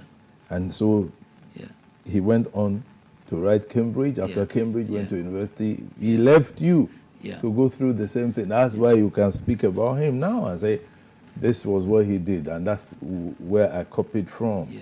But you know what the army does? Yeah. What the army does? The army takes a civilian, put you somewhere, break you down, and then build you up anew. Yeah, sure. That's what needs to be done with Alpha. Yeah. So even if the old, because there's 200 million of us, tougher. Yes, maybe for Nigeria, tougher. Yeah, tougher, and who can succeed in changing the constitution? Because there are stuff that you will need to do. Yeah. It has to be law-based. It has to be law-backed. Yeah, true. If it's not, we're wasting our time. That's true. You understand? But at least that's what you feel. You take a number of them. All of them. All of them. Change their particular orientation, their education, and then watch them grow. Nurture them. Right. But if any one of them goes astray, what happens? He knows that he knows that I'm not talking what full he knows. wrath of the law. That's what they are taught. You're taught, because what Gen Zers were taught is the millennial parent or the Gen X parent is ready to pay a teacher a bribe. These things happen. Parents are paying bribe to put their children, to give their children advantages. They pay bribe to put them in school. The school doesn't like, so you bribe. So the child believes that this is how this thing should be done. But the Alpha, the government should take over. That system doesn't work here. These guys, the first 7-8 years of their lives, they grow up knowing that things must be done a proper way. I think it helps. Okay. And I think maybe when they're 40, 50, we might have a different society totally. Okay, on a final note, do you still work out? I work out like a beast. Why? Well, I'm a beast. My whole life is working out. I work out 3 hours a day. Yes, I'm a beast. I love working out. 3 hours a day? What's the purpose? Pleasure. Pleasure. Because the doctors say you don't need to work out that much. Yeah, they say. But I don't think the doctors know that well. I love it. So the whole workout is about the last 2-3 hours, but it's not that I'm working out every minute in that 2-3 hours. So I take breaks. I'm 51, so I take breaks. I will do a set, then I take a break. You know, I might be doing 100 push-ups. When I'm done with those, I take a break. Then I do something else. You know, so there's breaks in between a routine, but there's longer breaks.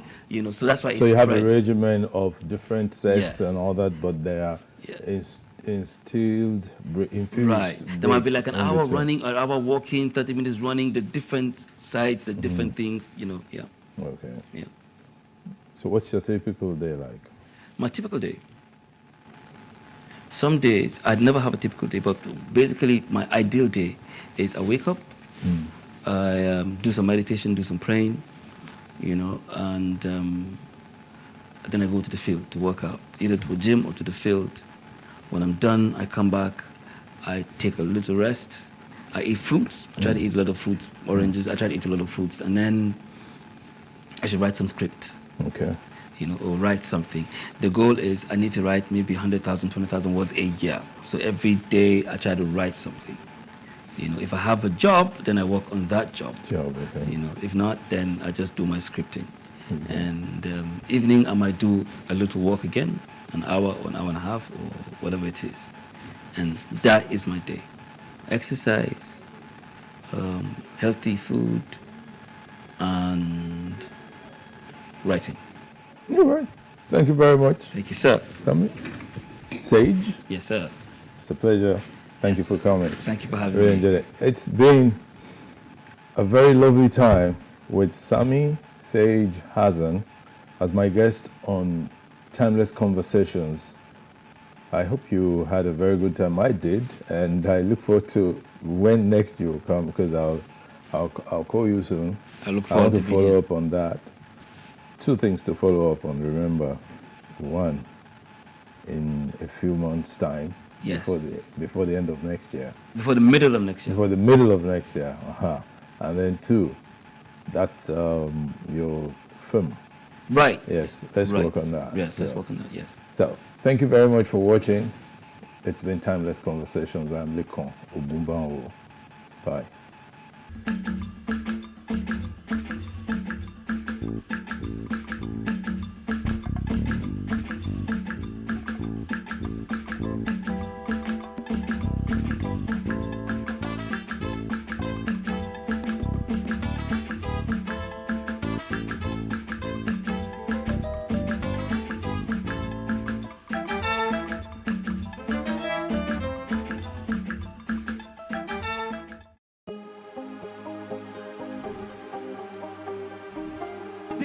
I will take you through this amazingness today.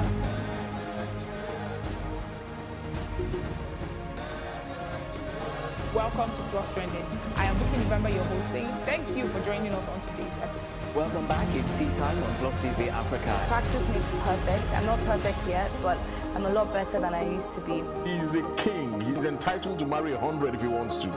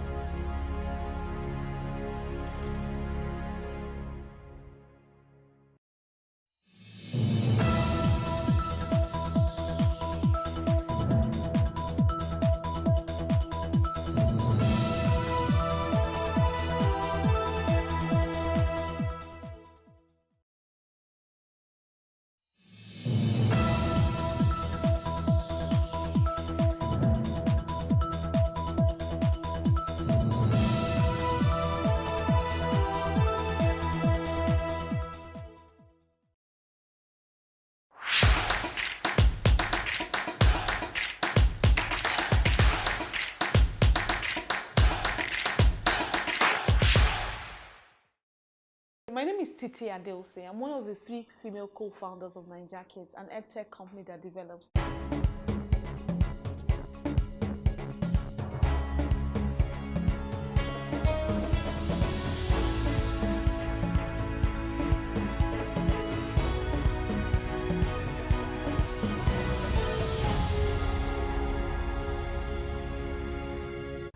Hello and welcome.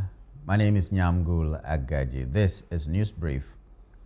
In the wake of the growing hardship in the country and calls for a nationwide protest against President Bola Tinubu's administration, the federal government has said it is not sleeping on duty and begged for more time from Nigerians.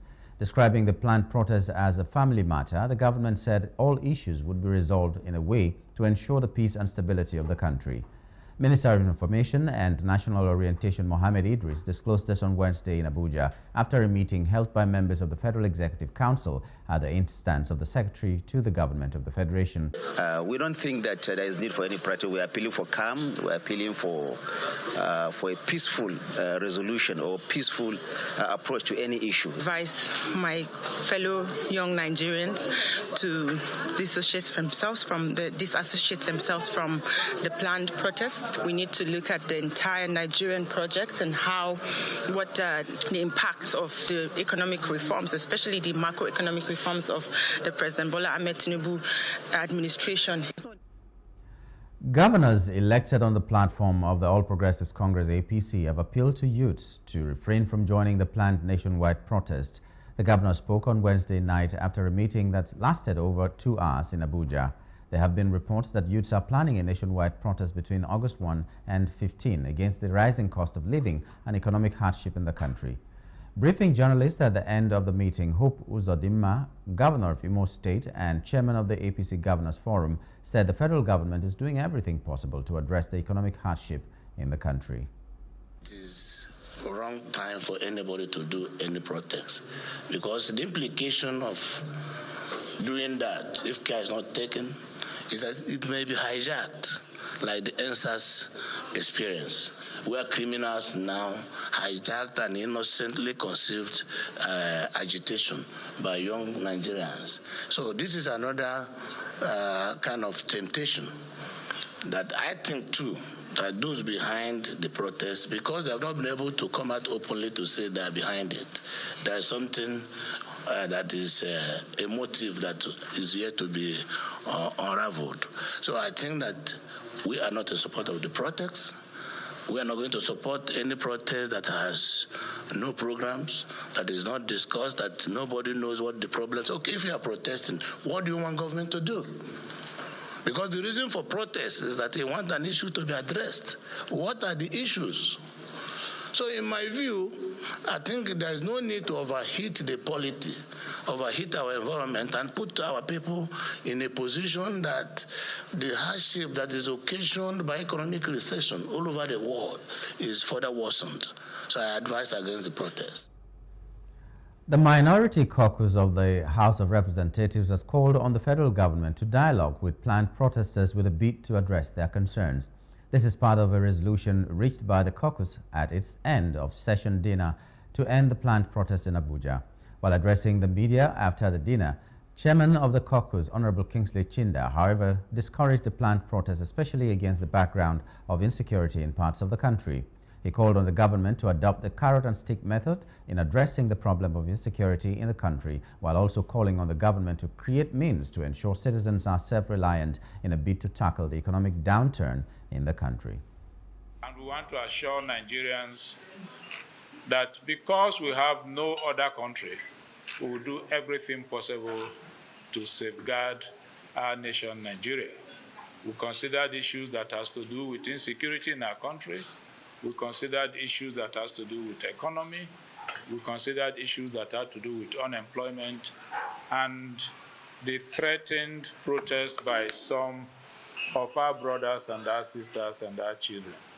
And we took decisions on them, which resolution we passed on to the press. The Lagos State chapter of the National Association of Nigerian Students, NANS, has distanced itself from the nationwide protest planned for August 1 to 10, dubbed End Bad Governance in Nigeria. In a press conference, the students' body declared that they would instead organize a solidarity walk to support and encourage the administration of Governor Babajide Sanwo-Olu, who they say has been highly supportive of them. The students explained that their solidarity walk, also scheduled for the 1st of August to the 10th, aims to promote peace and prevent a repeat of the 2020 EndSARS incident in Lagos. In these trying times, It is crucial we remember the importance of stability, peace, and constructive dialogue in achieving our collective goals. Given these significant contributions and the progress we have witnessed, we strongly state that we are not in support of any protest against the government of Lagos. We understand the frustrations and challenges faced by many, but we must also recognize the advancements and opportunities that have been provided to cushion the economic effects of the nation, and we hope other states can emulate the Lagos State government. We appreciate the government for giving the females the privilege to be in working power with him. And in the interest of the students, I come in as a female leader that we female students will shun any form of protest in Lagos State, be it from any female student or any female working bodies that are not even students. Whenever we see anything that has to do with protest, we'll shun it and we'll stay away from protest. Because Lagos has been in peace and we will continue to also work in peace. I'm sending a clear message to all youth in Lagos that they should not join any protest because... Speaking to the recently agreed amount between labor unions, the private sector and the federal government. The bill, which was presented to the House by the President Bola Tinubu, also reduces the consideration period for a new minimum wage from 5 to 3 years. The House expedited the passage of the bill to ensure immediate implementation as requested by the President. Also, the House passed the amended Police Act, which includes a new subsection allowing the Inspector General of Police to serve until the end of their appointed term, as stipulated in their letter of appointment. In accordance with the provision of Section 58, subsection 2 of the Constitution of the Federal Republic of Nigeria, 1999, as amended, I forward herewith the National Minimum Wage Bill 2024 for consideration and passage by the House. This bill is to prescribe a national minimum wage and provide a legal framework for seamless review of the national minimum wage and for other purposes connected therewith. While appreciating the House expeditious consideration of this submission, please accept, Right Honorable Speaker, the assurances of my highest consideration. Please will consider this submission in its usual expeditious manner. Please accept, Right Honorable Speaker, the assurances of my highest consideration. The House of Representatives has approved a significant increase to the 2024 budget, raising it from 28.777 trillion naira to 35.055 trillion naira. The increment follows the consideration of a report from the House Committee on Appropriation, which addressed President Bola Tinubu's request for a supplementary budget of approximately 6.2 trillion naira.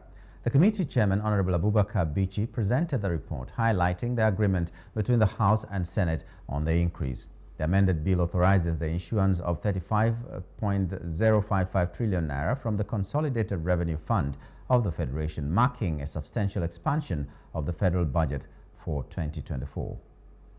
Is consideration of report of the Committee on Appropriation on a bill for an act to amend the Appropriation Act 2024 to the issue from the Consolidated Revenue Fund of the Federation the total sum of 35 trillion 55 billion Order, please. 536 million 770,218 naira only, of which 1 trillion 742 billion 786 million 780,150 naira only is for statutory transfers. 8 trillion 270 billion 960 million 606,831 naira only is for debt service. 11 trillion 268 billion 513 million 380,853 naira only is for recurrent expenditure. The Right Honorable Martin Zamawele-led faction of the River State House of Assembly has called on the State Police Command to arrest persons parading themselves as caretaker committee chairman of the 23 local government areas in the state. At plenary, the leader of the House, Major Jack, and some lawmakers raised an alarm over the continued activities of the CTC chairman despite the Supreme Court judgment. The lawmakers further asked the police to immediately withdraw their personnel attached to such persons following what they referred to as the refusal of the state's governor, Siminalayi Fubara, to dissolve the caretaker committees in obedience to the judgment of the Supreme Court. The lawmakers gave the directive after reviewing the certified true copy CTC of the recent Supreme Court judgment, which granted financial autonomy to the local government area in the country during their 7th legislative session. I am in receipt of the Supreme Court judgment, which was delivered on the 11th day of July 2024. Mr. Speaker, this judgment totally abolished the so-called caretaker committee, interim member whatsoever name that was given. This document, this judgment has abolished what they call caretaker committee. I'm calling on the security agencies to the police to go after these people, to ask them to stop them from parading themselves as illegal caretaker committee members. And they should stop the paramount rulers, traditional rulers, chiefs, youth bodies, market people, women and men should stop dealing with them because they are impostors. Then radio stations, TVs, print media, and etc. Amended the laws of local government in the state, directing that only elected local government officials shall be the ones responsible for local government activities. Mr. Speaker, to worsen it also is, and why the committee is bothered, is that on 11th of July 2024, the Apex Court, the Supreme Court, gave a judgment granting the autonomy of local government, whereby it was stated unambiguous that only elected local government officials shall run the affairs of local government, which Rivers State is among the local government, the states involved. After voting, Amaole called on the police to arrest the caretaker committee chairman wherever they were seen parading themselves. We should call on the Nigeria police to commence the immediate arrest of these impostors across the 23 local government areas of our dear states. Secondly, that we're going to call on all banks, government at all levels, residents of River State, all those doing business in River State, foreign embassies, all traditional institutions, even non-governmental organizations, everybody to disregard and immediately call the attention of law enforcement agencies whenever they see these impostors parading or moving on the streets in these states, asking for money, disturbing our market women in the markets, or disturbing our people in the motor parks, or asking people to pay rates or levies to these individuals. They should immediately report to police or other law enforcement agencies. President Bola Tinubu on Wednesday received former Senate President Pius Anyim, who recently defected from the People's Democratic Party (PDP) to the ruling All Progressives Congress (APC). Speaking to State House correspondents after his presentation to Tinubu by Governor Hope Uzodinma, chairman of the Progressive Governors Forum (PGF), Anyim said he defected because the country was facing challenges that required. It's necessarily, contributing quota does not necessarily mean to work, but to engender a conducive atmosphere for progress. I'm not looking for work, but there is need that, given the challenges the country is facing today, that we all need to put hands on all the hands on deck to make the country move forward. How I feel, I'm very excited, and it's a thing of joy to me that every big fix in my state, especially that of our nation, and in Pius Anyim, and so many other distinguished leaders, have decided to join our party, the All Progressive Congress. Somebody like Pius is not a pushover. He's not somebody that you can say because of money joining APC, or that he's hungry, or that he's looking for a job, like he said. So it's based on the disposition of Mr. President as a leader of the party in our great nation, Nigeria, and the disposition of the governor as a leader of the party in the state, and our own Governor General in Southeast, the leader of the Southeast Governors Forum, Senator Hope, and that is what that makes it. We'll now take a short commercial break. We'll be back for the rest of the news.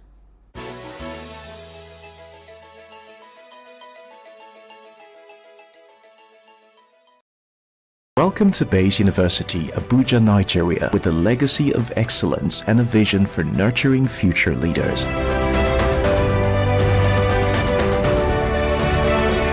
Bayes University is in a league of its own. We're all about our people, processes, and technology. Bayes is one of the highly rated universities in Nigeria in terms of product quality standards. We don't just produce graduates, but groom people into employers of labor. And it has made us understand that learning is all about three things. We learn, we unlearn, and we relearn. Bayes University Hospital offers a range of specialized services equipped with the latest technology, manned by a team of trusted professionals. And now, our vision extends beyond our walls with the Baba Ahmed University in Kano following our lead. Join us at Bayes University and invest in your future today. Bayes University is the institution that you will get the best value for money education in Nigeria. Bayes University. Learn to live.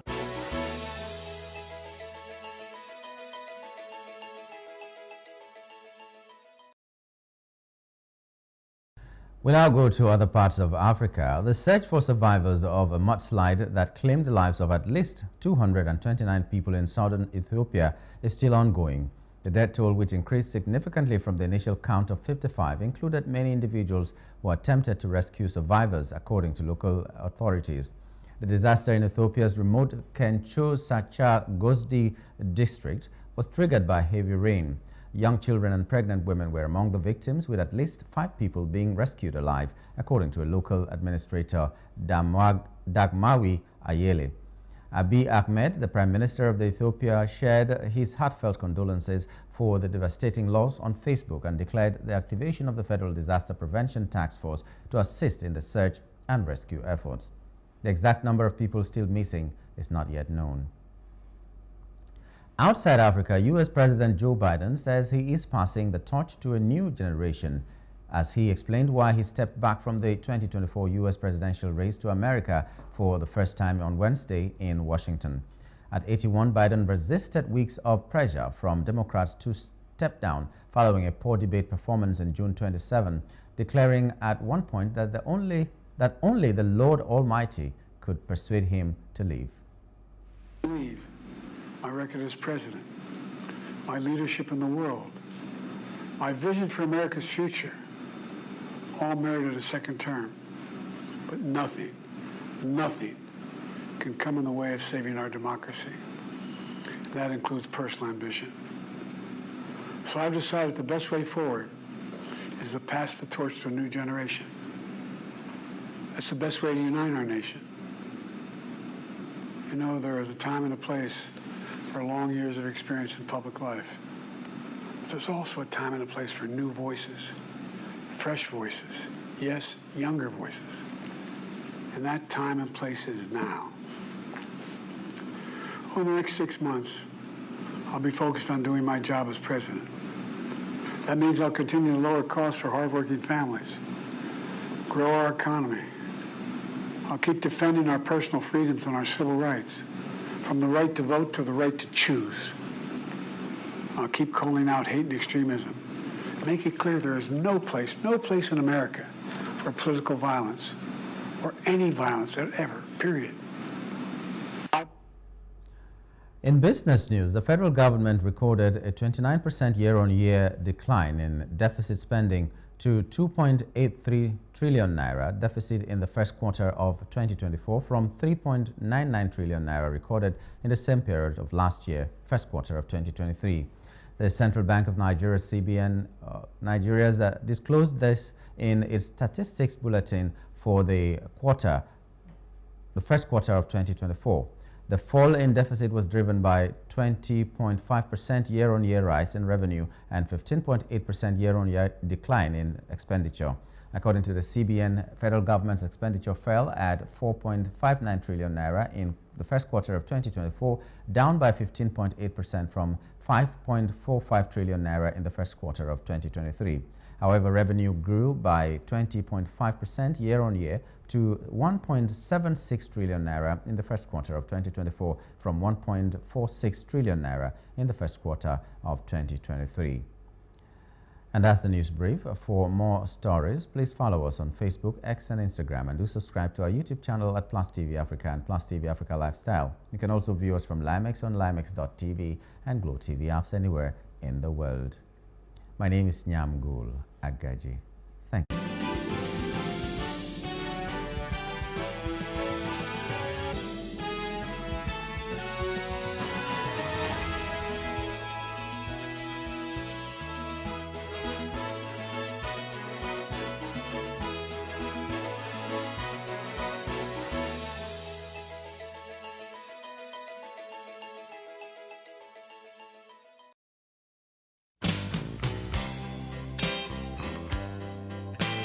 Transportation in major cities in Nigeria has taken a different turn since the introduction of ride-hailing services enabled by technology.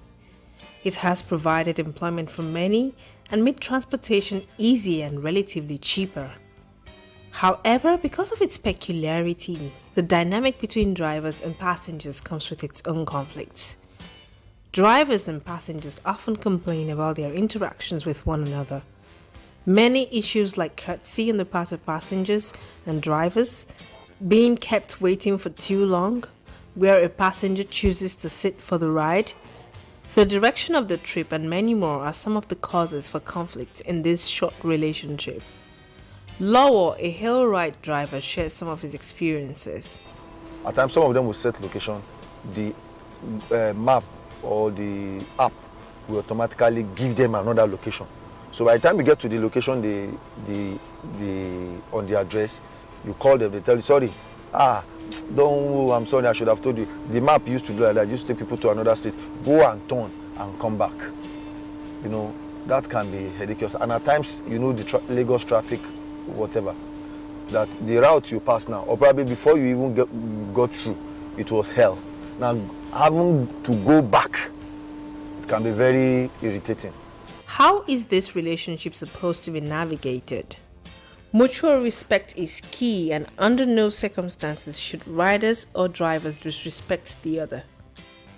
Riders should respect the vehicle they are in and should leave the vehicle in the condition in which they found it. Unruly behavior such as damaging the vehicle is not tolerated. Using bad language is also not tolerated. Being aggressive or discriminatory can also get a rider banned from using the app. Although friendly conversation doesn't do any harm during a trip, respect should be upheld at all times. Both riders and drivers should give each other space and should not make each other feel uncomfortable. Getting to a destination safely is a top priority. This is why drivers need to adhere to the rules of the road, for example, by sticking to the speed limit, not driving under the influence of alcohol or drugs, not texting while driving. Drivers should always take a break if they are tired. Riders should play their part by wearing their seatbelts and not trying to cram in extra people when there aren't enough seatbelts. Riders also need to refrain from bringing alcohol or banned substances into the vehicle and should not ask a driver to go faster than the speed limit. As a rider, request your ride inside. To minimize the time that you're standing outside by yourself with your phone in your hand, instead, wait inside until the app shows that your driver has arrived. Check your ride. Every time you take a trip, ensure you're getting into the right car or the right driver by matching the license plate, car make and model, and driver photo with what's provided on your app. Have the driver confirm your name. In addition to the check your ride safety steps, you can also ask the driver to confirm your name before you get in the car. Your driver sees your first name in your app, and your driver's first name is displayed to you in your app. Be a backseat rider. Whenever possible, sit in the back seat, especially if you're riding alone. This helps ensure that you can safely exit on either side of the vehicle to avoid moving traffic, and it gives you and your driver some personal space. Share your trip details with loved ones. While en route, tap Share Trip Status in the app to share your driver's name, photo, license plate, and location with a friend or family member. Be kind and respectful. Please respect fellow passengers and your driver and their car. As for drivers, here are the standard procedures required.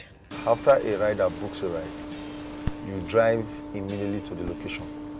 And then until you get to the location, you don't click arrive, which most drivers, that is where they have their own faults too. So immediately they pick your ride, they click arrive.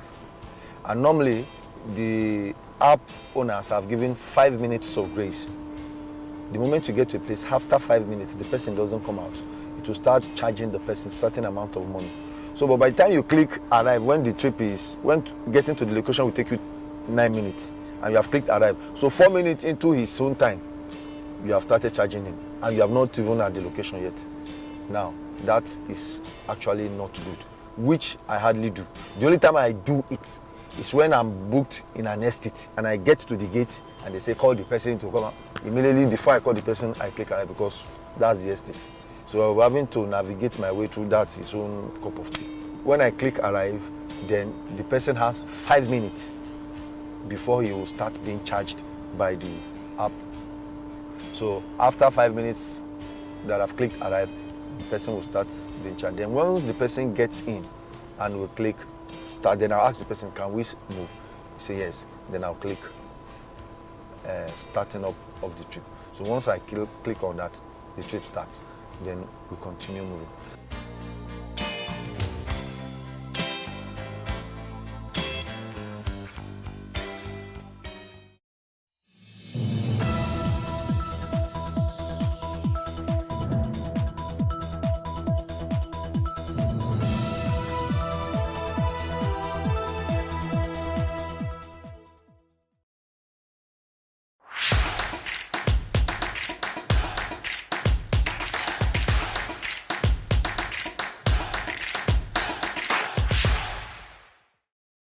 My name is Titi Adeose. I'm one of the 3 female co-founders of Naija Kids, an edtech company that develops digital content for children.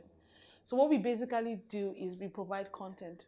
You know, with COVID and everybody going online, that's really where there's a major gap. And so we bridge that gap by providing fun learning digital content that makes online learning completely effortless and a lot of fun. So this started in 2018. So in 2018, if I take a step back, I'd been saying I wanted to do something for children because my son, my younger son, is a typical digital native. He doesn't like learning. Do you understand? We're always battling, you know, fighting with the laptop. That's all he wants to do. So one day someone said that if that's how he learns, why not provide him content, you know, for that? And I said, wow, okay, that's actually a good thing. So I now started developing content for him to be able to use on the device. And when more people were interested, that's really how Naija Kids came about. So we provide digital content. We take any subject, any topic, and just transform it in something that is fun, that children want to learn. So now my son is the one that's always telling me, Mommy, have you done a game on fractions? Have you done a game on decimals? You know, when I say go and do your book, say, okay, can I play a Naija Kids game instead? So for him, that's, you know, meanwhile, this is someone that before I'm always battling with. I say, go and read your book. When I say go and read your book, he's coming. I'm going to drink water. Oh, I'm coming. I'm going to the restroom. Oh, I'm coming. You know, and then 2 hours have passed. We haven't done anything. But now, you know, playing something that he likes on a device that he likes was just, you're just excellent, and that's really what brought about Naija Kids. I studied engineering, so not even electrical, you know, and computer. I actually studied mechanical, but my other partners studied computer science and computer engineering. So 3 of us came together. But I'd been an educator because I actually volunteer in church. So I've been passionate about education. I didn't know that I was going to end up here, but it's something I've always been passionate about. And the part that I'm passionate about is creating content that is fun. So I always say, how can I teach this topic in a fun way? I'm always saying, okay, let me create a puzzle. I go online, look for a puzzle maker and create a puzzle out of it. I said, okay, you know what? Maybe this is how I'm going to do it. I'm always looking for the fun angle to teaching the same subject. I don't want to bring it same old, stand in front and just, you know, that kind of thing. Mine is, let's make it fun. Because I think about when I was young, you know, what are the things that made learning fun for me? What are the things I still remember now? The truth is that the things I still remember now are all the things I did for fun. You know, I tell people that, you know, when you think of the Monopoly game and the streets of London, you only remember them because of the Monopoly game, not because someone taught you. So my idea is fun learning, learning that makes it effortless, learning that makes children want to learn and they want to excel. And so when my son is now doing very well in school, he's like, yes, this is the secret, you know, this is the secret. I'm not a genius. That's what he thinks now. Look about how you learned this, you know, various countries, rivers in Africa. If I tell you, remember the rivers in Africa, I'm sure you remember them because we had this fun song. There are 7 rivers in Africa, 7 rivers in Africa, oh now, Niger, Senegal. You know, so those are the things that we remember. Anything that our teacher taught us that was really fun. Years later, if someone asks you, you're just amazed at how much you remember it. And then with technology now, it helps us transform those fun elements, all those gaming elements. And that's really what games do. They transform the gaming element, scoring points, climbing levels. Do you understand? Dressing up, getting things for your avatar. They're all fun things that we associate with the things that we are learning. The fact that I'm doing coins, I'm doing against, you know, playing against my mates. They're all competitions that we already do in the classroom. So the things that we already do physically, the only difference we've done is that we've made them digital. We provided them as digital content. Even me as a parent, marking my son's worksheets can be tiring. But when he's playing a game and it's a digital content, the answers are already marked. So it's stressless for me. So it's a two-way thing. I'm happy, he's happy, and we're all happy. Before I started, you know, Naija Kids with my 2 partners, what I'd done is I was working in a consulting firm. So I worked in KPMG for over a decade, risen up to the role of senior manager. And then I left and then joined a colleague that set up a fast food restaurant. You know, so that was really my first step into the entrepreneur journey, you know, being an entrepreneur. Before then, I'd been in corporate, but all that while I'd done things in education. So not only that, I sit on the board of an NGO that provides free education to children in poor communities. So I'm passionate about education. So it was just a lot of my loves coming together. My passion for fun, learning. My passion for creating things. Creating content. I did that from my consulting background, creating content, and then I just, you know, added the education, the games, the gaming elements, and all those loves just came together to then form what currently is Naija Kids. So what happens is that we have it on the App Store. So we have it online, we have it on the App Store. So you can download the app and then go subscribe to play the games. Select your child's age. The games are not only on academics, because when it comes to development, I believe in development of the total child. So I'm a proud Nigerian. People say, oh, Naija Kids. I say, yes, I'm Naija, proudly so. So I'm always promoting things about Nigeria. So we have games that promote things about Nigeria's culture, Nigeria's food. Apart from Nigeria, I'm also about people being successful. When I look at my career, I'm saying that we need to raise up the next generation of successful people. So financial literacy is key for me. I want my children to know how to spend money. I want to retire early. You know, that kind of thing. So financial literacy is also another thing. So we bring all that together that makes the child complete. And then lastly, values. So we're also looking at values of honesty, of integrity, of hard work. So we bring all those elements, not just the maths, the English and the science. No, it's everything together. So it's really on the App Store. So either you do it on Android or you do it on iOS, which is on the Apple Store. So you download the app, you sign up, and then your children can play any of those games. The initial idea was really not about making money, but of course, when you go into a business, then you have to make money to pay your bills. So that was really the plan. So we sat down, we had this wonderful plan. Then we now started meeting the obstacles. What were the obstacles? The obstacle was internet is expensive. A lot of people don't want to do a lot of things, you know, online. So we now had to say, you know, we have to develop an offline version of it.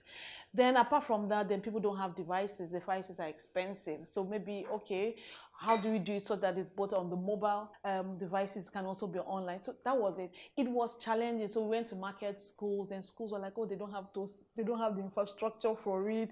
It was challenging. Education technology was challenging. Honestly, it was a very slow grind. I think the luck that we have is that because there are 3 partners, when one person is discouraged, the other person comes up and peps up. So it was hard at the beginning. So we had to start balancing with a lot of things. A lot of people wanted things they could take away because they don't have to.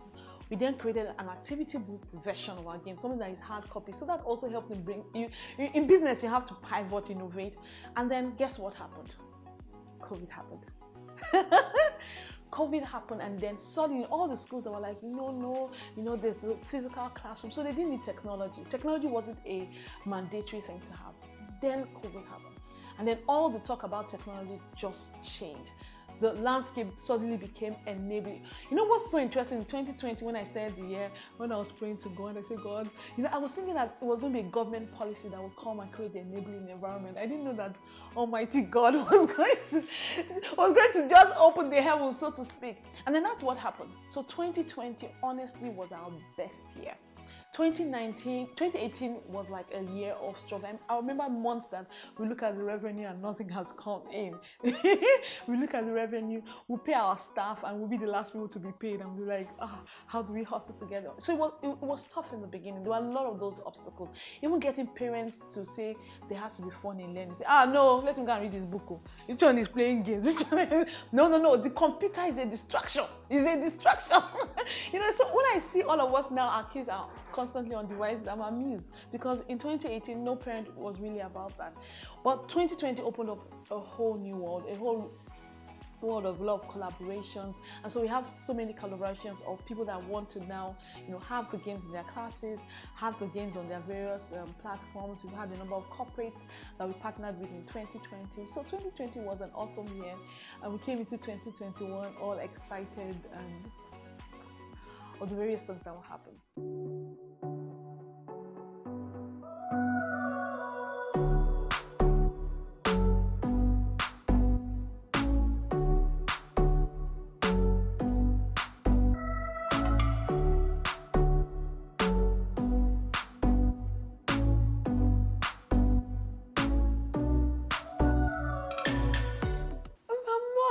There's pandemic, but I'm happy that technology is now, a front burner. We have been saying that, honestly. I tell people that when you look at all the jobs now, technology is such a key part. So you shouldn't bring up children without technology. And it can do so many things.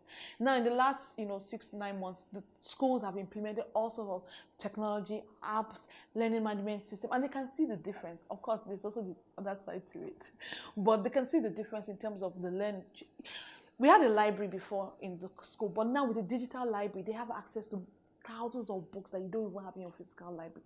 So technology opens, it removes all the restrictions. It has its own challenges, but it removes these restrictions. I think one of the things was about keeping an eye on the financials.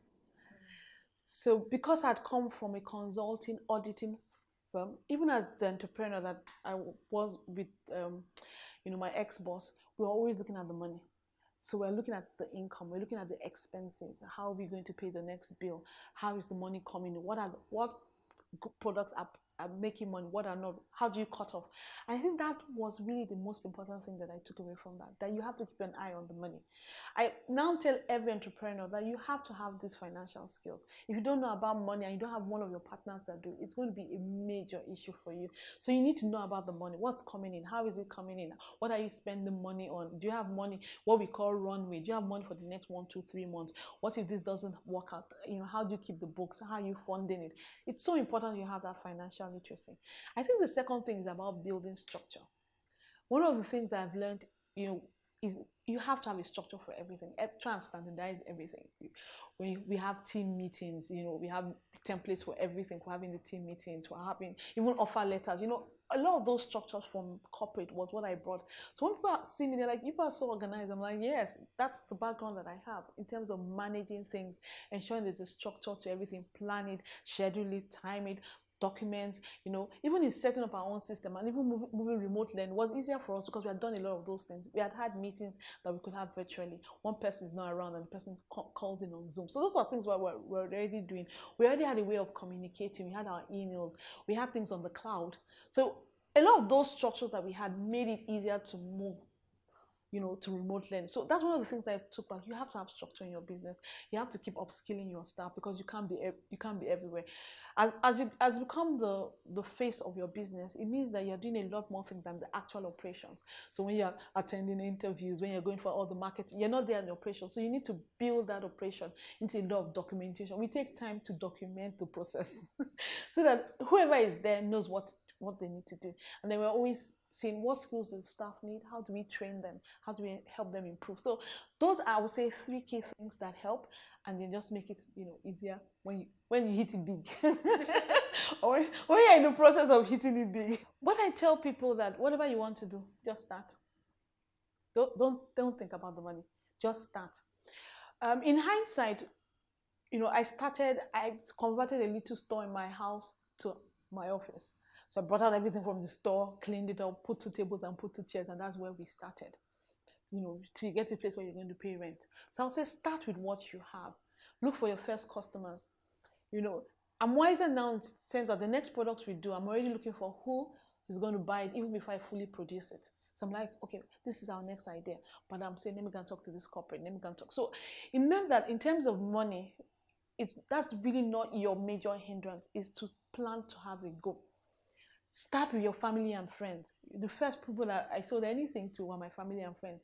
I still do it now. I write a list of 50 people that are my family and friends, and I'll start sending them SMS messages. I said, are you interested in this? Once you have that interest, then you already know the people.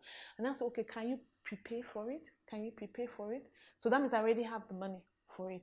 Keep your expenses low. So when you do that, where you're not, going large, you're always looking for what's the cost-effective way of doing this thing. In the beginning, people can go and order people to come and do the videos. In the beginning, you do the videos on yourself. You get your husband or your son to hold the camera. Mommy wants to do a marketing video. So my advice to people is that don't think about the money. Think about the idea. Look for the first group of people that you sell it to. Ask them if they trust you enough to pre-market, to pre-order. So you have some of the initial money. And you know that, okay, worst comes to the worst, I have the people that will help me break even if I don't make a profit. I think keep good records. You need to keep good records. Separate your personal money. So you know everything that is coming in and everything that is going out, and see that it's balanced. But I would tell people, just start. Don't think, it's not the money. If you say you want to start a salon, don't start with go rent a salon. No. Go and say 7 people that I'll be making their hair for. Who are these 7 people? Let me start to them. So I'll come to your house. Don't worry. Hey, madam, you need to buy the attachment. Send me the money. So that way you don't really have any cost. The only cost is the transport, which will be catered for by the person that makes, that pays you. So I say money is not an issue for any idea that you want to do. It's just start. It will not be perfect, but just start. When you start as an entrepreneur, you don't have all the skills. So you have for the core thing, but you don't have all the things. So you start collaborations from. I remember that in the beginning, I'll call a friend of mine who's working in a company. I said, you want to do some PP? Okay, you help me with the graphics, So I'm saying collaborations can be something as simple as that in terms of when you don't have everything, who are the people that you can work with? And then the collaborations that we now do are other education technology companies that already have the market, but they don't have the gaming element. So recently we partnered with Gradely. Gradely is another ed company, but they prepare videos, learning videos for children. So we provide the games. We've partnered with Edvis. Edvis also provides a school management system. And we say, okay, can our games be on your platform? We keep partnering with various people that we say, okay, these people already have a platform, they already have a market, but they don't have what we have. Can we partner with them?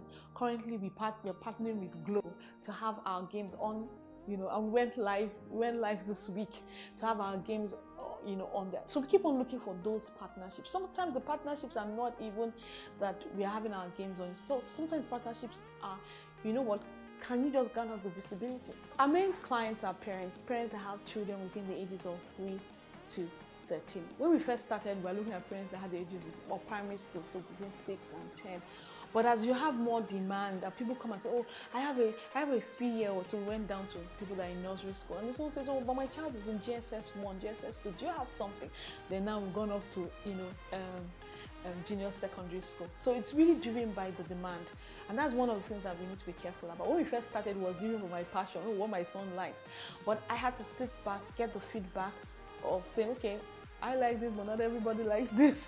So I think one of the things that's important is that you're always evaluating who are your target market and what do they want. So a number of things that are driven by what their demand is. So when we started with some of the games, people say, what about in maths, in science, in values? We have the ones that we are passionate about. We also have the ones that are being driven by the customer. So increasingly we get feedback from customers, and that's so important in your business. Your business is not for you. It's something that you need to always remember. It's for your target market, and what are they saying? What are their demands? So even concerning the games, when I look at where we started to where we are now, people will say, okay, the games are too heavy to load, so that means I need to shed some of the excessive graphics that I've put in there. So your customers are key. So we started with parents, and now we've moved to corporates. A lot of corporates, especially during this COVID period, saw, there was suddenly children could not go to school. They wanted to give back. They wanted to give back in providing, like a stopgap. And that opened up a new well of partnership with both, corporate organizations and NGOs. The Nigeria element is that making the learning have local context. If my child is doing an exam and they ask him, choose the odd one out, and Orchard is there, he most likely would not know what it is, because the examples are made from people that those examples were relevant to that context. So that's where the Nigeria is, that we are teaching Nigerian child, even though we are now moving to Africa, but we are teaching the child, let's use the examples that are local. So when I'm going to give an example in maths, or when I'm going to give an example in science or in English, I'm going to first of all ensure that that example is relevant, that the child understands what it means without too much of an effort. I think the other part of it is that I just want us to be proud of who we are. Countries are not perfect, to be honest. When you think about them, they're not perfect, but they promote themselves. They promote the good part of it. I told someone that I remember the first time that I went to Dubai. I was amazed that Dubai had a place that looked like Adeniji Adele inside Lagos Island. Because when they're promoting it, they don't go about promoting all the bad parts of it. And that's really what I wanted to do as well. I wanted to promote to the next generation the good things about Nigeria. It's not all bad news. So we have this game called Who Wants to Be a Brainiac? And I will ask you, who's the richest man in Africa? He's a Nigerian. The country that scored the first gold Olympic in football, in boxing, they were Nigerians. Who is the first person to write a novel? It was a Nigerian. So there's that thing of being proud of who you are. It's not all bad stories. And I noticed a lot of other countries do. They promote, that's why there's the American dream. So for us, it's promoting things that are Nigerian. We also want the values. When we look at Nigeria today, I'm saying, what are the things that can help us change? There's also our value system.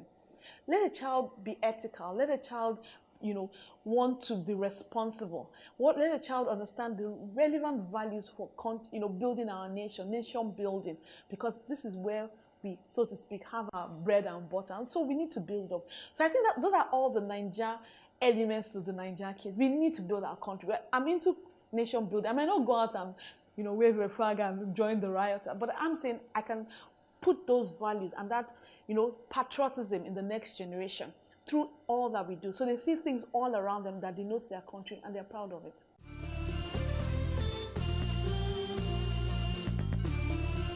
Teaching online takes creativity.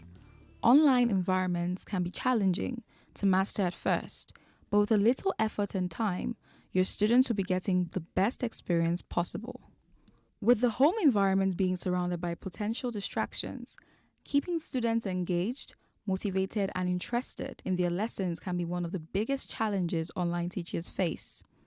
Teaching online requires you to use completely different skill sets compared to those used in teaching in person, and it's also important to keep the process as fun as possible.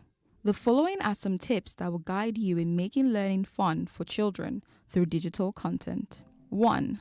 Present your best online self. If your students can see you via a webcam, make sure that not only do you look presentable, but the location that you're in does too. A simple background works best to eliminate any distractions. Also, your visual materials must be top-notch. Make sure your slides look clean and clear, and any videos you use are of good quality. Try changing the tone of your voice to introduce new activities or mix up the tempo of your class. Practice your storytelling skills and offer praise out loud. This can make a huge difference in encouraging your students. Also make sure that any audio clips you plan to use are of good quality. Number 2, use technology to your advantage. Teaching online comes with its challenges, but it also puts a whole load of really cool tools at your fingertips. Whether you use whiteboards, pointers, virtual games, text editors, drawing tools, file editors, breakout rooms, or screen sharing tools, you can use the technology you have to add variety to your lessons and keep students on their toes. Number 3, find what inspires your students. The good news is, just like in any face-to-face classroom, the real key to getting your online students involved is to find out what inspires them and give them reason to be engaged in the classroom. Number 4, keep it interactive. In a face-to-face class, it's typical to give students some quiet reflection time to work alone or read a text. But these kinds of activities don't translate well in online classrooms. Planning activities that keep your students actively clicking, typing, or talking throughout the lesson is the way to go. You can do this by asking lots of questions, including games, and making sure learners have to physically do things like use drawing tools or type in the dialog boxes. Number 5, break down the lesson. It's a good idea to keep a fast pace and break down information into small, easily digestible chunks. This means to steer clear of lengthy explanations and slides with too much text. That thing of the grass is always greener on the other side. I have a lot of people that have relocated, that's jackpot, so to speak. But they tell you the truth. They tell you how hard it is. They tell you the fact that yes, they will never be looked on for the promotion because they are black skinned. They have the passport. But in the end, when we go to our offices, it's not you don't actually bring out your passport, let me know what country you're from. It's your skin color that immediately tells you where you're from, so to speak. So it means that the grass greener on the other side, it's grass greener on the other side with commas. Meanwhile, I know people here in Nigeria that have done awesome things. I know people that have a lot of, grass to riches stories that have made it in this country. So for me, I'm like, we can make it here. It's tough. Yes, it's tough, but it's not easy anywhere else. It's not easy anywhere else. It's tough everywhere else. But people that make it against the odds. I mean, look at the story of Tyler Perry. He's in the same great American, but when you listen to his story, it's a story of against the odds. So Nigeria too is a story of against the odds, to be honest. But are people making it? Yes, people are making it. We have outliers. We have the outliers of the likes of Dangote. But we have other people that, started. Look at the banks. When I was growing up, it was only First Bank and Union Bank. Then a new generation of people came and built banks. Look at telecoms.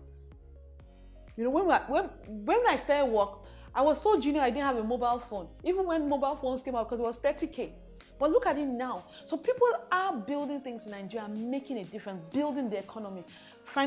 All sector is now not the only major thing. Financial sector is reigning, telecoms is reigning, because people stayed here to build.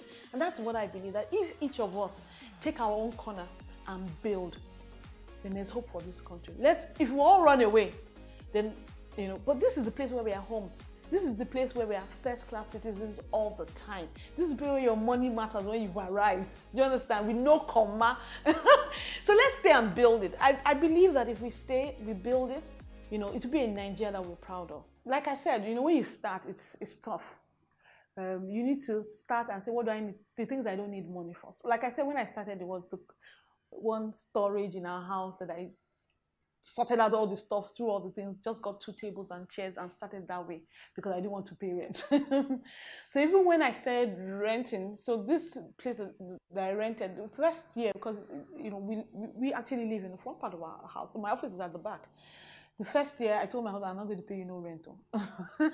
So what's my business? He says, no, he's lost income. I said, that's your business.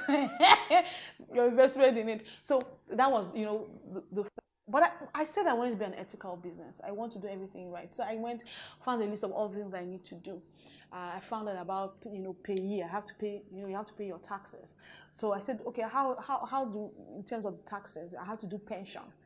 When I said, yeah, pension. When I just wanted to pay the salaries, I found that I had to business develop. So I think what I did, like I said, you have to really have financial skills. I went and said, what's in terms of the taxes?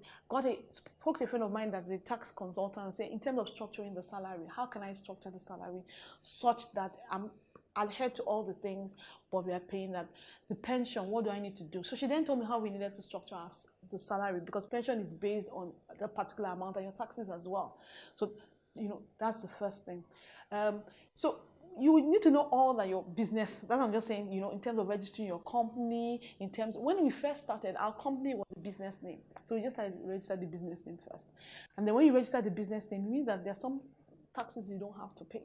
But as you grow as a business, to be able to do business with other people, to get investors, then you have to transition. So you need people to help you. That's the point I'm very, don't go for anyhow. My friend was a consultant, tax consultant, PwC. I'm not, so when I need expert advice, I don't penny pinch. I may not be able to pay. Do you understand? Or that we need to do it for you. Oh, Titi is just starting out. So you need to find out those factors. This is Titi Adeosi, and our app, Naija Kit, is 100% Naija made.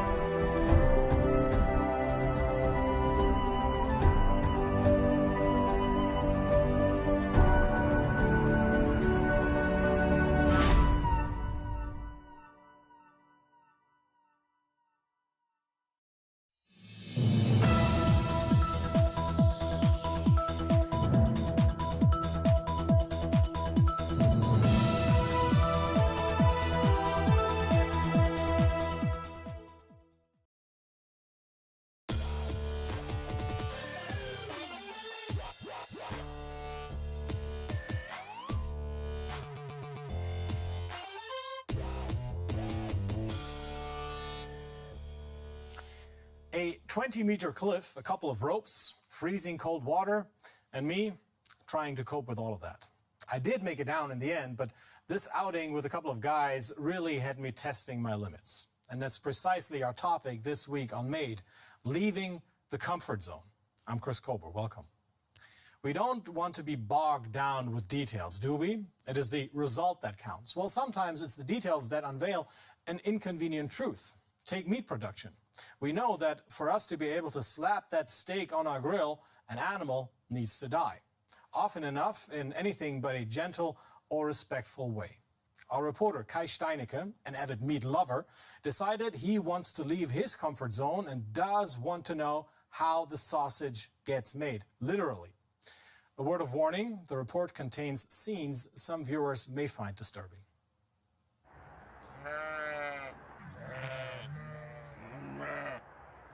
Hello. I am going to slaughter one of these animals. They belong to Wendelin Schmucke. He farms sheep the traditional way. His family has been doing this since 1750.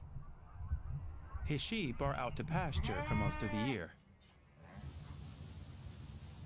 But it's hard to find enough grazing land. The sheep need about a hectare a day, that is. A hectare every day? Yes, a hectare for 700 sheep. So this whole field is only enough for today. When they've had their fill, the flock will go home to the farm. I hope the ones that I'm gonna slaughter are going to be bigger.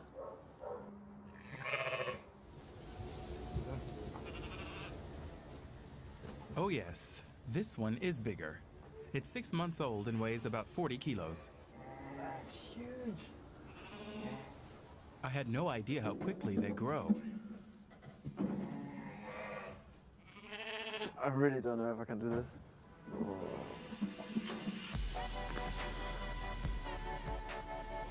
I'm grappling with the fact that we kill animals so we can eat meat, and that I'm going to kill this lamb. First, we have to take it to the slaughterhouse. Yeah, you really can feel the 40 kilograms. It's a 10-minute drive, nothing in comparison to the lengthy journeys to the slaughterhouse that livestock often face. Marco Kerr will be by my side throughout the process.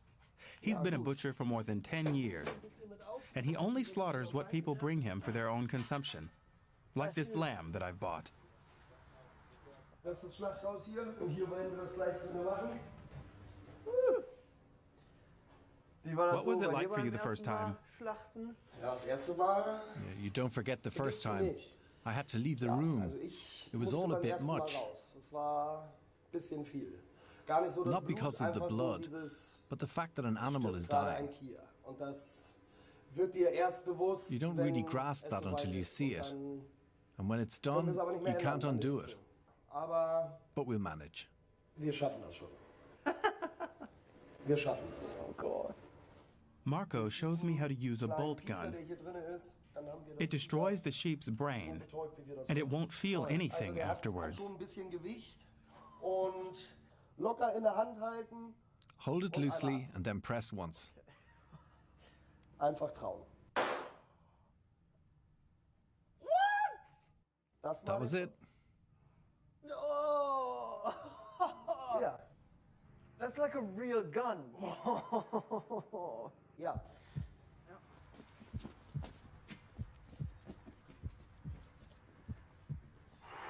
And now the lamb's head is in the firing line. All is good, all is good. Oh my God. Höchster Punkt. Highest point, draw a line. There. Finger weg. Take your fingers away. Immer den Finger weg. Ja. So. On the head and pull the trigger. Ja.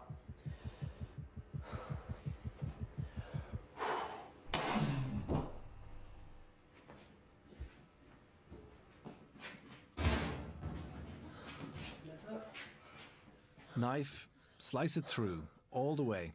Durchstechen, richtig. Durch. And again. Müssen wir einmal. Oh God, Jesus.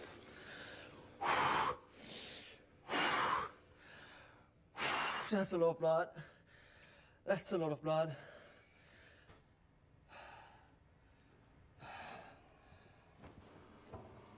Das war's. That was it. It's over. Hat er's geschafft.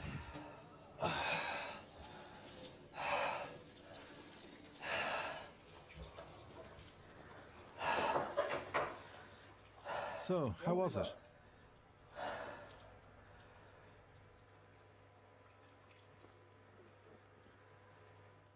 it's all happening so fast.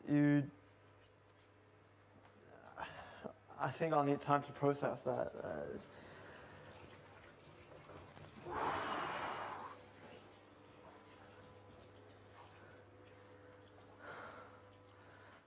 I've killed an animal.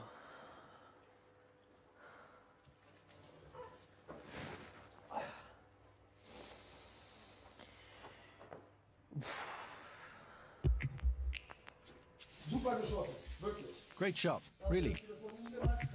Wirklich sehr gut. But that was just the first step. We're still a long way from having any chops or sausages. First, cut off the head, then the legs and the pelt. That's easier than I'd expected. Das bedeutet dann aber auch This so, isn't mass es ist ja keine production. Masse so, ne? Also dann das kann ja nicht jeder Not immer everybody dann can halt get so a ein lamb Lamm like this. haben, mehr oder weniger. Das ist so. Das ist so. That's Aber true. das macht's auch wieder besonders. But that's Und what das makes ist it auch wieder das, special. da haben wir die And it's what makes it sustainable. People approach the whole thing in a different way, especially with an animal like this. Essen, gerade bei so einem Tier. Genau. We still need to get rid of the guts. Genau. Einmal über Nacht in die Kühlung, wenn's abtropfen. Now it's left to hang overnight. That makes it easier to process. I think what happened back in that slaughterhouse will forever be burned into my mind. The noises, the sounds, the smells, but it's the only way that sustainably eating meat is actually possible, because doing this in the masses of meat we eat today is absolutely impossible. But still, for me, I don't really know if I'm ever going to walk into a supermarket again and be like, yeah, I'm going to eat that meat. The next morning, it's time to harvest the meat we've worked so hard for. Taking the carcass apart isn't any easier, it turns out. And there goes the shoulder. Yes! About 20 kilograms of the lamb are lost in the process, mainly the pelt and the guts.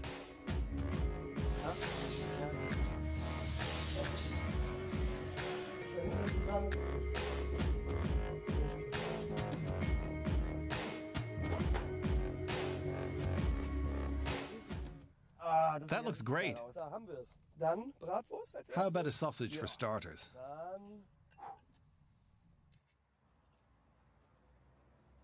Dann I'm not going to lie, this tastes really, really good. And I don't feel guilty about it because the lamb had a good life and a good death. And I'm not turning vegetarian, but it's only for special occasions, really. When you slaughter animals like we used to do 100 or 150 years ago, and like we just did, you also need to eat meat like we used to 100 or 150 years ago. That means only a steak a week, and that's it.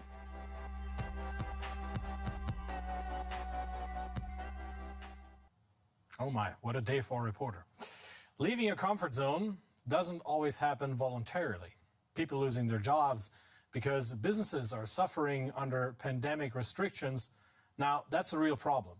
But maybe this crisis can also offer opportunities. Entrepreneur Ernest Darko might have some advice for you, even if you're not into large-scale health systems development like he is. The COVID pandemic has really turned the world upside down. So here are the 5 tips to boost your career in the context of a pandemic.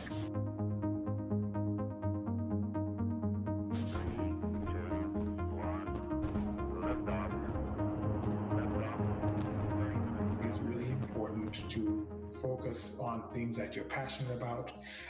Even if in the overall sense of your career, it's hard to find, the thing to be passionate about. I grew up in a situation where healthcare was always poor, clinics were always overcrowded. Halfway through my medical career, I realized that if I really want to make a difference in these types of environments, I needed to be a doctor of systems, not just of people. Many years later, here I am basically running a company that is focused on helping countries fix their systems at large. large scale. If it's not easy to get out of bed to go to that job or to go do that particular thing I've chosen to do, then I know I'm probably doing the wrong thing. If in particular you're in a career that's very much dependent, for example, on seeing people, and we know that going into lockdown and isolation is the norm, it's definitely going to impact your career or your profession negatively. So do that assessment really quickly to understand whether it's going to diminish or create opportunities for you. If there is an opportunity, try and figure out how am I going to work myself into that opportunity. So if I can now innovate in order to now meet this new demand, yes, I cannot see people in person, but there's this huge demand now. How can I innovate basically to meet this new opportunity? So we developed a screening app, for example, that community workers who are going to do the door-to-door COVID screening could use to capture the screening and the result of the screening in real time. Look at tech enabling yourself, using technology to allow you to innovate, using technology to allow you to meet the new opportunities that are presented by COVID, as opposed to purely being a victim to what COVID has done. So technology can be a game changer in many cases. It allows you to scale yourself up. It allows you to be accessible by your clients in ways that probably might actually be better than pre-COVID. As we've seen with COVID, things keep changing, right? Everything from having first wave to second wave to learning new things about the disease that then changes the policy environment, that then changes the rules. You'll know you're adapting in the right way if you're maintaining your clients, if you're maintaining quality and you're maintaining satisfaction with what you're doing. I know it may sound like a bit of a luxury to be in a position where you can do all of these things because some people may not actually have these options. But to the extent that you can, I think it's important that you do so. And I've seen some amazing examples of people doing this and in fact, not only surviving the pandemic, but actually thriving in the context of all of the challenges that COVID-19 has brought.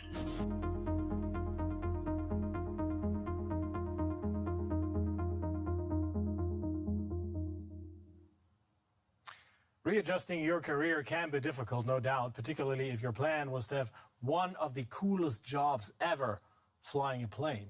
But we know the pandemic has been an utter nightmare for the travel business. The global airline body IATA says air traffic this year is expected to be 66% lower than last. So it's been a huge mess for the sector up to this point, and even with bookings slowly recovering, German flagship carrier Lufthansa has suggested that would-be pilots in its prestigious Flight Academy might have to rethink their plans. Flying free as a bird over majestic landscapes. It's an appealing prospect for many. The videos about Lufthansa's pilot training program in the United States are a favorite with Lukas Heim. The 22-year-old moved to Bremen a year ago with his girlfriend to start his training at the European Flight Academy, the Lufthansa Group's training school in Germany. Now they're packing up and leaving Bremen. In March, the course was suspended. 700 would-be pilots were left hanging. For Lukas, it's been a very trying time. They just kept stalling and putting us off. First they said the course would start up again in May, then in September, then next January. Since it's also unclear, it's time for us to leave. We can't keep paying rent for this flat. We came to Bremen so that I could become a pilot and Svea could go to university. But our time here is now over. After many months in a kind of suspended animation, would the training resume or wouldn't it, Lukas and Svea made the difficult decision to give up and go home.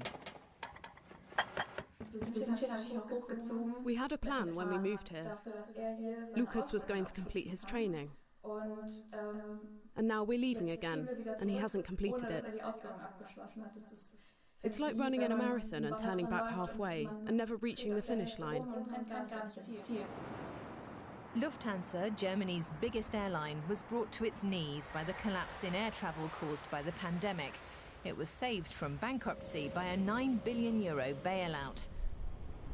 Half its fleet remains grounded. The head of Lufthansa Aviation Training, Stefan Kenan-Scheib, says the airline has 1,000 pilots more than it needs. We tell our student pilots quite candidly that the prospects for becoming a pilot are very, very bad right now because of the COVID-19 pandemic and the financial situation of the Lufthansa Group. We're losing €500 million every month. It's our duty to be open to the students and tell it like it is. Most aviation industry analysts say the demand for pilots after the pandemic is hardly likely to soar. They don't see air travel picking up significantly until 2025. Most of the youngsters who have had to halt their training need a job to get by. Caroline Bösner was in the United States when she heard the course had been suspended. Now she's back living with her parents in Leipzig and working at an Amazon logistics center. It wasn't easy, but I had to take a pragmatic approach. I knew I couldn't just sit around at home. I had to do something. And it wouldn't be a bad thing to make some money. You don't earn anything as a student pilot. On the contrary, it's more like burning money.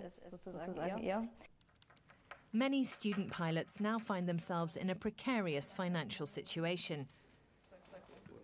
They are by far not the only group of people in need of work, as the pandemic and ensuing lockdown measures shuttered entire industries. People who worked in tourism or food service are coming to us. They say either they need a job as a stopgap measure or they want to change careers entirely. Caroline Bösner says for her, working at Amazon is temporary. She's not given up her long-standing dream of becoming a pilot. She remains as committed as ever. I absolutely still want to fly. I'm not going to give up on my dream. It's anchored within me and it's not going to go away. I flew all over Florida. It was fantastic. And then suddenly I was back in cold Germany. I can't imagine doing anything else. So I have to find a way to finish my training. If need be, without Lufthansa.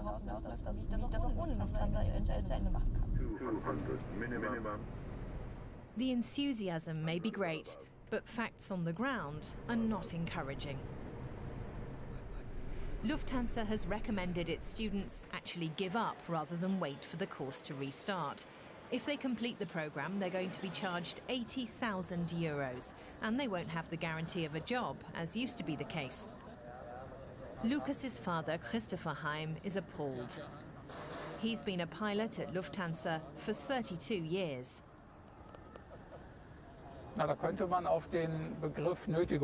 This sounds to me rather like coercion. If I agree to terminate the training contract, everything will be fine. If I don't and want to fulfill my dream, then a huge sum of money comes due. I don't like that. I think it's dishonorable.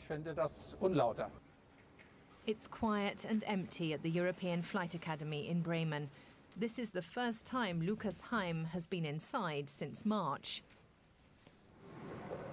He too remains determined to become a pilot, despite the difficult conditions prevailing right now. Though he says he doesn't yet know how he's going to do that. What I would like is for them to say, when we restart pilot training, we'll take you guys first, or that they at least certify our test results. But Lufthansa has not made any such commitment. Nor does CEO Carsten Spohr have any words of encouragement for the students. He's already indicated that Lufthansa will have no more work for tens of thousands of its employees. As with all professions and at all German universities, there are no guarantees of jobs in the future. And that is the case here too. Aviation remains a fascinating industry for young people too. But I think we have to face reality. In the years ahead, there are going to be too many people for the jobs available. Anybody planning a career in aviation has to take this into account. The pandemic could end the dreams of an entire generation of would-be pilots.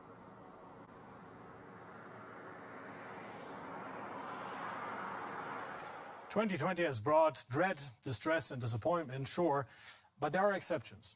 E-commerce has seen an unprecedented boom. And with people having second thoughts about standing in line at crowded malls, trade experts believe online shopping revenue in Germany will be up almost 20% this year. But my colleague Olaf Krieger feels Christmas is not about the presents. It's what we make of it, now more than ever.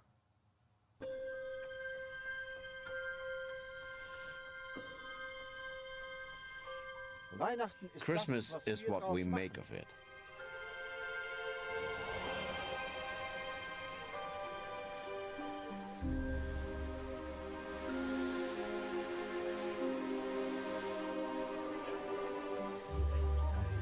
Oh, how joyfully, oh, how merrily, Christmas comes with its grace divine. Christmas comes with grace in this of all years? Really? Krieger, is that you? What are you doing here? How about a bit of Christmas in these troubled times? Come on in, we can decorate and we can chat.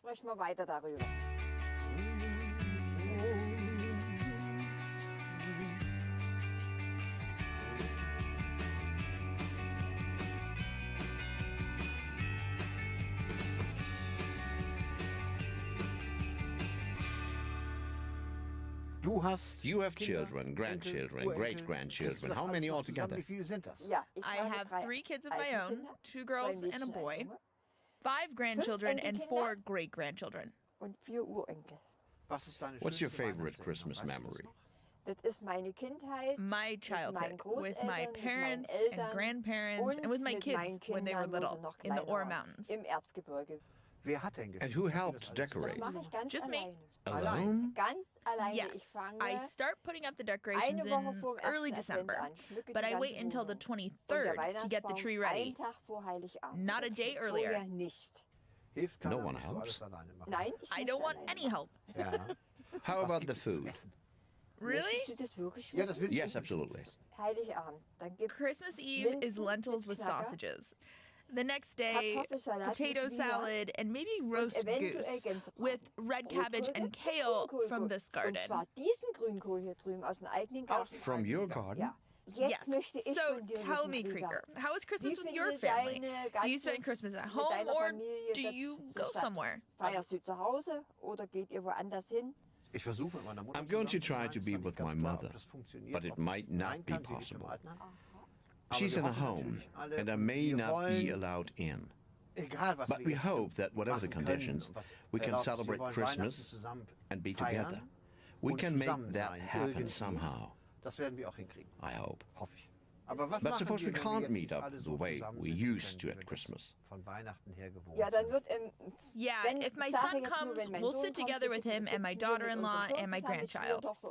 And for everyone else, we have the phone. Our Christmas lights.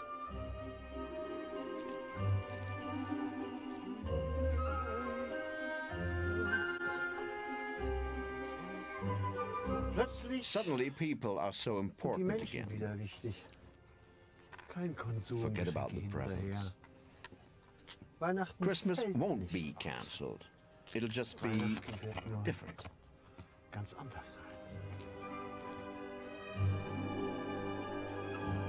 Let's have more light.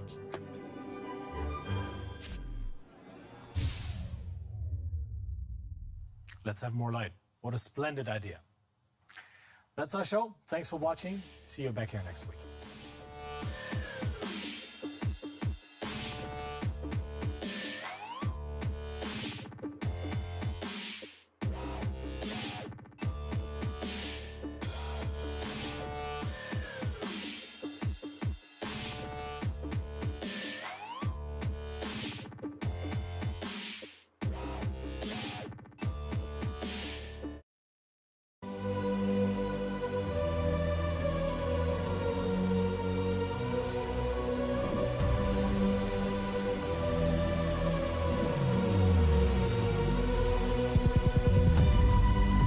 What we do not understand, we will stigmatize. What you can see is the remaining of the tanker that exploded. The suspect equally confessed.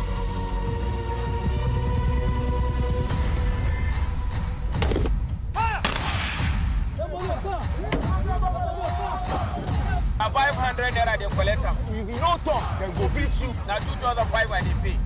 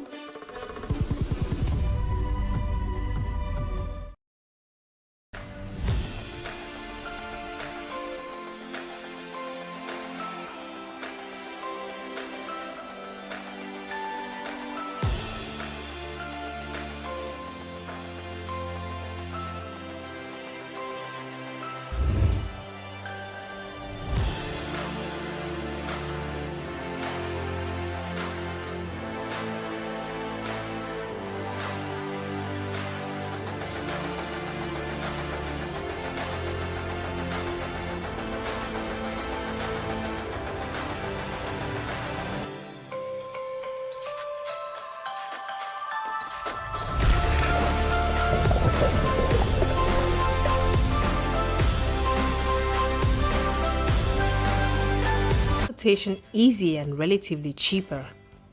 However, because of its peculiarity, the dynamic between drivers and passengers comes with its own conflicts. Drivers and passengers often complain about their interactions with one another. Many issues like courtesy on the part of passengers and drivers, being kept waiting for too long, where a passenger chooses to sit for the ride, the direction of the trip, and many more are some of the causes for conflict in this short relationship. Lawa, a hill ride driver, shares some of his experiences. At times, some of them will set location, the map or the app.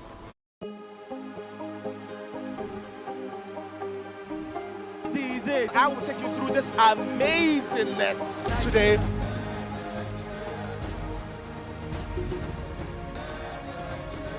Welcome to Plus Trending. I am Buki November, your host, saying thank you for joining us on today's episode. Welcome back. It's tea time on Plus TV Africa. Practice makes perfect. I'm not perfect yet, but I'm a lot better than I used to be. He's a king. He's entitled to marry 100 if he wants to.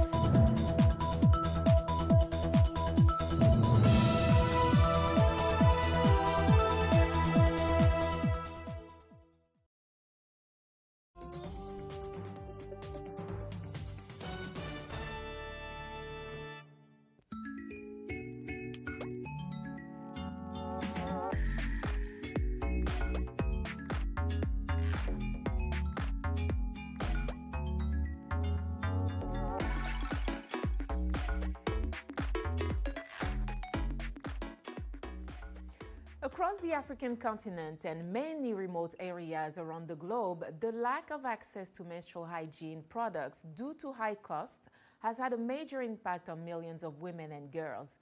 But despite these challenges, things are changing, where girls can go to school and women remain employed. Hello everyone and welcome to Our Voices. I am Jeannie Niwa, joined by my co-host Oriane Tangishaka. Hi. Simine Shekoye is out today.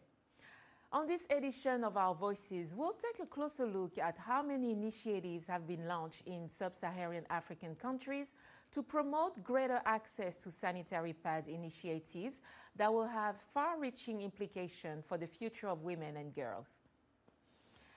Hello, Oriane. So, period poverty is associated with social, cultural, and economic barriers to menstrual products, education, and sanitation.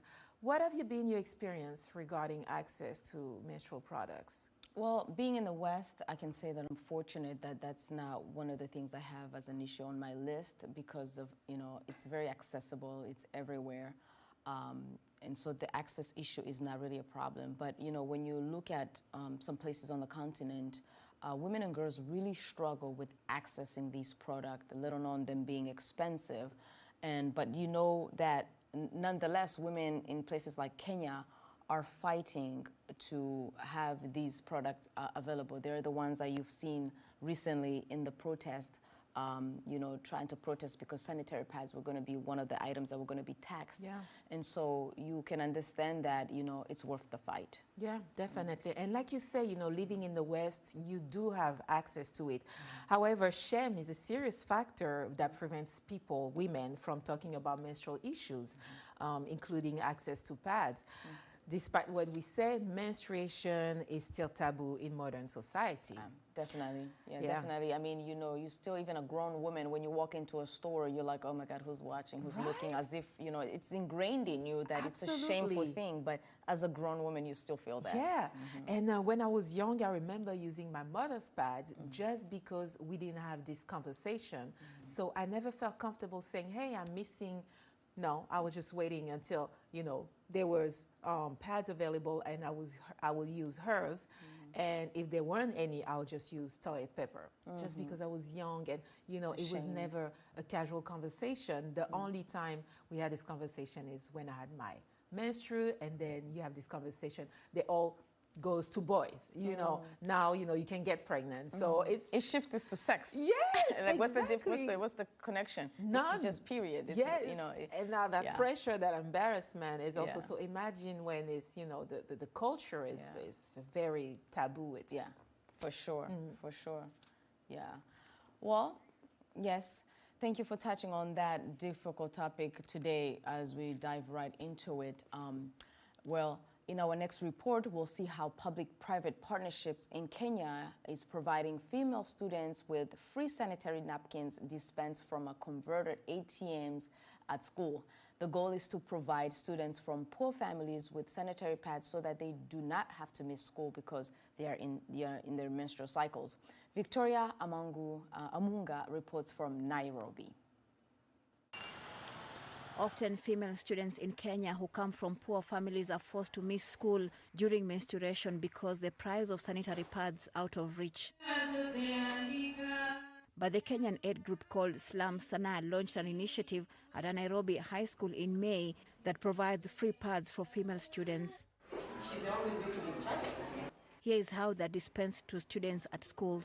Each girl is given a special card they can use at an ATM machine that has been converted to dispense sanitary pads. Each girl is allocated at least 8 to 16 pads per cycle, meaning every time they want to use the pads, they can be able to do that as long as they have their cards. Another thing is that if they don't have their cards, let's say they forget it at home or someone misplaces them, the teachers are given an extra card. The Kenyan government says studies show girls from poor families miss 20% of school days each year because they do not have sanitary pads.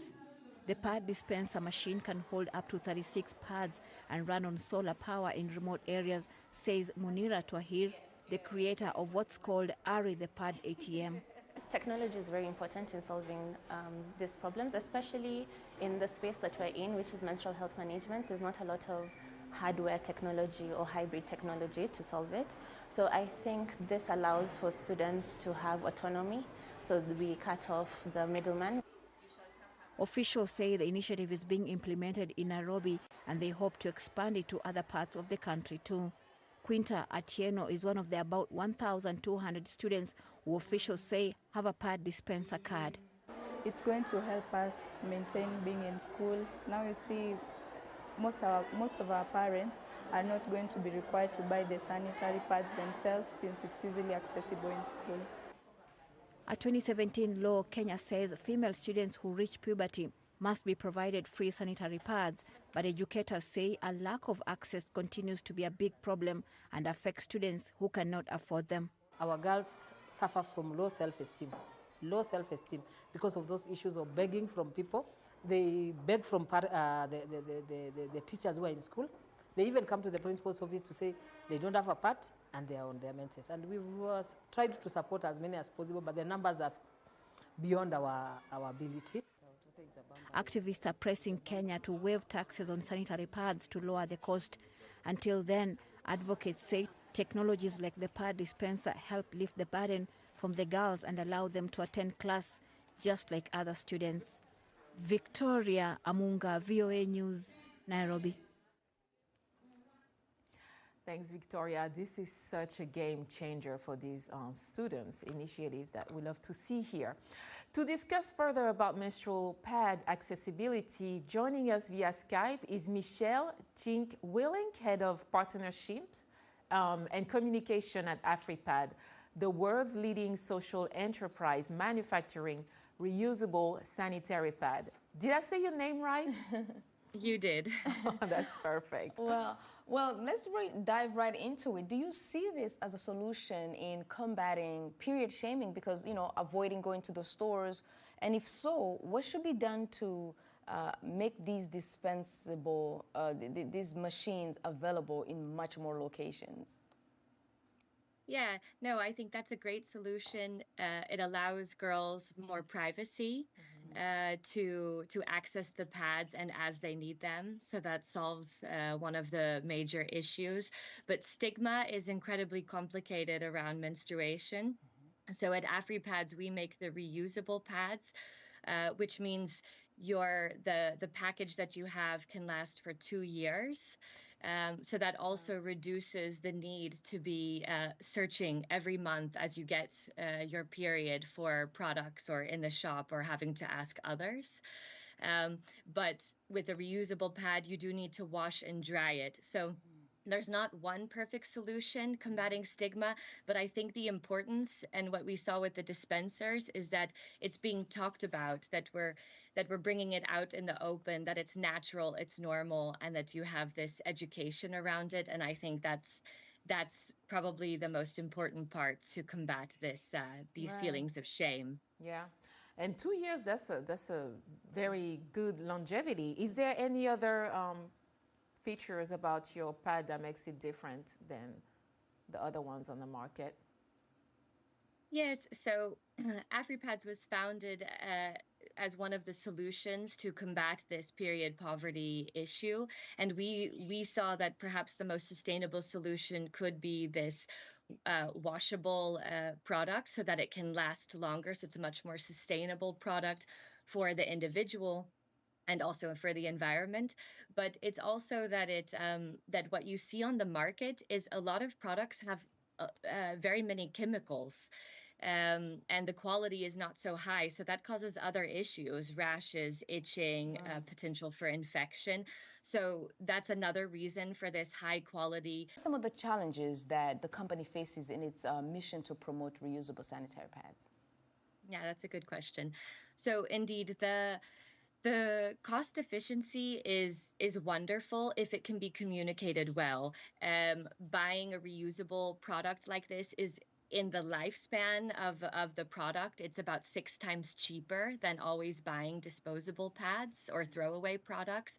However, the first time off the shelf, it seems more expensive. It's like an investment, and to invest in your period and invest in yourself as women and girls is kind of, is not always the most accepted concept. So that is one challenge sometimes, this communication, and that menstruation just does not stay top priority. We also rely on governments to prioritize it, or funding agencies. Right. And with the shift in crisis, sometimes that's the first one to be knocked down, but it's really important for gender equality, as we all know. But also, I think that when you think about reusable sanitary pads, you also have to think about, the hygiene part of it, washing it. Does it come with soap to clean them? Because that's another cost. Yeah, no, it's a good point. So you do need a little bit of soap. It's just a laundry bar soap, and a small piece will last a long time. We do provide it on request as part of kits at times. It's not something we currently make, but that is true that you do need soap to wash it, but it is a minimal extra cost, let's say. But it's true about the need for drying, and that the best thing is to dry outside. On the continent. There's plenty of sun. That wouldn't be an issue because there's plenty of sun. Right. Yeah, there's plenty of sun. That's true. What about your $5 million project? How is that? Can you briefly tell us a little bit about that before we end? Sure. Well, so that's the 5 million is the number of women we reached actually since founding in 2010. I'm proud to say it's now more than 6 million women and girls, not just in Uganda, but across Africa and the Middle East. And we are hoping to expand that to be far more widely available on the shelves in rural areas as well as in the urban centers across Africa. So the discussion around VAT exemptions and tax exemptions around menstrual products will help greatly there. Nice. That's very, very nice. Well, thank you so much, Ms. Willink, for joining us. So Ms. Willink is the head of partnerships and communication at the AfriPads. Thank you so much. Thank you for having us. Well, it's now time for a quick break, but we'll continue our conversation on gaining greater access to sanitary pads. We will also love to hear from you on our social media platforms. We are, of course, on Facebook, Instagram, and Twitter, X, formerly known as Twitter. And our handle is at VOA Africa. We use the hashtag VOA Africa. Stay with us. We'll be right back.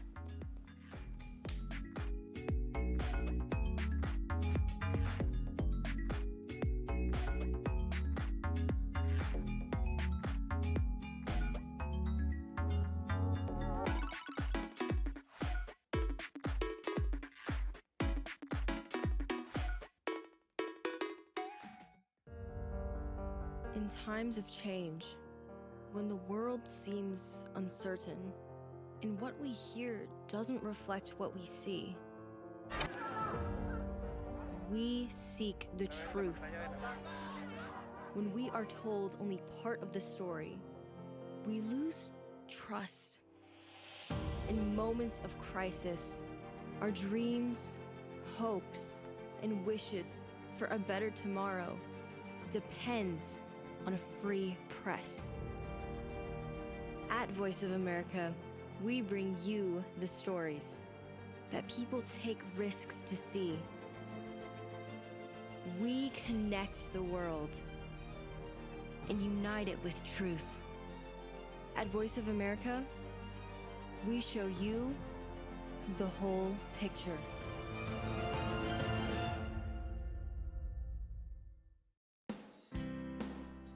Health, wellness, sport, beauty, medical breakthroughs. Healthy Living cares about your well-being. What are the main health concerns in Africa and around the world? Find out the latest on coronavirus. Connect with our experts and ask them questions. How long does the virus stay? Join me, Linor Moudou, in Washington, every week on Healthy Living, right here on VOA. You're watching VOA's Red Carpet. My name is Jackson Vunganyi. Thank you so much for joining us each week. Right here on Red Carpet, we bring you the latest in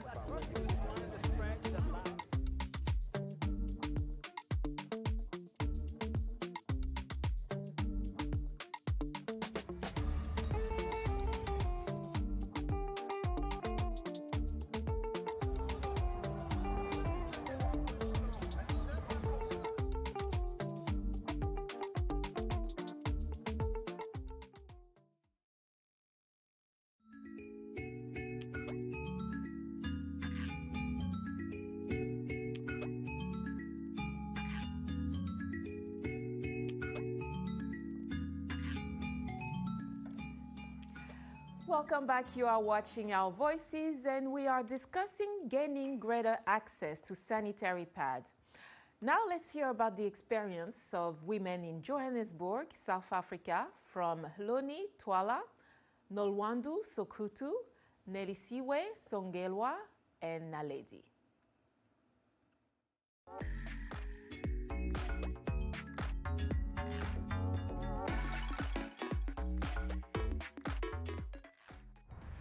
I feel that sanitary pads in South Africa should be free because not everyone can afford or be at the accessibility of sanitary pads. So I feel as though we know that our economy is not great, but they could start by making small differences by giving out sanitary pads, because it's also it's not something that we do or us girls have by choice. We don't afford to buy those things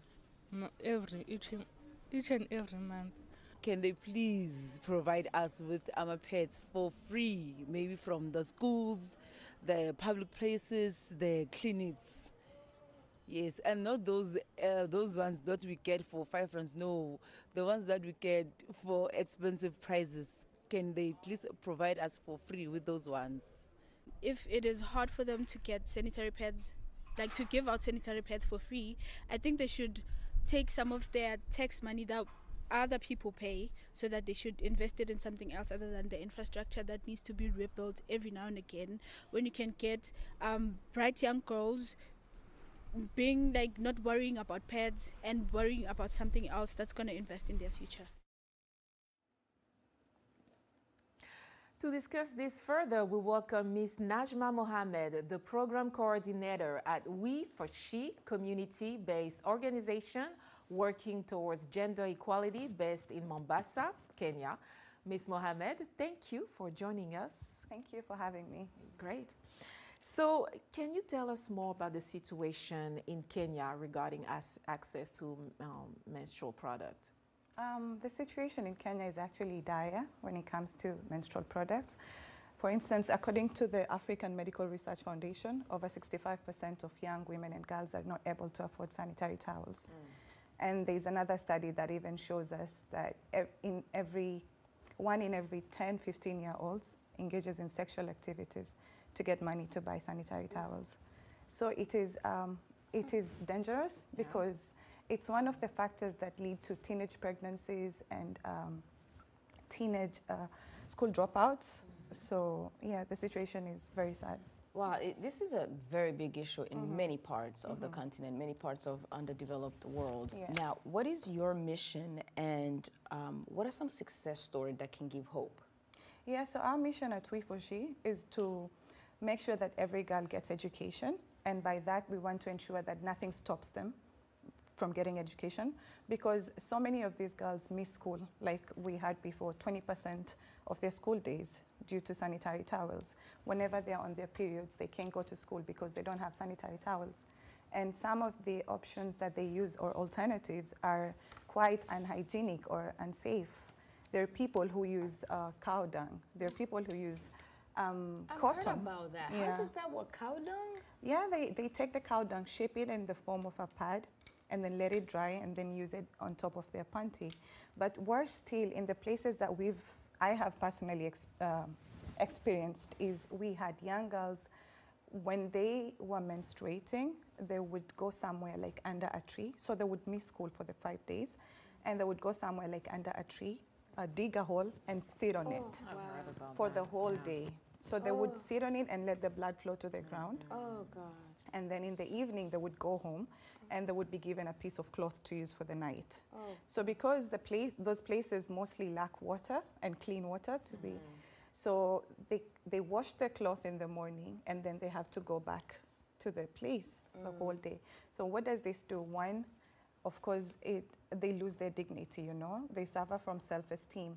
And it also exposes them to things like diseases, and also engaging in some dangerous activities in order to get pads, because you know they are exposed, they're out there.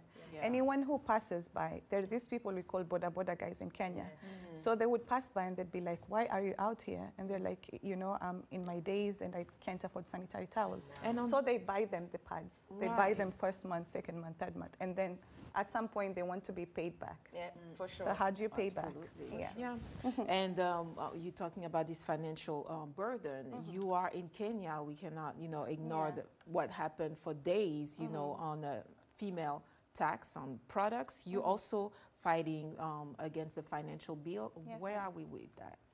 Also, right now it's been taken aside, but it's because of all the outcry that was in the public that made to this, because as it is, the sanitary towels are expensive and unaffordable. So the finance bill was proposing an extra eco-levy on imported products, which would have affected sanitary towels and diapers. And that is why we were protesting against it, because this would only make it more expensive and much more unaffordable to people. Right. And we are grateful because of all that attention that we brought to it and all the protests, it bore fruit, and it's not going through.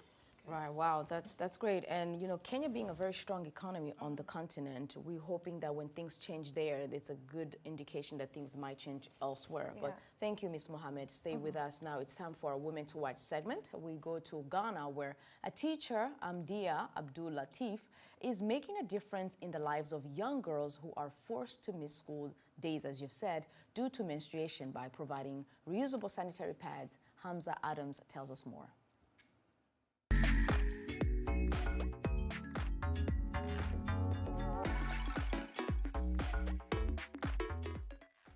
In Afari, a remote town in Ghana's Ashanti state, a teacher has found an innovative solution to a common but rarely discussed problem. Amdia Abdulatif, a teacher at a 200-student school, noticed a problem. Her female students were regularly absent from class. When I started teaching in this school in Afari town, I discovered that many female students do not come to school when they are menstruating due to period poverty. Period poverty, Abdulatif says, is a term commonly associated with lack of access to sanitary pads or cleaning products. This pushes young girls to miss school during the time of the month they menstruate. Abdulatif founded Ecomi Africa, a reusable sanitary pads production facility, to offer her students products for free. She says it was important that the products are easy to clean and environmentally friendly. Organic sustainable fabric by chemicals. We're using organic sustainable fabric to make these pads. We don't add any kind of chemical. The materials we're using are antimicrobials. The pads are reusable. Users can wash and dry them after use. It's affordable, healthy, and also good for the environment. This student says the free sanitary pads have made a major impact. I'm going to feel comfortable in going to school, and I really like it very, very much. Ghana isn't the only place facing this issue. A 2022 report by the UN estimated that 1 in 10 girls in sub-Saharan Africa miss school during their period or eventually drop out altogether. For Hamza Adam in Afari Town, Ghana, Salim Solomon, VOA News. Wow. You also touch on about you know, the different ways they protect themselves. But here we're seeing like reusable pads. Is there, you know, preferable reusable pads? The reusable pads are quite a good alternative to sanitary towels. However, like in places like Kenya and Mombasa in particular, we have a very big issue with lack of water.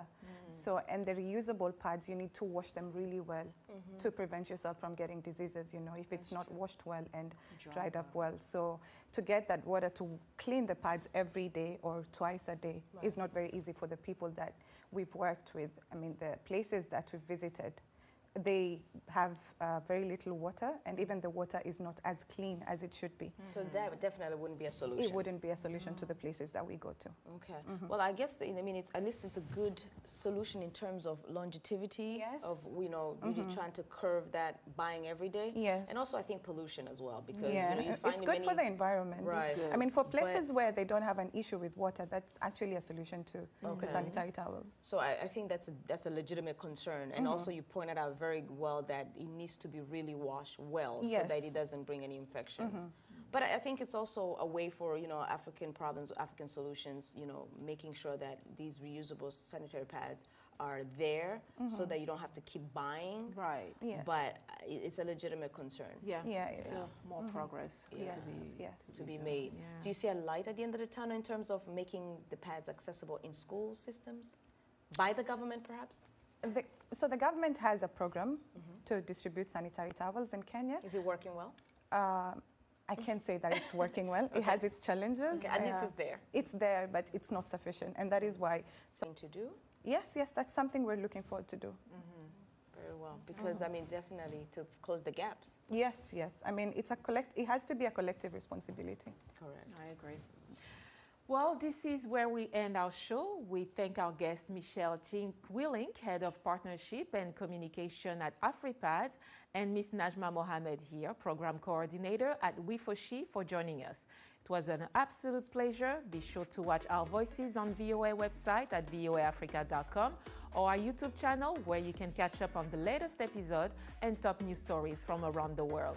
Now, on behalf of my co-host, editors, production teams, and everyone here at Voice of America, thanks for tuning in Our Voices. We'll see you again next week with another exciting program.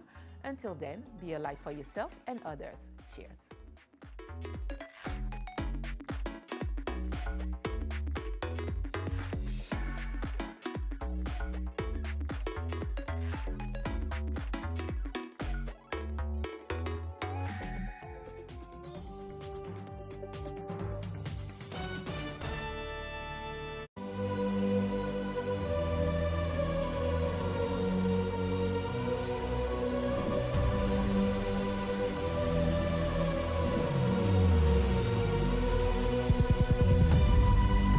What we do not understand, we will stigmatize. What you can see is the remaining of the tanker that exploded. The suspect equally confessed.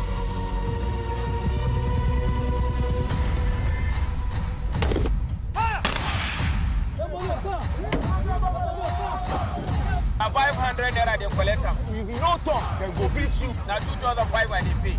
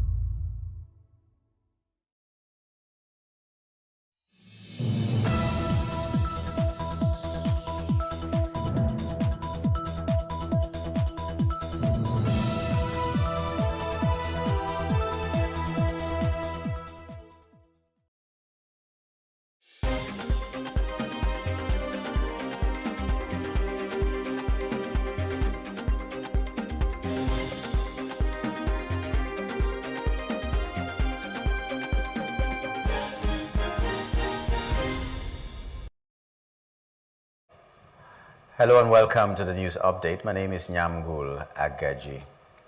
No fewer than 3 persons have been confirmed dead following a collapsed building at number 13 Wilson Bass Street, Arowa Joppe Estate, Maryland, Lagos State. The unfortunate incident occurred at the wee hours of Thursday. Officials of the Lagos State Emergency Management Authority, LASEMA, are currently on rescue operations at the scene of the incident. The LASEMA Permanent Secretary Femi Oke Osoyantolu, who confirmed the incident, said 2 persons were rescued alive from the rubble.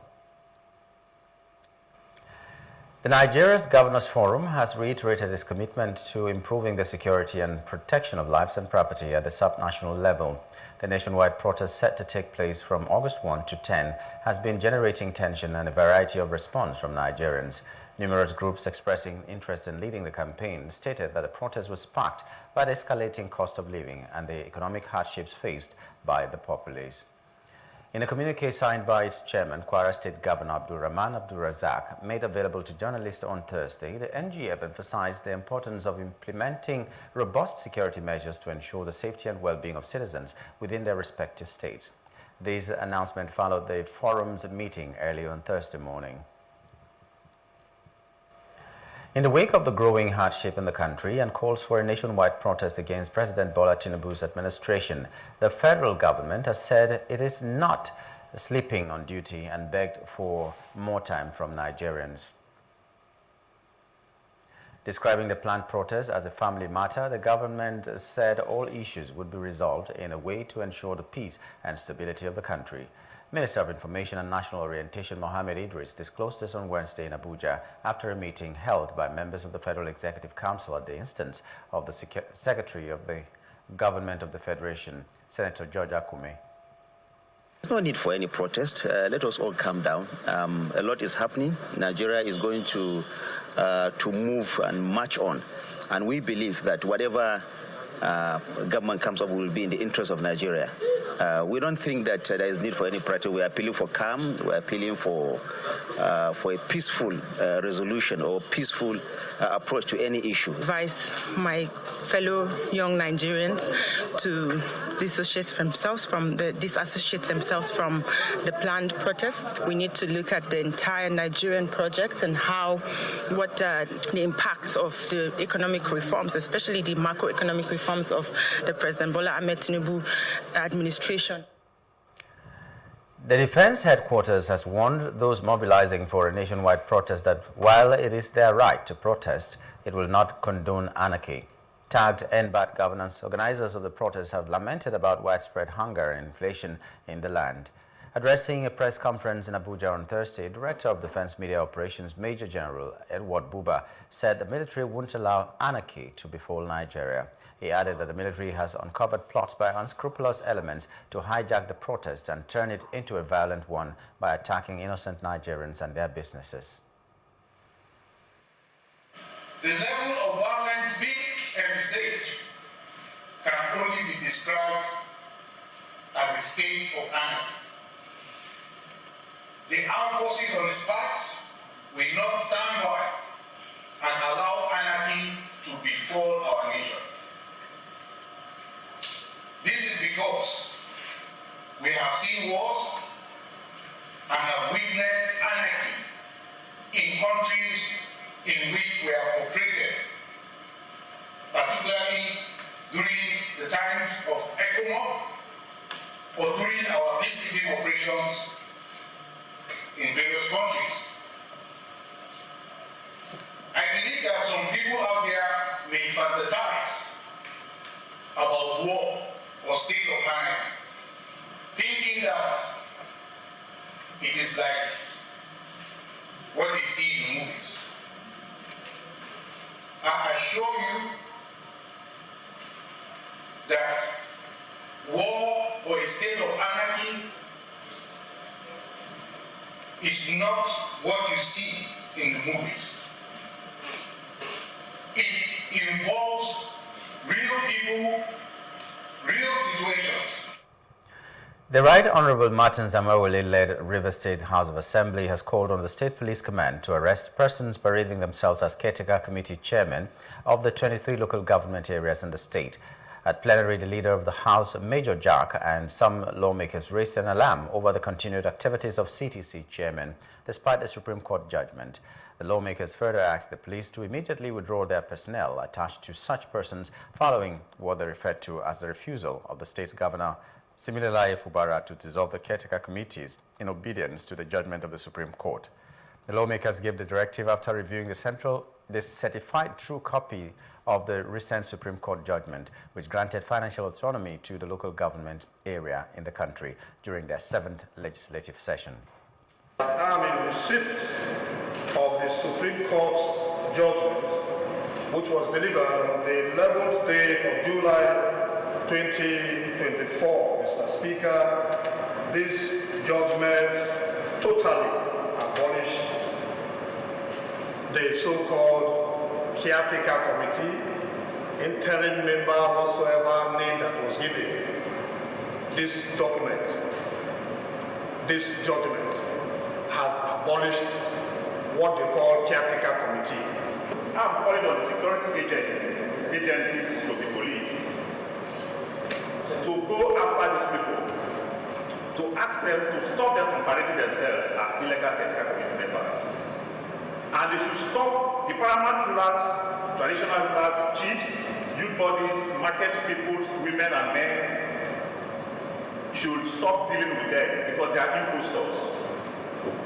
Then radio stations, TVs, print media, and etc. Amended the laws of local government in the state, directing that only elected local government officials shall be the ones responsible for local government activities.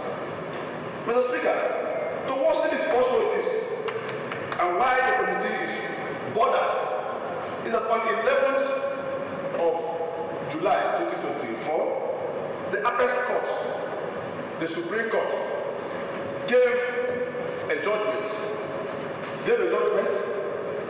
granting the autonomy of local government, whereby it was stated unambiguous that only elected local government officials shall run the affairs of local government, which Rivers State is among the local government, the states involved.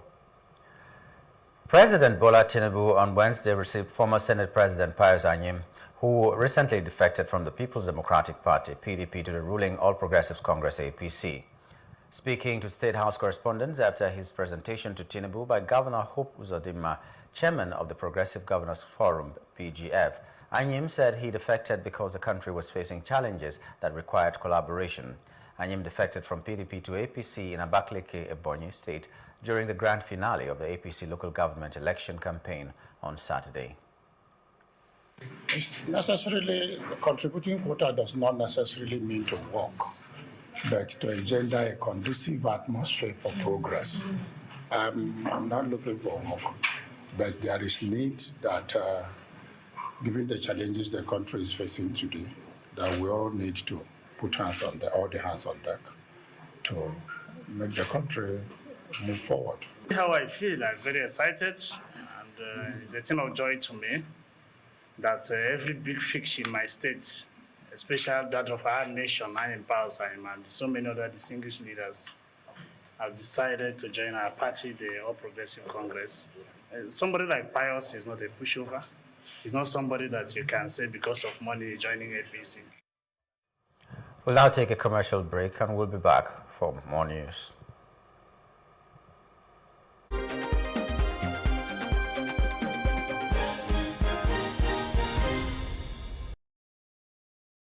Picture this. You're sitting at a table, ready to indulge in a mouth-watering meal. Stop. For many of us, it is hard to resist the temptation, especially when it comes to enjoying a juicy beef dish.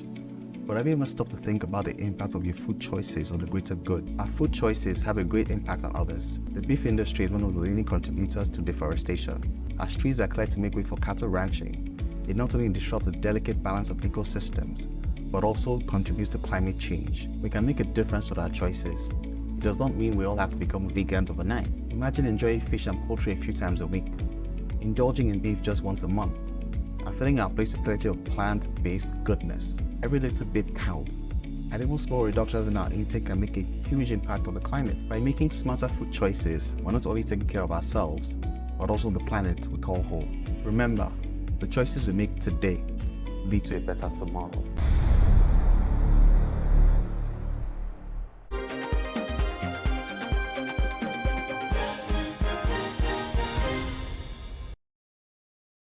parts of Africa, protesters marched on different streets in the Ugandan capital, Kampala, shouting slogans and holding placards denouncing corruption by lawmakers. Bernard Oundo, president of Uganda Law Society, who was heading a team of lawyers representing the suspects, has said at least 42 protesters were charged and remanded when they appeared at a magistrate's court in Kampala. The charges outlined various offenses, including being idle and disorderly and being a common nuisance. They pleaded not guilty and were ordered to return to court at different dates between 30th of July and 6th of August. Outside Africa, U.S. Vice President Kamala Harris took a swipe at Donald Trump at her first campaign rally since replacing President Joe Biden as the Democratic presidential candidate. In a 17-minute speech, Harris aggressively went after Trump's vulnerabilities, comparing her background as a former prosecutor to his record as a convicted felon. I was elected vice president. Before I was elected United States Senator, I was elected Attorney General of the state of California, and I was a courtroom prosecutor before then. And in those roles, I took on perpetrators of all kinds. Predators who abused women, fraudsters who ripped off consumers, cheaters who broke the rules for their own gain. So hear me when I say, I know Donald Trump's type.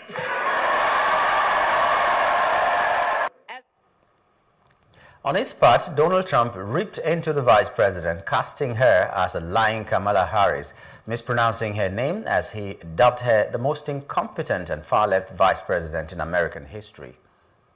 So now they bring in this one who's worse than him.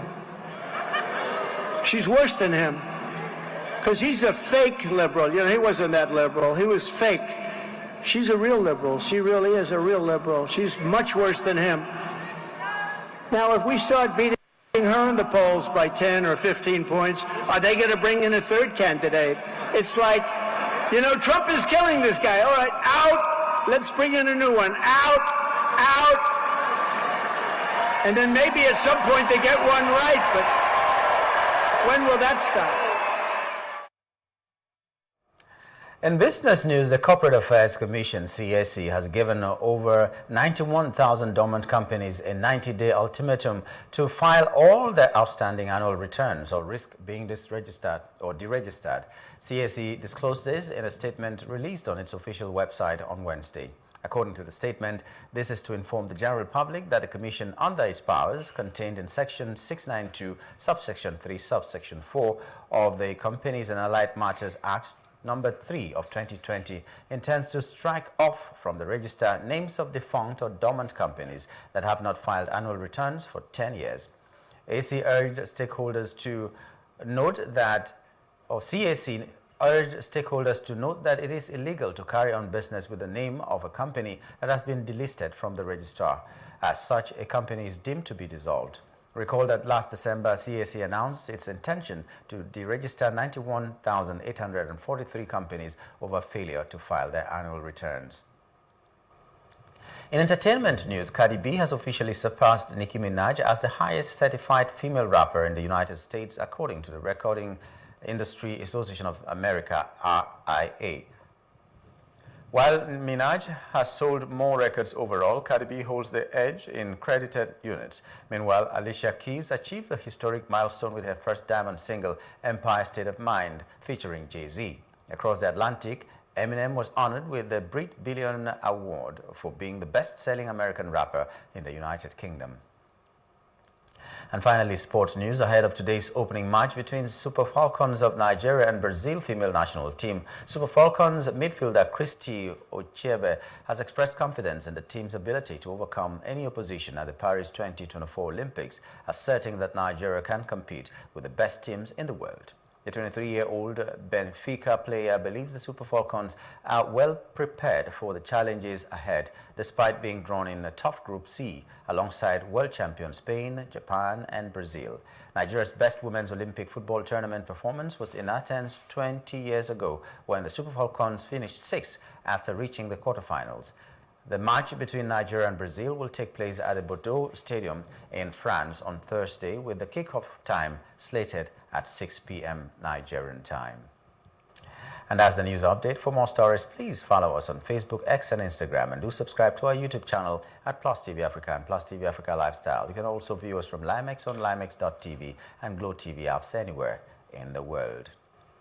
My name is Nyamgul Agaji. Thank you for being there.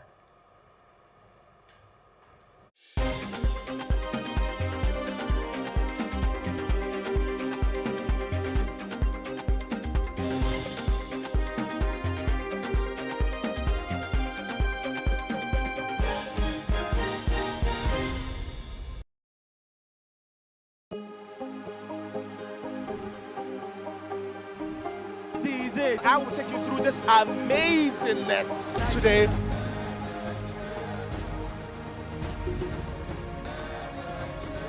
Welcome to Plus Trending. I am Buki November, your host, saying thank you for joining us on today's episode. Welcome back. It's tea time on Plus TV Africa. Practice makes perfect. I'm not perfect yet, but I'm a lot better than I used to be. He's a king. He's entitled to marry 100 if he wants to.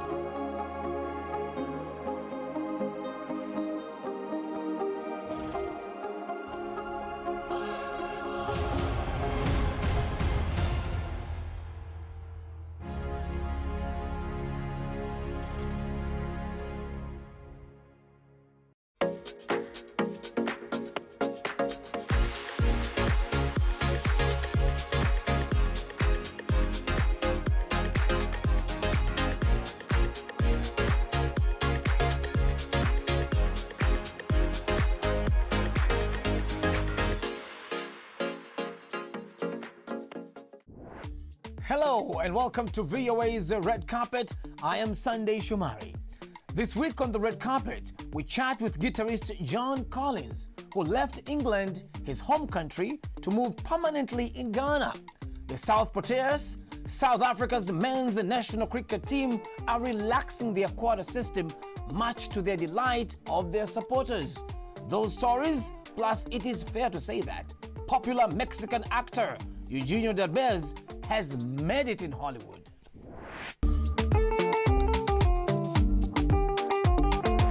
MMA fighting is expanding its reach in Africa. The Professional Fighters League officially launched its Mixed Martial Arts African competition in Lagos in July, offering fighters the chance to win as much as $1 million. Ethiopian cyclist Binyam Girmay made history as the first black African rider to win Tour de France Stage 12, making it his third stage victory in this year's race.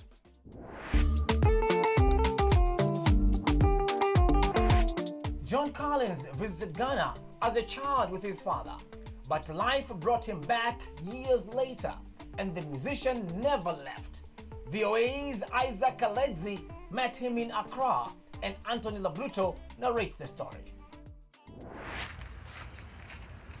John Collins was already a musician in his British homeland when he moved and settled permanently in Ghana. But it wasn't his first trip to the African nation.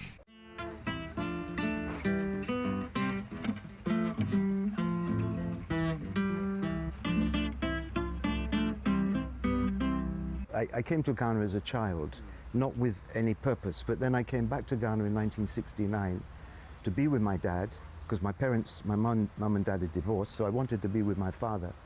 Today, he is a well-known figure in Ghana and West Africa, mainly for his work on popular and neo-traditional music, including highlife and Afrobeat.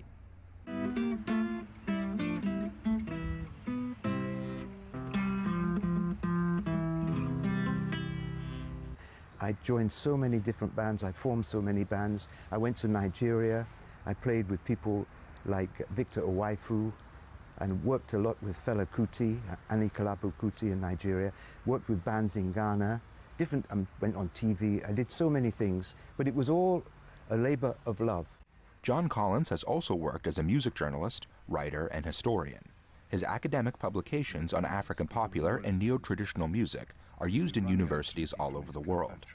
But, he says, living in Ghana was not all that smooth for him.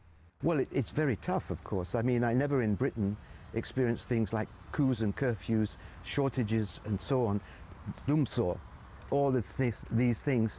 Here, at the University of Ghana's music department, Collins helped structure a course in popular and traditional music and taught for many years. He inspired his former student, Eric Suno Do, to become a music lecturer in the department.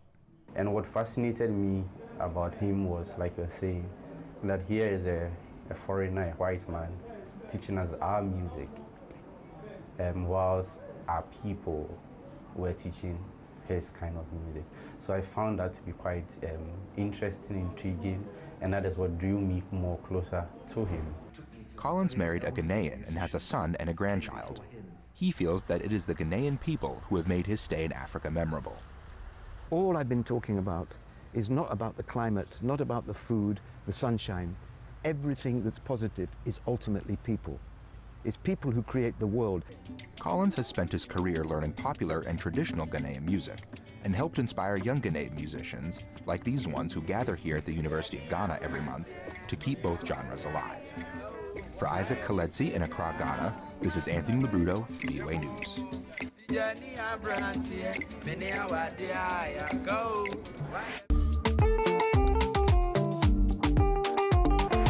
Popular Mexican actor Eugenio Derbez has made it in Hollywood. His bilingual comedy, Acapulco, on Apple TV is critically acclaimed and has put his work in front of new audiences.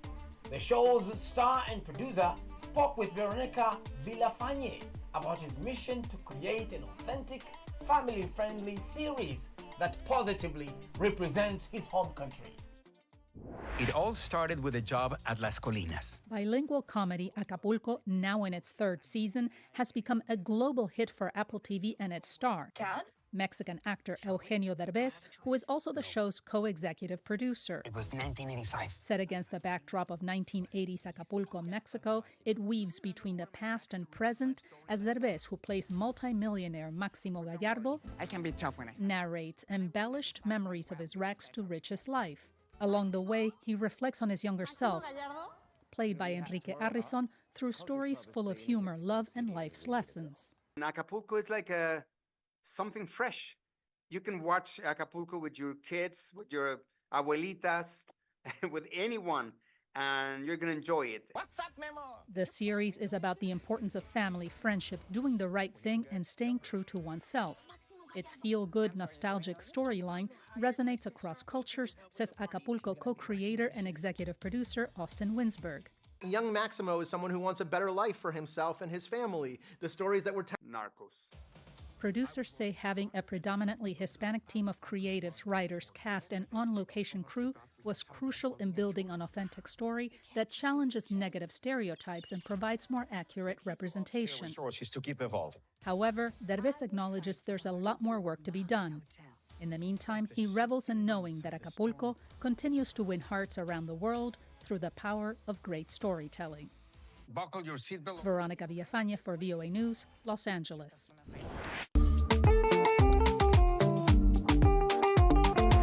South Africa reached their first ever Cricket World Cup final in June, marking a historic moment in the country's cricketing history since joining the international cricket community. The Proteas, South Africa's men's national cricket team, decided to temporarily relax their quota system for the tournament held across the United States and West Indies, much to the delight of their supporters. In Johannesburg, South Africa, Zahir Kasim takes a look at how cricket is shifting from focus on race to one centered on merit.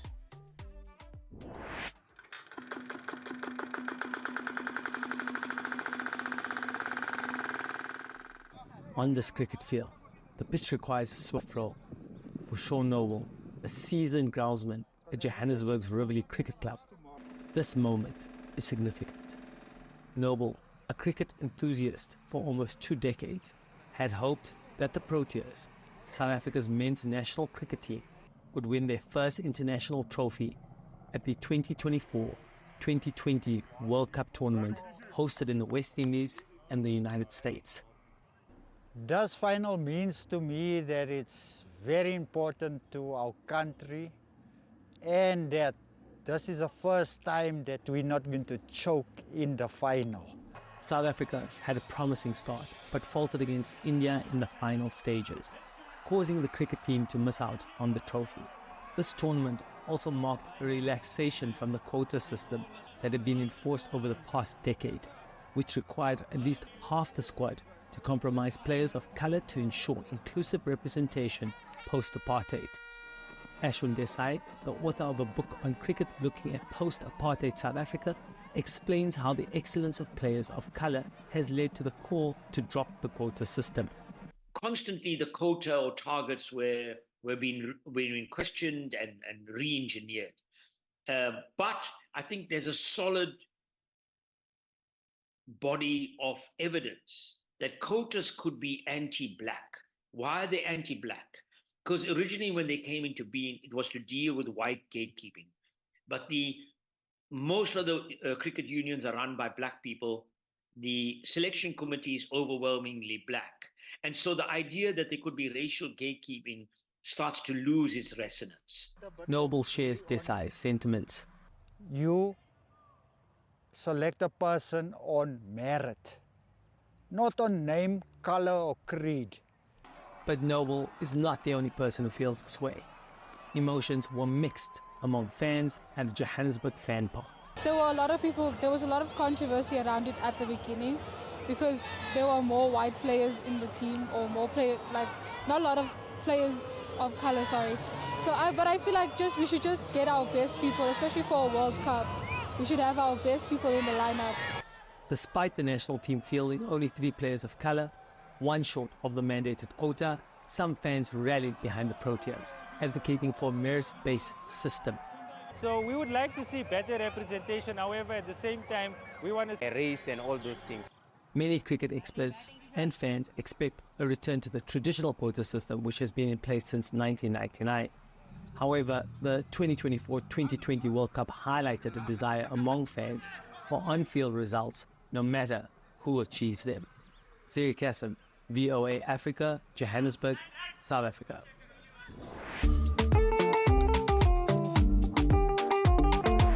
Marjorie Goldberg is a wood sculptor and gallery owner in Washington, D.C., who has been heavily involved in the city's arts community for decades. She also runs a nonprofit that teaches D.C. residents woodworking skills. VOA's Jeff Swikod brings us the story. My first sculpture class was in Rochester, New York, when I was 10 years old. It was at that moment that I knew who I was and what I was going to do. Art is it's kind of an expression of your soul, of your experiences. And I had been taking years of dance class before then, from the age of 4. So I really love dance and I really love sculpture. You know, I mean, what is sculpture but dance, you know, in a moment in time. When I came to Washington and GW, and it was really the revolution years, 68 to 72. I have always been a truth to power person. I have never been afraid to speak my mind loudly, where I got my nickname in college, which is Megaphone Margie. You know, I did art, I did dance.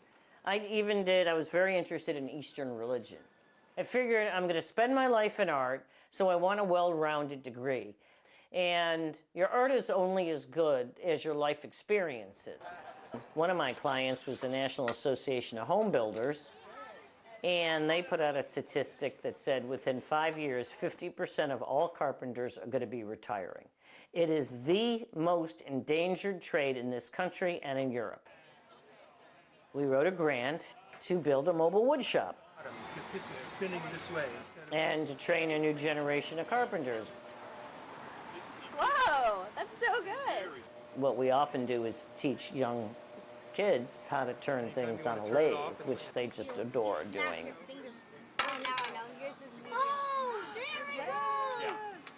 But I just felt that most schools don't have wood shops anymore, and they need a trade. I mean, I know the percentage of kids that went to college from my high school, 98%.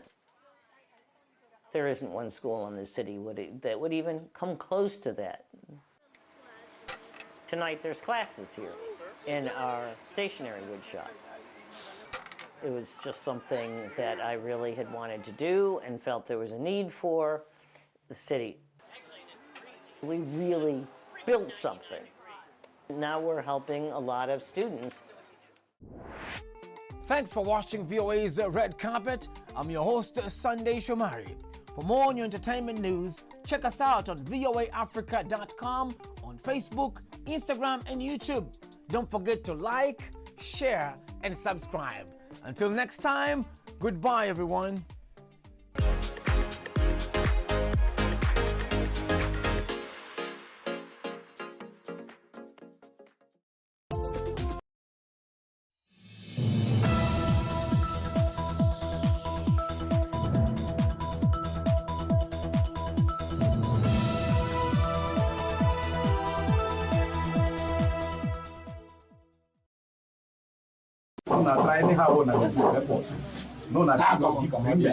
But worry for that. All rodents and reptiles, so they disturb the die. I'm a graduate of Political Science Social Studies from Adini Rogosaya College of Education. I graduated in the year 2020. See, as of now, I'm looking for other jobs that I can merge together to meet up with responsibility.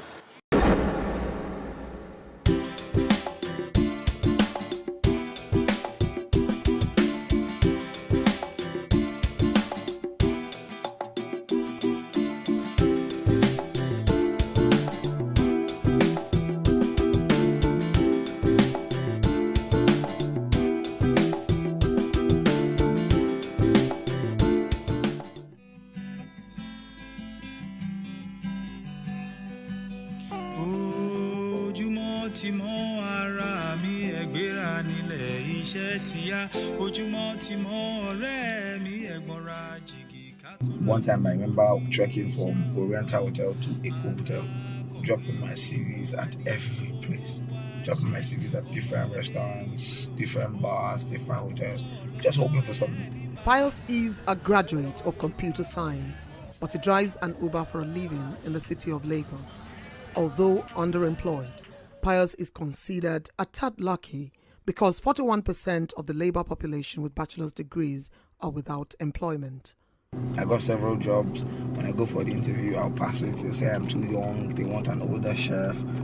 And then so things like that were very, very frustrating. They almost pushed me off the edge. I was almost at the brink of going to call my friends and be like, okay, let me learn this year with me. But I just decided to keep pushing. Then I heard about this Uber thing. I got my first car. I was driving for somebody. I was supposed to be paying the person 25K a week. But sometimes when I walk, the car was having so much issues. If I make maybe 20, 30K in a day, the car, I'll end up spending like 27,000, 25,000 on fuel. So I couldn't keep up. I had to go for another car to another car before I finally found this one. And this one I'm driving to own the car and I'm almost done with it. Presently, 1 out of every 3 Nigerians that are able to work are unemployed. According to the National Bureau of Statistics, 23.2 million Nigerians are out of work. That is almost the entire population of Sierra Leone, Liberia, and Gambia combined. While Nigeria's youth population has increased much in the last 1.5 decades, the available economic opportunities are shrinking. Nigeria is facing an increasing youth bulge with over 123 million young citizens, but there are just not enough jobs for these youths. From 2015 to date, I found myself jobless. Now presently I'm managing a job, electrical job, which I invested my money and went to go and acquire some skills, which is providing money for me now. Instead of me searching for a job, my father just advised me, instead of you working somewhere, killing yourself, you know what the country is now, just go into this. And I thought of it, I started making research, then I started doing my father's business. And that was how I started selling ads. I sell ads here and there. Up to date, if I see a job, I will work, but if the pay is meaningful, because now they can't give me a job that will be earning like 45,000 or 50,000, because now through my electrical job I'm doing now, I earn more than the salary I think they will offer me now. The dire unemployment situation, which some believe is more severe than reported, has been made worse by the coronavirus pandemic, which has led to shutdown of businesses. The adverse effects of this rising unemployment rate in Nigeria are becoming enormous and far-reaching. Where there is unemployment, there is psychological desperation in itself, the sense of not having something to do. Then you also have the cogent economic consequence of not having money to spend because you're not working.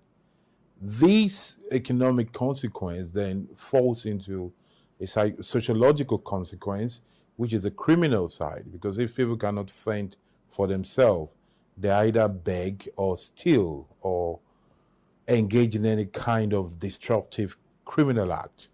For these reasons, for these three reasons of psychology, sociology, and economic reasons, it is very important that we take the issue of unemployment very seriously. When you are not able to meet your basic needs, when you that were able to put food on your table, you're now struggling, you that you were able to give somebody 5,000 naira, you're the one that is now begging 5,000 naira, it affects your sense of worth.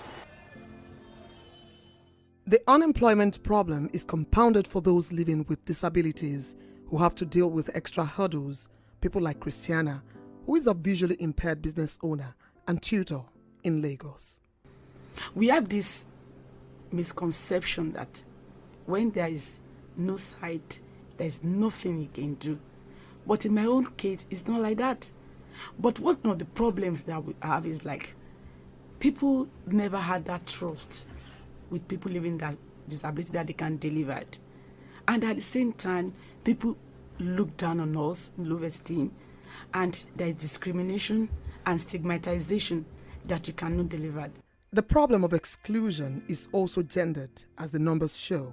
While the rate of unemployment is high, women are the worst hit. In stock terms, there are 30% more unemployed women than men.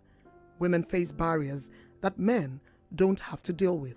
So the woman who's at home and who's caring for the children or who's the natural carer, would we say that that person is employed or not? I would dare say that they are employed. Now, we may have as high as 10%. Like I said, I think it's more. We may have a lot more women not employed in the formal structure as we know it, either within the corporate world or perhaps down the line of entrepreneurship. And there are very many different reasons and factors for that. But the starting point usually has to do with, the girl-child education, as we know, based on our culture and based on the long-standing statistics that we have that show that the girl-child is not as educated. We don't take the same opportunities for the girl-child as we've taken for the, and we're seeing a lot more of them now in terms of entrepreneurship. However, what tends to happen over time is, again, they tend to drop out when it's time perhaps to have a family. So it's really down sometimes to the choices that are made. And what we must do to try and balance things out is make sure that the choices that are open to women are actually more. So what are such that I can manage my home, manage my career, still look after my children. And sometimes it's very simple things like, do we have the facility for childcare?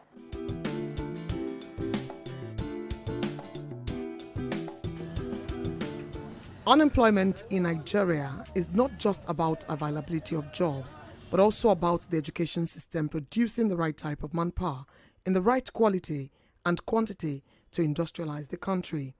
State actors and stakeholders say many Nigerian youths are not employable because their skills are largely divorced from labor requirements. I think, in my view, reviving our technical and vocational education and training systems, it's not optional.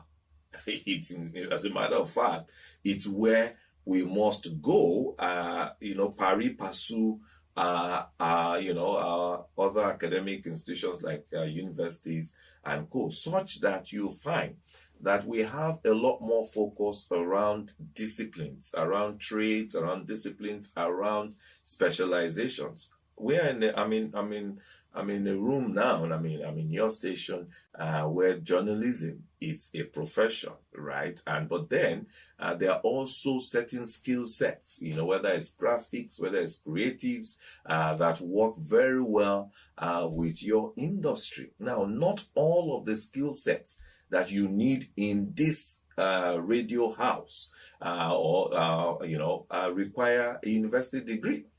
So a lot of them can be honed, right from even as maybe senior secondary or even post-secondary through different diploma programs and things like that. Now, that's what we must do in terms of our skilling process, so that you have what you call a multiple pathway to your aspiration in life. Vocational training is the key, is the answer. Germany, all these skills training, they have a robust, developed infrastructure for skills training. And so we cannot, no economy, no country can really move forward without having a developed structure, a developed ecosystem, a developed environment to train people, to send people for internship, or to train people, intern people, and eventually create employment for people. Because eventually it is those people who are trained, it is those people who have gone through internship, it is those people who have become employable, who eventually becomes employers themselves. But where are these vocational schools? There are just about 123 government-approved vocational schools across Nigeria. Aside this, there is also a certain stereotype that discourages students from enrolling in such schools. The reason why some people don't like vocational work, depending on the area of specialization, you have to, when you want to work, you have to change your wares, and some don't like dirty work. Like me, I'm a plumber. People don't really know. Once I'm done in site and going home, people don't really believe that I'm a plumber, because maybe my stature or the way I look, so people don't really believe unless they see me while working on site. So unfortunately, the number of people who are applying, to learn skill and all of that is still very low in number. And I actually understand why it is low in number. When you operate in an environment that glorifies certificate over skill, when you operate in an environment where the skilled workers are not properly paid, when you operate in that environment where there is no glory in having skilled work, of course, the youth will not be interested in that. But when you operate in a society that celebrates certification without adequate work, and that do not pay people living wages for their skills, then of course there's going to be very low interest in that particular field of work. In the absence of white-collar jobs, many youths have turned to the informal sector, earning a living with small businesses and creating employment also. Presently, these small businesses account for 96% of businesses and 84% of employment in the country. Despite the significant contribution of SMEs to the Nigerian economy, the sector is still struggling with growth. For me, there are three things. The first one is infrastructure. Power, for example, access to markets. When you are an SME or a member of the informal sector, if you are producing something in small quantities, you've bought your raw materials, you have your equipment, you of course have to supplement power, because we don't have stable power in the country. Another issue is double tax or multiple taxation. A lot of businesses, there's no clarity on who they should be paying what taxes to. So for example, I once worked with one of the mobility startups in Lagos in the bike hailing space. And whilst we were, trying to speak with the LIRS, for example, about personal income tax or some basic tax from the drivers, we were obviously also having to deal with the unions, with their daily levies and all of that. So therefore, things like that will stifle businesses and informal sector players. Although the informal sector may be having an influx of educated youth as players, there is also the snag of these graduates being majorly unequipped for entrepreneurship. The world is moving from theoretical based learning to case based learning, where you sit and you study case studies, you study practical lessons about scenarios, right, for business. I think it was Obasanjo, regime that tried to introduce entrepreneurship studies as one of the general GES courses or general studies courses. And, you look at the syllabus of that course, it's the same theoretical stuff, right? So there is nothing that prepares them properly for the challenges, for the realities, for the type of dynamics that they will be facing if they go out into the business world, right? If you look at the Igbo apprenticeship culture, it's an amazing learning point, because everything does not have to be.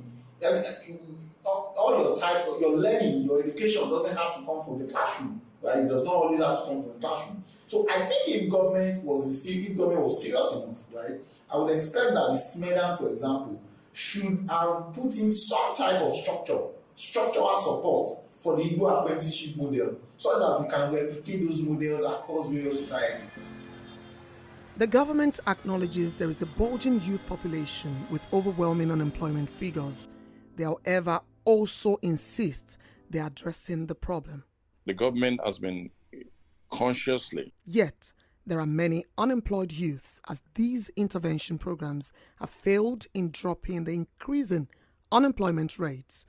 Critics argue that these programs are unimpressive. For the intervention, or rather the interventions of the government, I'm going to score them high on intention and I'm going to score them low on performance or on result. High on intention because the act of rolling out a lot of intervention schemes like the NPower, UWIN, and the various ones, including trader money, all to activate employment. It's not the role of government to be creating jobs for people or to be doling out money for individuals to grow their businesses. What the government needs to do are three, really, is to overall create an environment that allows employment to be created. Who create employment is businesses.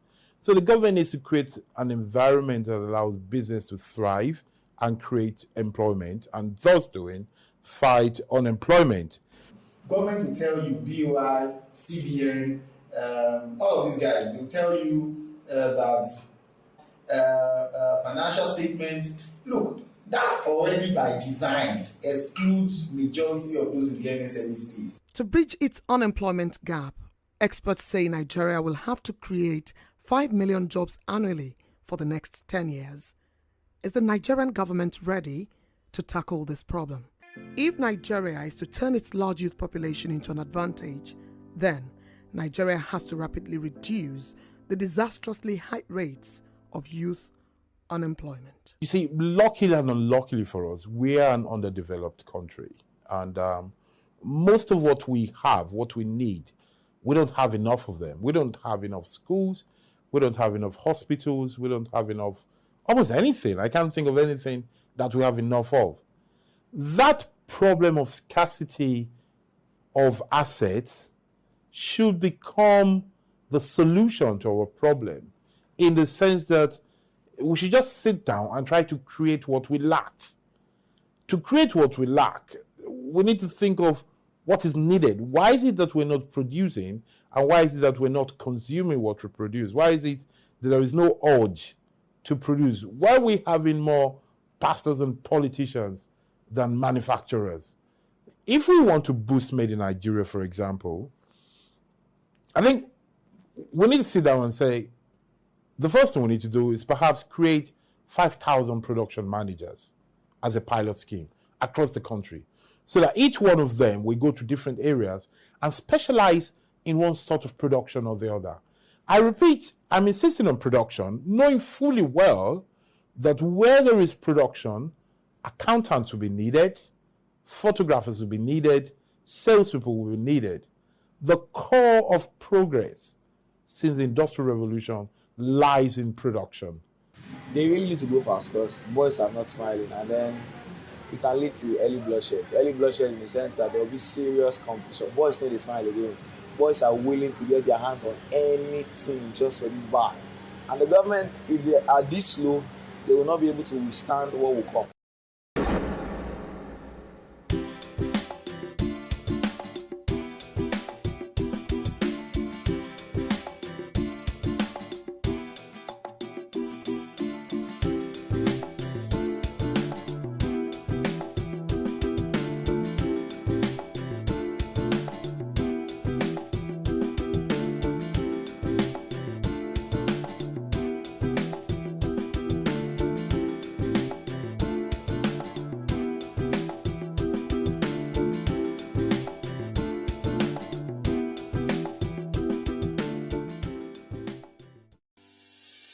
Increase the reach of your events or business services. To advertise on Plus TV Africa, please call 0906 000 5719 or 0909 040 8408, or send an email to marketing@plustvafrica.com. Plus TV Africa. Big stories live here. Being online has become a part of our every waking moment. From the moment we wake up in the morning till we hit the pillow at night, we are browsing, scrolling through social media, responding to messages.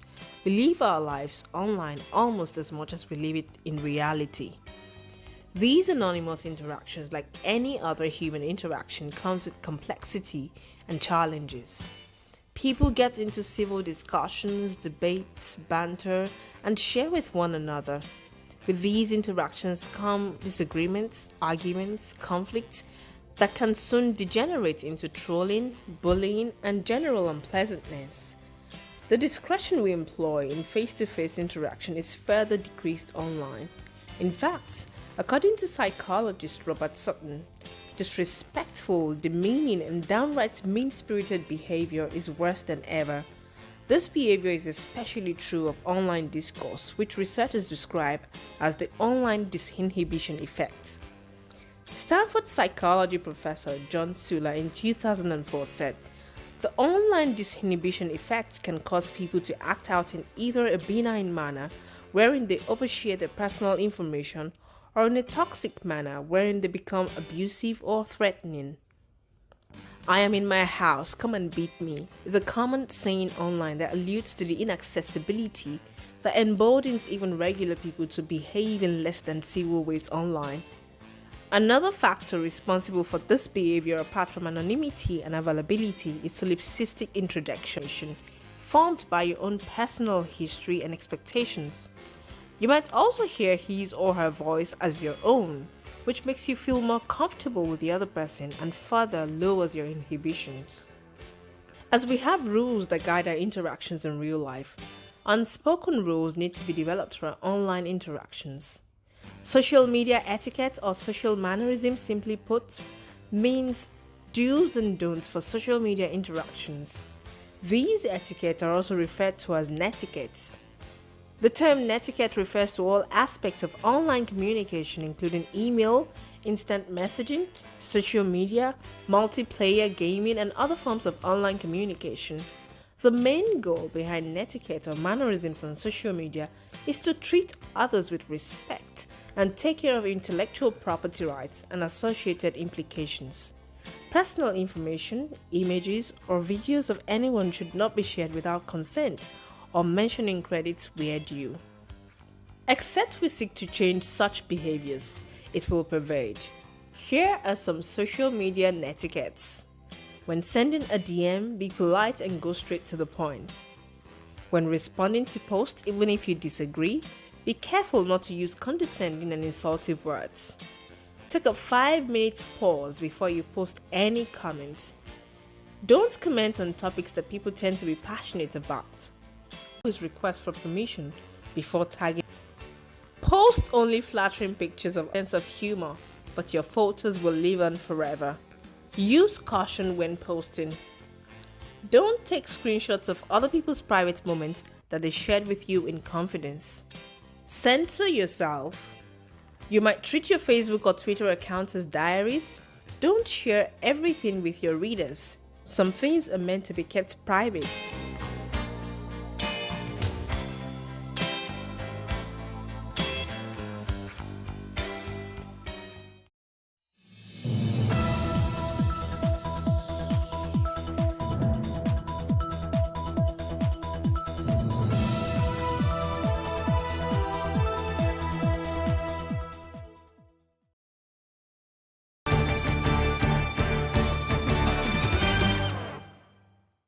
Hello Nigeria, hello Africa. You're watching Plus TV Africa, and the program is Sports Business with Orufo Ezaga. Today we're going to be talking sports business as usual. You know, it's Tuesday. Weekends are for entertainment, Tuesdays for sports business. And today we have a loaded package for you. In the studio with me is Mr. Victor Unduka Uba, yeah. He's the Deputy Managing Director of AfriInvest West Africa. Now, we're going to learn from him two things.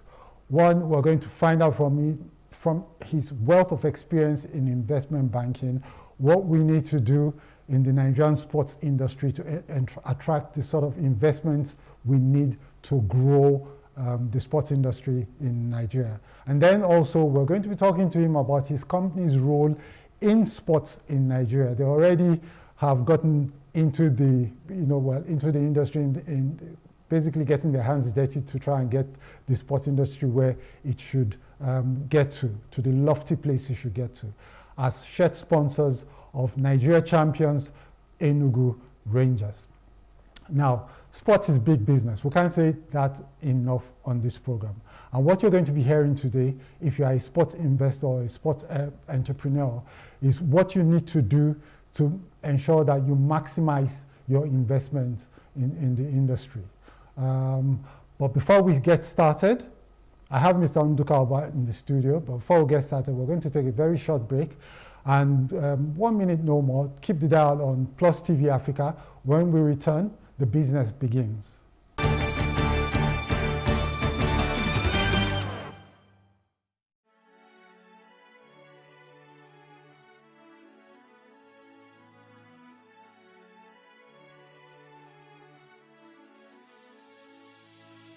It is engagement we need to have. Those who suffer miscarriages are never taken into account. Members of the National Assembly are also influence peddlers. You are sitting on Nigerians' money. From the Babin, I pay my rent. From the Babin, I send my children to school. A consultative engagement. No any tangible notification before they ban us. It's one thing for people to be at your back and the heat of the moment, and another thing for them to still be with you when push comes to shove.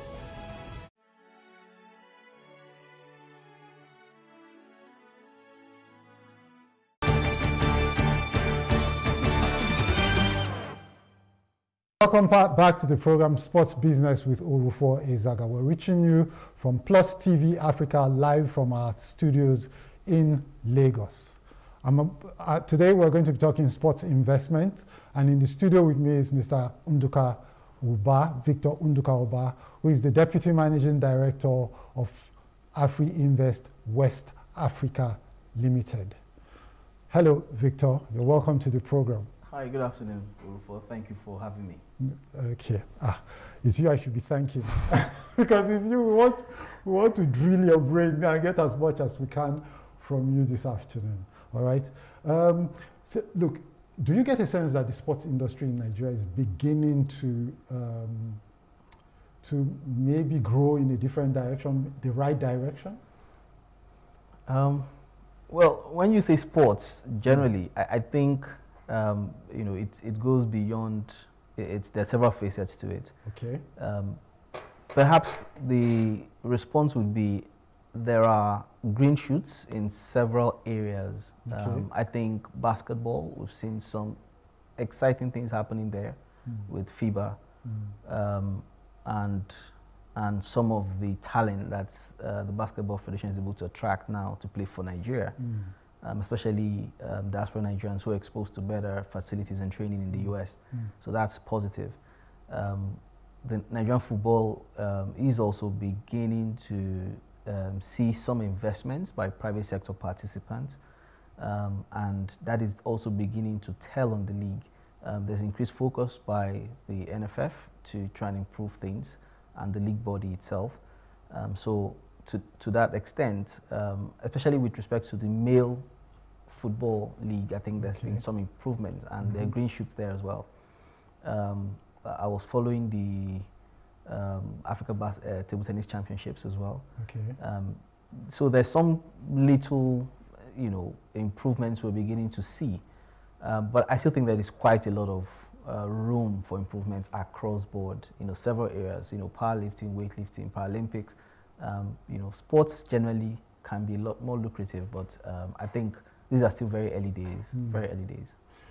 Okay, but here's the thing that you said that I think that interests me personally.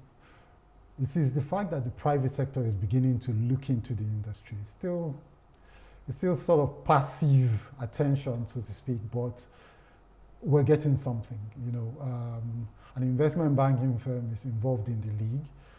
You guys are involved in some way in the league as well. And so I imagine that the sports sector or sports entrepreneurs should now be looking and saying, okay, so maybe we have the attention of the investment community. Well, yes and no. So to some degree, whatever attention the community is getting today is perhaps born more out of CSR than out of a direct business investment. However, I think that is only a step into the venture. That itself begins to open their eyes into other areas where they can intervene, either through funding or through introducing, structure and governance or process, as it were, to improve the odds of success overall, both for participants, for stakeholders, and even the youth themselves. Okay, sports is an industry that has been prioritized by the more progressive economies of our world, right? And this is for decades, right? So clearly there's something happening in that space. We saw China try to muscle in. Now it's Saudi Arabia that's muscling in. What are these guys seeing that we're not seeing? Because for instance, some searches would tell you that economists would say that sports contribute about 1% to a country's GDP and even more to jobs.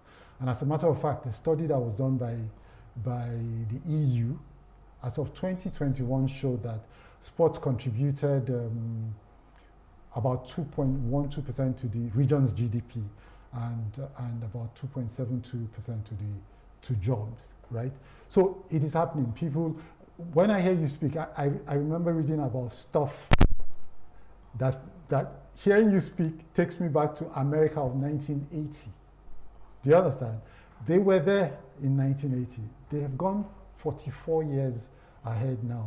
Why are we still in 1980? What? Because I know we can blame the government, we can blame the federations, but innovation should say that in the private sector, people should look at this and say, where is the opportunity? It looks like there's some opportunities. Do you get a sense that the investment community even thinks that there's an opportunity, or they know that there's an opportunity, but they don't feel the environment is right for it? That's a very loaded question. Well, I will attempt to answer. I think, when we look at some of what has happened in the developed world, like you mentioned, you cited EU, you cited the US. Those economies are advanced for a reason.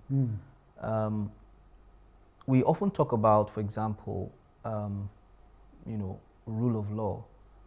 That is one almost invisible element to the business environment that helps shape investments.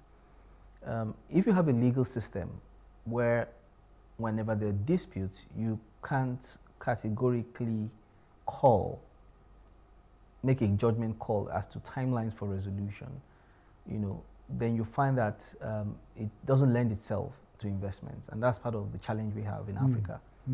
Our legal systems are, they run on almost manual, analog, if at all, technology. Most times it's very manual, paper-based processes that impinge on disputes. And with sports particularly, you can't afford to have, for example, let's say a football player has a contract dispute with his club. How does he seek redress? Does he go to the courts? How long would it take? If he has to go through the entire legal system, can he afford the service of a lawyer? So those sort of things impact on sports generally. But I think just sort of coming back to the question, which is where we are today seems to be 44 years, 45 years behind where US was this time then. I think their own path to sports development was basically hinged on collegiate or school sports. So whether it is, the very popular American football, which is a variant of rugby, or it's basketball, or it's baseball, starting kids early and having huge local community following around those activities meant that they could monetize at that local level. And when you look at the economics and the size and contribution of collegiate sports, it's actually bigger than professional sports in the US. And the reason is simple. First of all, the US is a large country that is wealthy on average when you look at per capita income, per capita GDP. So that helps in the sense that when you have Nigerians, for example, who emigrate to the US and they settle in and their kids, because again, there's something about the African build that makes them sort of naturally amenable to sports, and they get involved in active sports early. What you find is that at the very low levels, in the community levels, in the counties, you find college sports, and there's a proper structure to how those games happen, and progressively there's local TV coverage, there's support from local companies who sponsor some of those local community championships and competitions, whether it's swimming, you name it, ice skating. So all of that local investment by local corporates into local community sports is what builds the ecosystem for talent pipeline through the system or through the ranks. And ultimately, by the time you're then getting towards the second half, high school, towards the end, and looking at college, then there are the odds that some people can have a free ride through college on the back of sports or whatever it is they can do. We are very far from that today. If anything, a lot of our schools, secondary schools, don't even have playing fields. And it's one of those things where the argument can't be made against the private sector, because for whatever reasons, we've sort of abdicated the responsibility of the public sector, in this case government, on or with education to the private sector. So you have more private schools where the resources are not even there to invest in the right infrastructure, so they don't have playgrounds or sports grounds or fields, as it were. And so people buy property and just convert it into schools, and all of that dovetails. Yeah, but we still have, okay, so I was going to say we still had schools with these fields, right? But then there's really, I think what we have lost is the culture of sports as being fundamental to a well-rounded education. Right. As well as to our civilization, as a matter of fact. Yeah. So I don't see that we pay, these days maybe we would rather go for is it parties or vigils and stuff like that. People don't, and so as a result, we miss all of those values that sports. And we can see today the thinking that you have to win at all costs. If we were people who were into sports, we know, look, the fact that you have lost today does not mean you can't bounce back the next day. It teaches you collaboration. I remember I was at the National Stadium with these young kids, maybe 10, 11. The brother and the sister, they were with their father. It was a swimming competition. And this boy of 10 was already planning and saying, you know what, I want to swim the last lap. Let this guy swim the first lap. This one is faster, this one is slower. Problem solving skills, collaboration, you need to understand why there are rules and why you should follow the rules and stuff like that. These are things missing from our society. So now we have ended up with all of the problems we have today that I feel sports can mitigate, clearly. But for the business sector, I'm not going to let you go, let you off the hook like that. Do you get it? If we want the public sector to invest in sports, wouldn't it help if the private sector, becomes like the catalyst? So you see the opportunity. You see that guys like you are making a lot of money from these things in other countries. Why should you be exonerated? So it's not a straight and simple narrative, as you've suggested. Businesses exist for one reason, to deliver shared value. Yeah. Now, what is shared value? As a member of a society, a business is there to solve a problem first, and hoping that in solving that problem, it gets the economic returns to make it a going concern and sustainably grow. It creates jobs, it pays taxes, which should then help create infrastructure that supports society as a whole.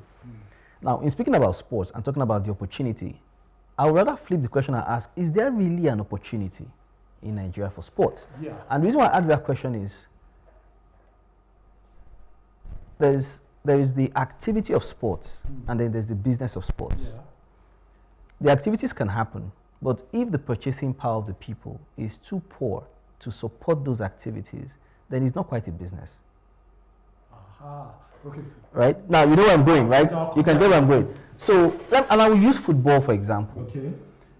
The Nigerian league, once upon a time, going back to the 70s and 80s, and even maybe in the 90s, because I used to follow, clubs around, National, Ranchers Bees, Insurance of Benin, up until the 90s.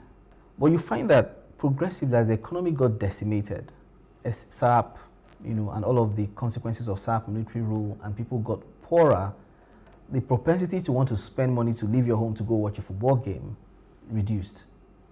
Crime increased, and with crime, insecurity. So you can't, unfortunately, talk about sports and active sports, a sports economy with some of those factors. And I think it's the economics that speaks. So businesses are rational institutions. They will put capital where they believe that there's going to be a return of that capital, so that they can continue to then deploy capital. Yeah. Now, when I started, I talked about how it's early days, and what we're seeing is corporates looking at CSR as the channel to support sports. And why? Because in communities today, you have youth restiveness, you have rising cases of drug use, and we're saying, look, what else can we do to support the communities where we are and operate so that things don't go belly up completely? And sports is one of those areas, and that's why we're making incorporating sports is something that I'm aware is top of mind amongst many young professionals like myself. Recently, I was talking to a friend who is the CEO of a tower company, a telecom tower company, and one of his personal projects is essentially investing in schools by going to look for schools that have grounds, so he can then build sports facilities within those schools, to encourage active participation of students outside of the classroom in other sports, football, handball, basketball, whatever it is. Because like you very eloquently alluded to, sports teaches you so many things. Teaches you discipline, which is important for life. Being able to develop the commitment, understand what it means to take a path of I will use maybe not self-abnegation, but just understanding what it means to sacrifice certain pleasures, sleeping, waking up so much earlier than maybe your friends, forgoing certain kinds of meals and diets just so you maintain a certain, muscle to mass to bone, ratio, and, working out, exercising just to keep your, body weight in check and to ensure that your muscles are toned. So there's a lot of sacrifice that goes into it. It teaches people, and you talked about all the other things around teamwork, collaboration, understanding discipline, understanding rules and implementing by it. understanding what it means to fail at an attempt and knowing that, look, it's not the end of the world. You can always try again. And, you know, the fact that I participated itself is, you know, itself is a win and all of that. So, like I said, it's very early days. There's so much more we can do. And I believe that, look, as a community, you know, so when you look at companies and corporates and businesses like ourselves, so we live in the community, we live in society, and we ask ourselves, what else can we do? Sports, in many cases, requires investments in infrastructure. If it's team sports, for example, you must have, you know, befitting infrastructure that look, you know, from grounds to playing courts to pitches, not just the final pitches, but some training materials. You know, if you are into swimming, you must have a swimming pool at a certain standard, so that, you know, you're not, quote unquote, shooting yourself in the foot when you then show up at international tournaments and, you know, you are not prepared because you are not training with the right, you know, in the right environment, and all of that. So those investments can start. I know I can use an example. My kids, I have 2 children. My daughter is older than my son, but my son is a much better swimmer than she is. She teases him and calls him a fish, and, you know, he's the best swimmer in the school. He got an award for it, and he just graduated. But I didn't have that chance growing up because my parents did not have, you know, they were middle class, quote unquote, but I didn't have access to a swimming pool. But I always thought I could learn this thing. And the first chance I had as an adult, young, you know, employee, I went and taught myself how to swim. But clearly, I was already in my late 20s. There's no future for me in swimming as a sport. Now, if my kids belong to a swimming club, there's odds are there are competitions that can happen both locally and internationally, which if I can afford it, I might then decide to, you know what, commit that investment into my son. He also plays football. I'm sporty. I played football in school. Of course, I did high jump, I did long jump. So it's naturally that my mom was also an athlete. So I understand where the genetics play, and he's very sporty. I have now decided, you know what, there's a neighbor of mine whose son has enrolled in the football academy here in Lagos. And, you know, he goes with him sometimes. And one day the coach came to me to say, look, at the other boy's birthday, his friend's birthday, your son is very good at this football thing. You should really consider enrolling him. And I think to myself, okay, well, now I know that if the talent is there, I might as well support him, because potentially if he goes to Europe, I can become a very rich man and retire early. Now, but truth is, if he was to play professionally all his life in Nigeria, are the odds of success as great? They are not. And truth be told, when you look at the numbers, at the end of the day, it's a very, very limited opportunity, you know, window. How many people make it to elite levels and become phenomenally successful at those levels, you know, barring injuries and all that? So it's one reason why education has to be blended with sports, so that, look, if the sports thing doesn't really work out, you know, the kids are armed with life skills that they can then apply into different careers and make a success. So there's so much to be said, but let me rest here. Yeah. But so I'll take you back to something you said, and it's about the economy. Yes. Do we have the economy to run sport? I hear people all ask me that all the time. Do you have an economy to run sport? Maybe you're in a better place to explain this. When they say 1% of your GDP can come from sports, it means you don't have to have an EPL, or you don't have to have a British economy to create 1% yes. In your economy. Yeah. So that's number one. Number two, Nigerians say there's no money, and you know what I think? There's money, okay, but there are no products.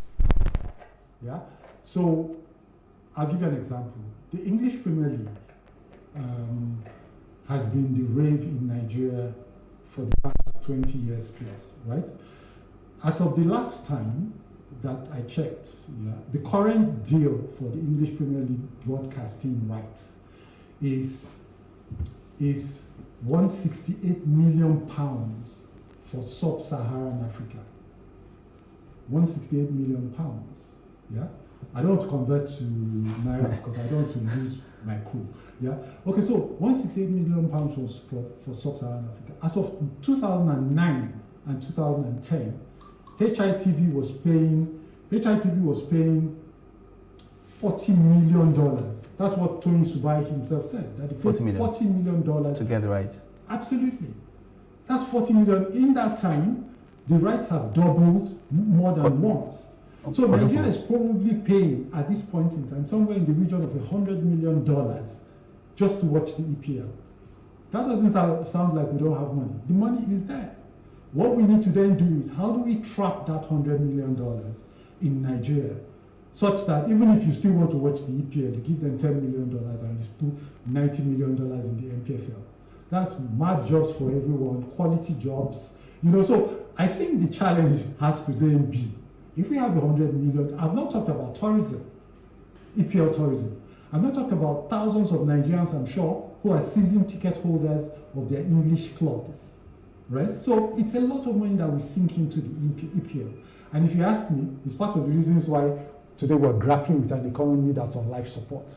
If every time we spend the little we have on other, it's not just sports. There's tourism, there's education, there's all kinds of things. You know what I mean? We're like a basket case. So my point is, there is money. Is there a product? If there's no product, how do we build the product? Or what do you think? Well, I hear you, and I understand the sentiment. But there are certain, some of the data points are skewed. And it's important to recognize the skew. Okay, please. So when we say the EPL, that's one product. Of course, there is the Spanish La Liga, which is also quite popular here. There is the Italian Serie A. Maybe as it used to be. The Champions League is huge. Now, all of that TV following and the rights behind it is typically purchased by broadcasters or people affiliated to broadcast who want to make a buck on the back of that, given the huge following these products command, because they're products. That said, if I look at the proportion or the percentage of Nigerians who have sufficient liquidity as to be able to go pay season tickets for a club in the UK, maybe Chelsea or whatever, I'm not sure that if I aggregate all of those individuals, there are up to 10,000 of them in Nigeria, right? So when we then talk about creating local products as an alternative to the EPL, the question is, what exactly are we creating? Is it a product for Nigerians to consume? Or are we creating a product that becomes an export product? My argument when I talk with friends is, as a country, yes, there's always the talk about the 200 plus million Nigerians being a market. I don't think we're a market. The predominant share of Nigeria's population is either poor, I don't want to use the word extremely poor, but when we talk about extreme poverty, there's at least 130 million Nigerians who are extremely poor, less than $1.90, $1.90. So that's not the guy who is going to pay you money to go watch a football game. Clearly, at that level is subsistence. He just needs to eat, he needs shelter, and the basics, maybe a roof over his head. Football becomes a luxury, or sport becomes a luxury, whether it's football or whatever, basketball. Now, if we're going to create a product, we've got to think about who are we creating the product for, and can they pay? The Nigerian League, for example, where we have become a stakeholder in a sense by sponsoring the eventual league winners for the 2023-24 league season, Enugu Rangers. Congrats, by the way. Thank you. It was a decision we took because we started looking at it from a sort of social / corporate social responsibility type lens. And it was from that perspective we sort of went into it to look, what can we do to improve and help ameliorate what was a sort of dire youth situation in the Southeast, given the issues with insecurity and all of that and the restiveness. And that for us was the way. And of course, from shared sponsorship, we're now talking about other areas of collaboration to see how we can support that club to become a more professionally run, including improving the grounds. So the stadium, we're talking about, look, what would it take to upgrade these facilities to become at least certified for CAF competitions in Africa? So that's on the way. What about your feeder teams? Are there academies affiliated to Rangers? Are there other clubs at the lower tiers that potentially could act as feeder clubs? What is the exchange? How do you provide that support so that they become sustainable and run efficiently? So those are the conversations that are already ongoing. And yes, sometimes I look at the big picture and I say, look, I can't solve all the big problems at a time. Yeah. So pick one area and get in there and get involved and start doing what you can in your little corner. Hopefully you inspire a few others, and I talked about a few companies that have become active, especially in the football area, sponsoring certain teams who are either in the NFL, NPFL, or in the NNL. Now you have some corporates sponsoring that. Some cases, one company sponsoring 2 different clubs. So we're beginning to see investments like that, because it's an investment, maybe not necessarily for profit, but as a socially responsible institution. We're seeing some of that, but ultimately, what would be the product? The product has to be what is showcased. In this case, football has to be the league. The integrity of league is important. What is it like? On match days, do you have decent TV coverage? Is the pitch nice? Does it look appealing? When it shows up on TV, for example, do you see dust each time players run around and try and kick the ball, or which is all of that? It all comes together. The aesthetics has to work. The quality of the football has to work. So the coaching and the quality of coaching, the players, some of the basics, can they trap the ball? Can they put the ball on their chest? How technical are they? In terms of gifting, with their head, with both feet. So a lot of those things. So it's a holistic conversation. I would pose it that if we're to try and make sports a product, then we have to look at ways of exporting that product so that we're earning FX and not just hoping on the local market that is beset by so many other economic issues. Oh, okay. Very well spoken. There's the reason I like you guys. You see, and let me tell you what that reason is. Look, you're a Nigerian corporate, right? And you're waiting for the NPFL to become a grade before you get behind it. That's not the way it works. If you want our sports to be at the European levels or competitive when compared to the best products in the world, you've got to get in now, contribute your bit, and then seek the changes that you wish to see happen in the league, like my gentleman friend here is doing at Afri Invest. All right. So we're going to go on a short break, about a minute or thereabouts. Keep the dial on Plus TV Africa. We're reaching you live from our stations in Lagos. When we return, the business continues.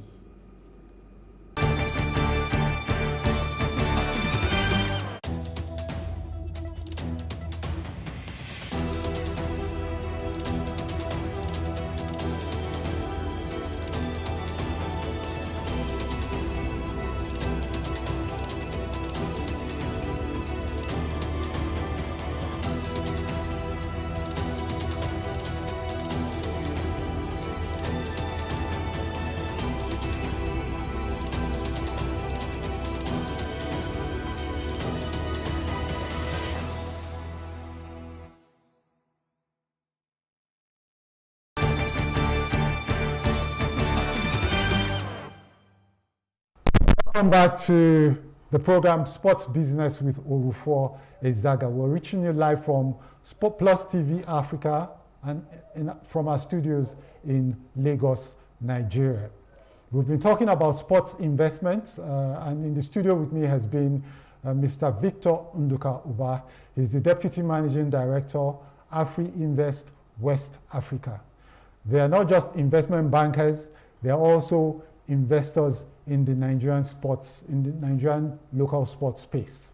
All right. So, Victor, we're talking about whether there was a market for sports in Nigeria.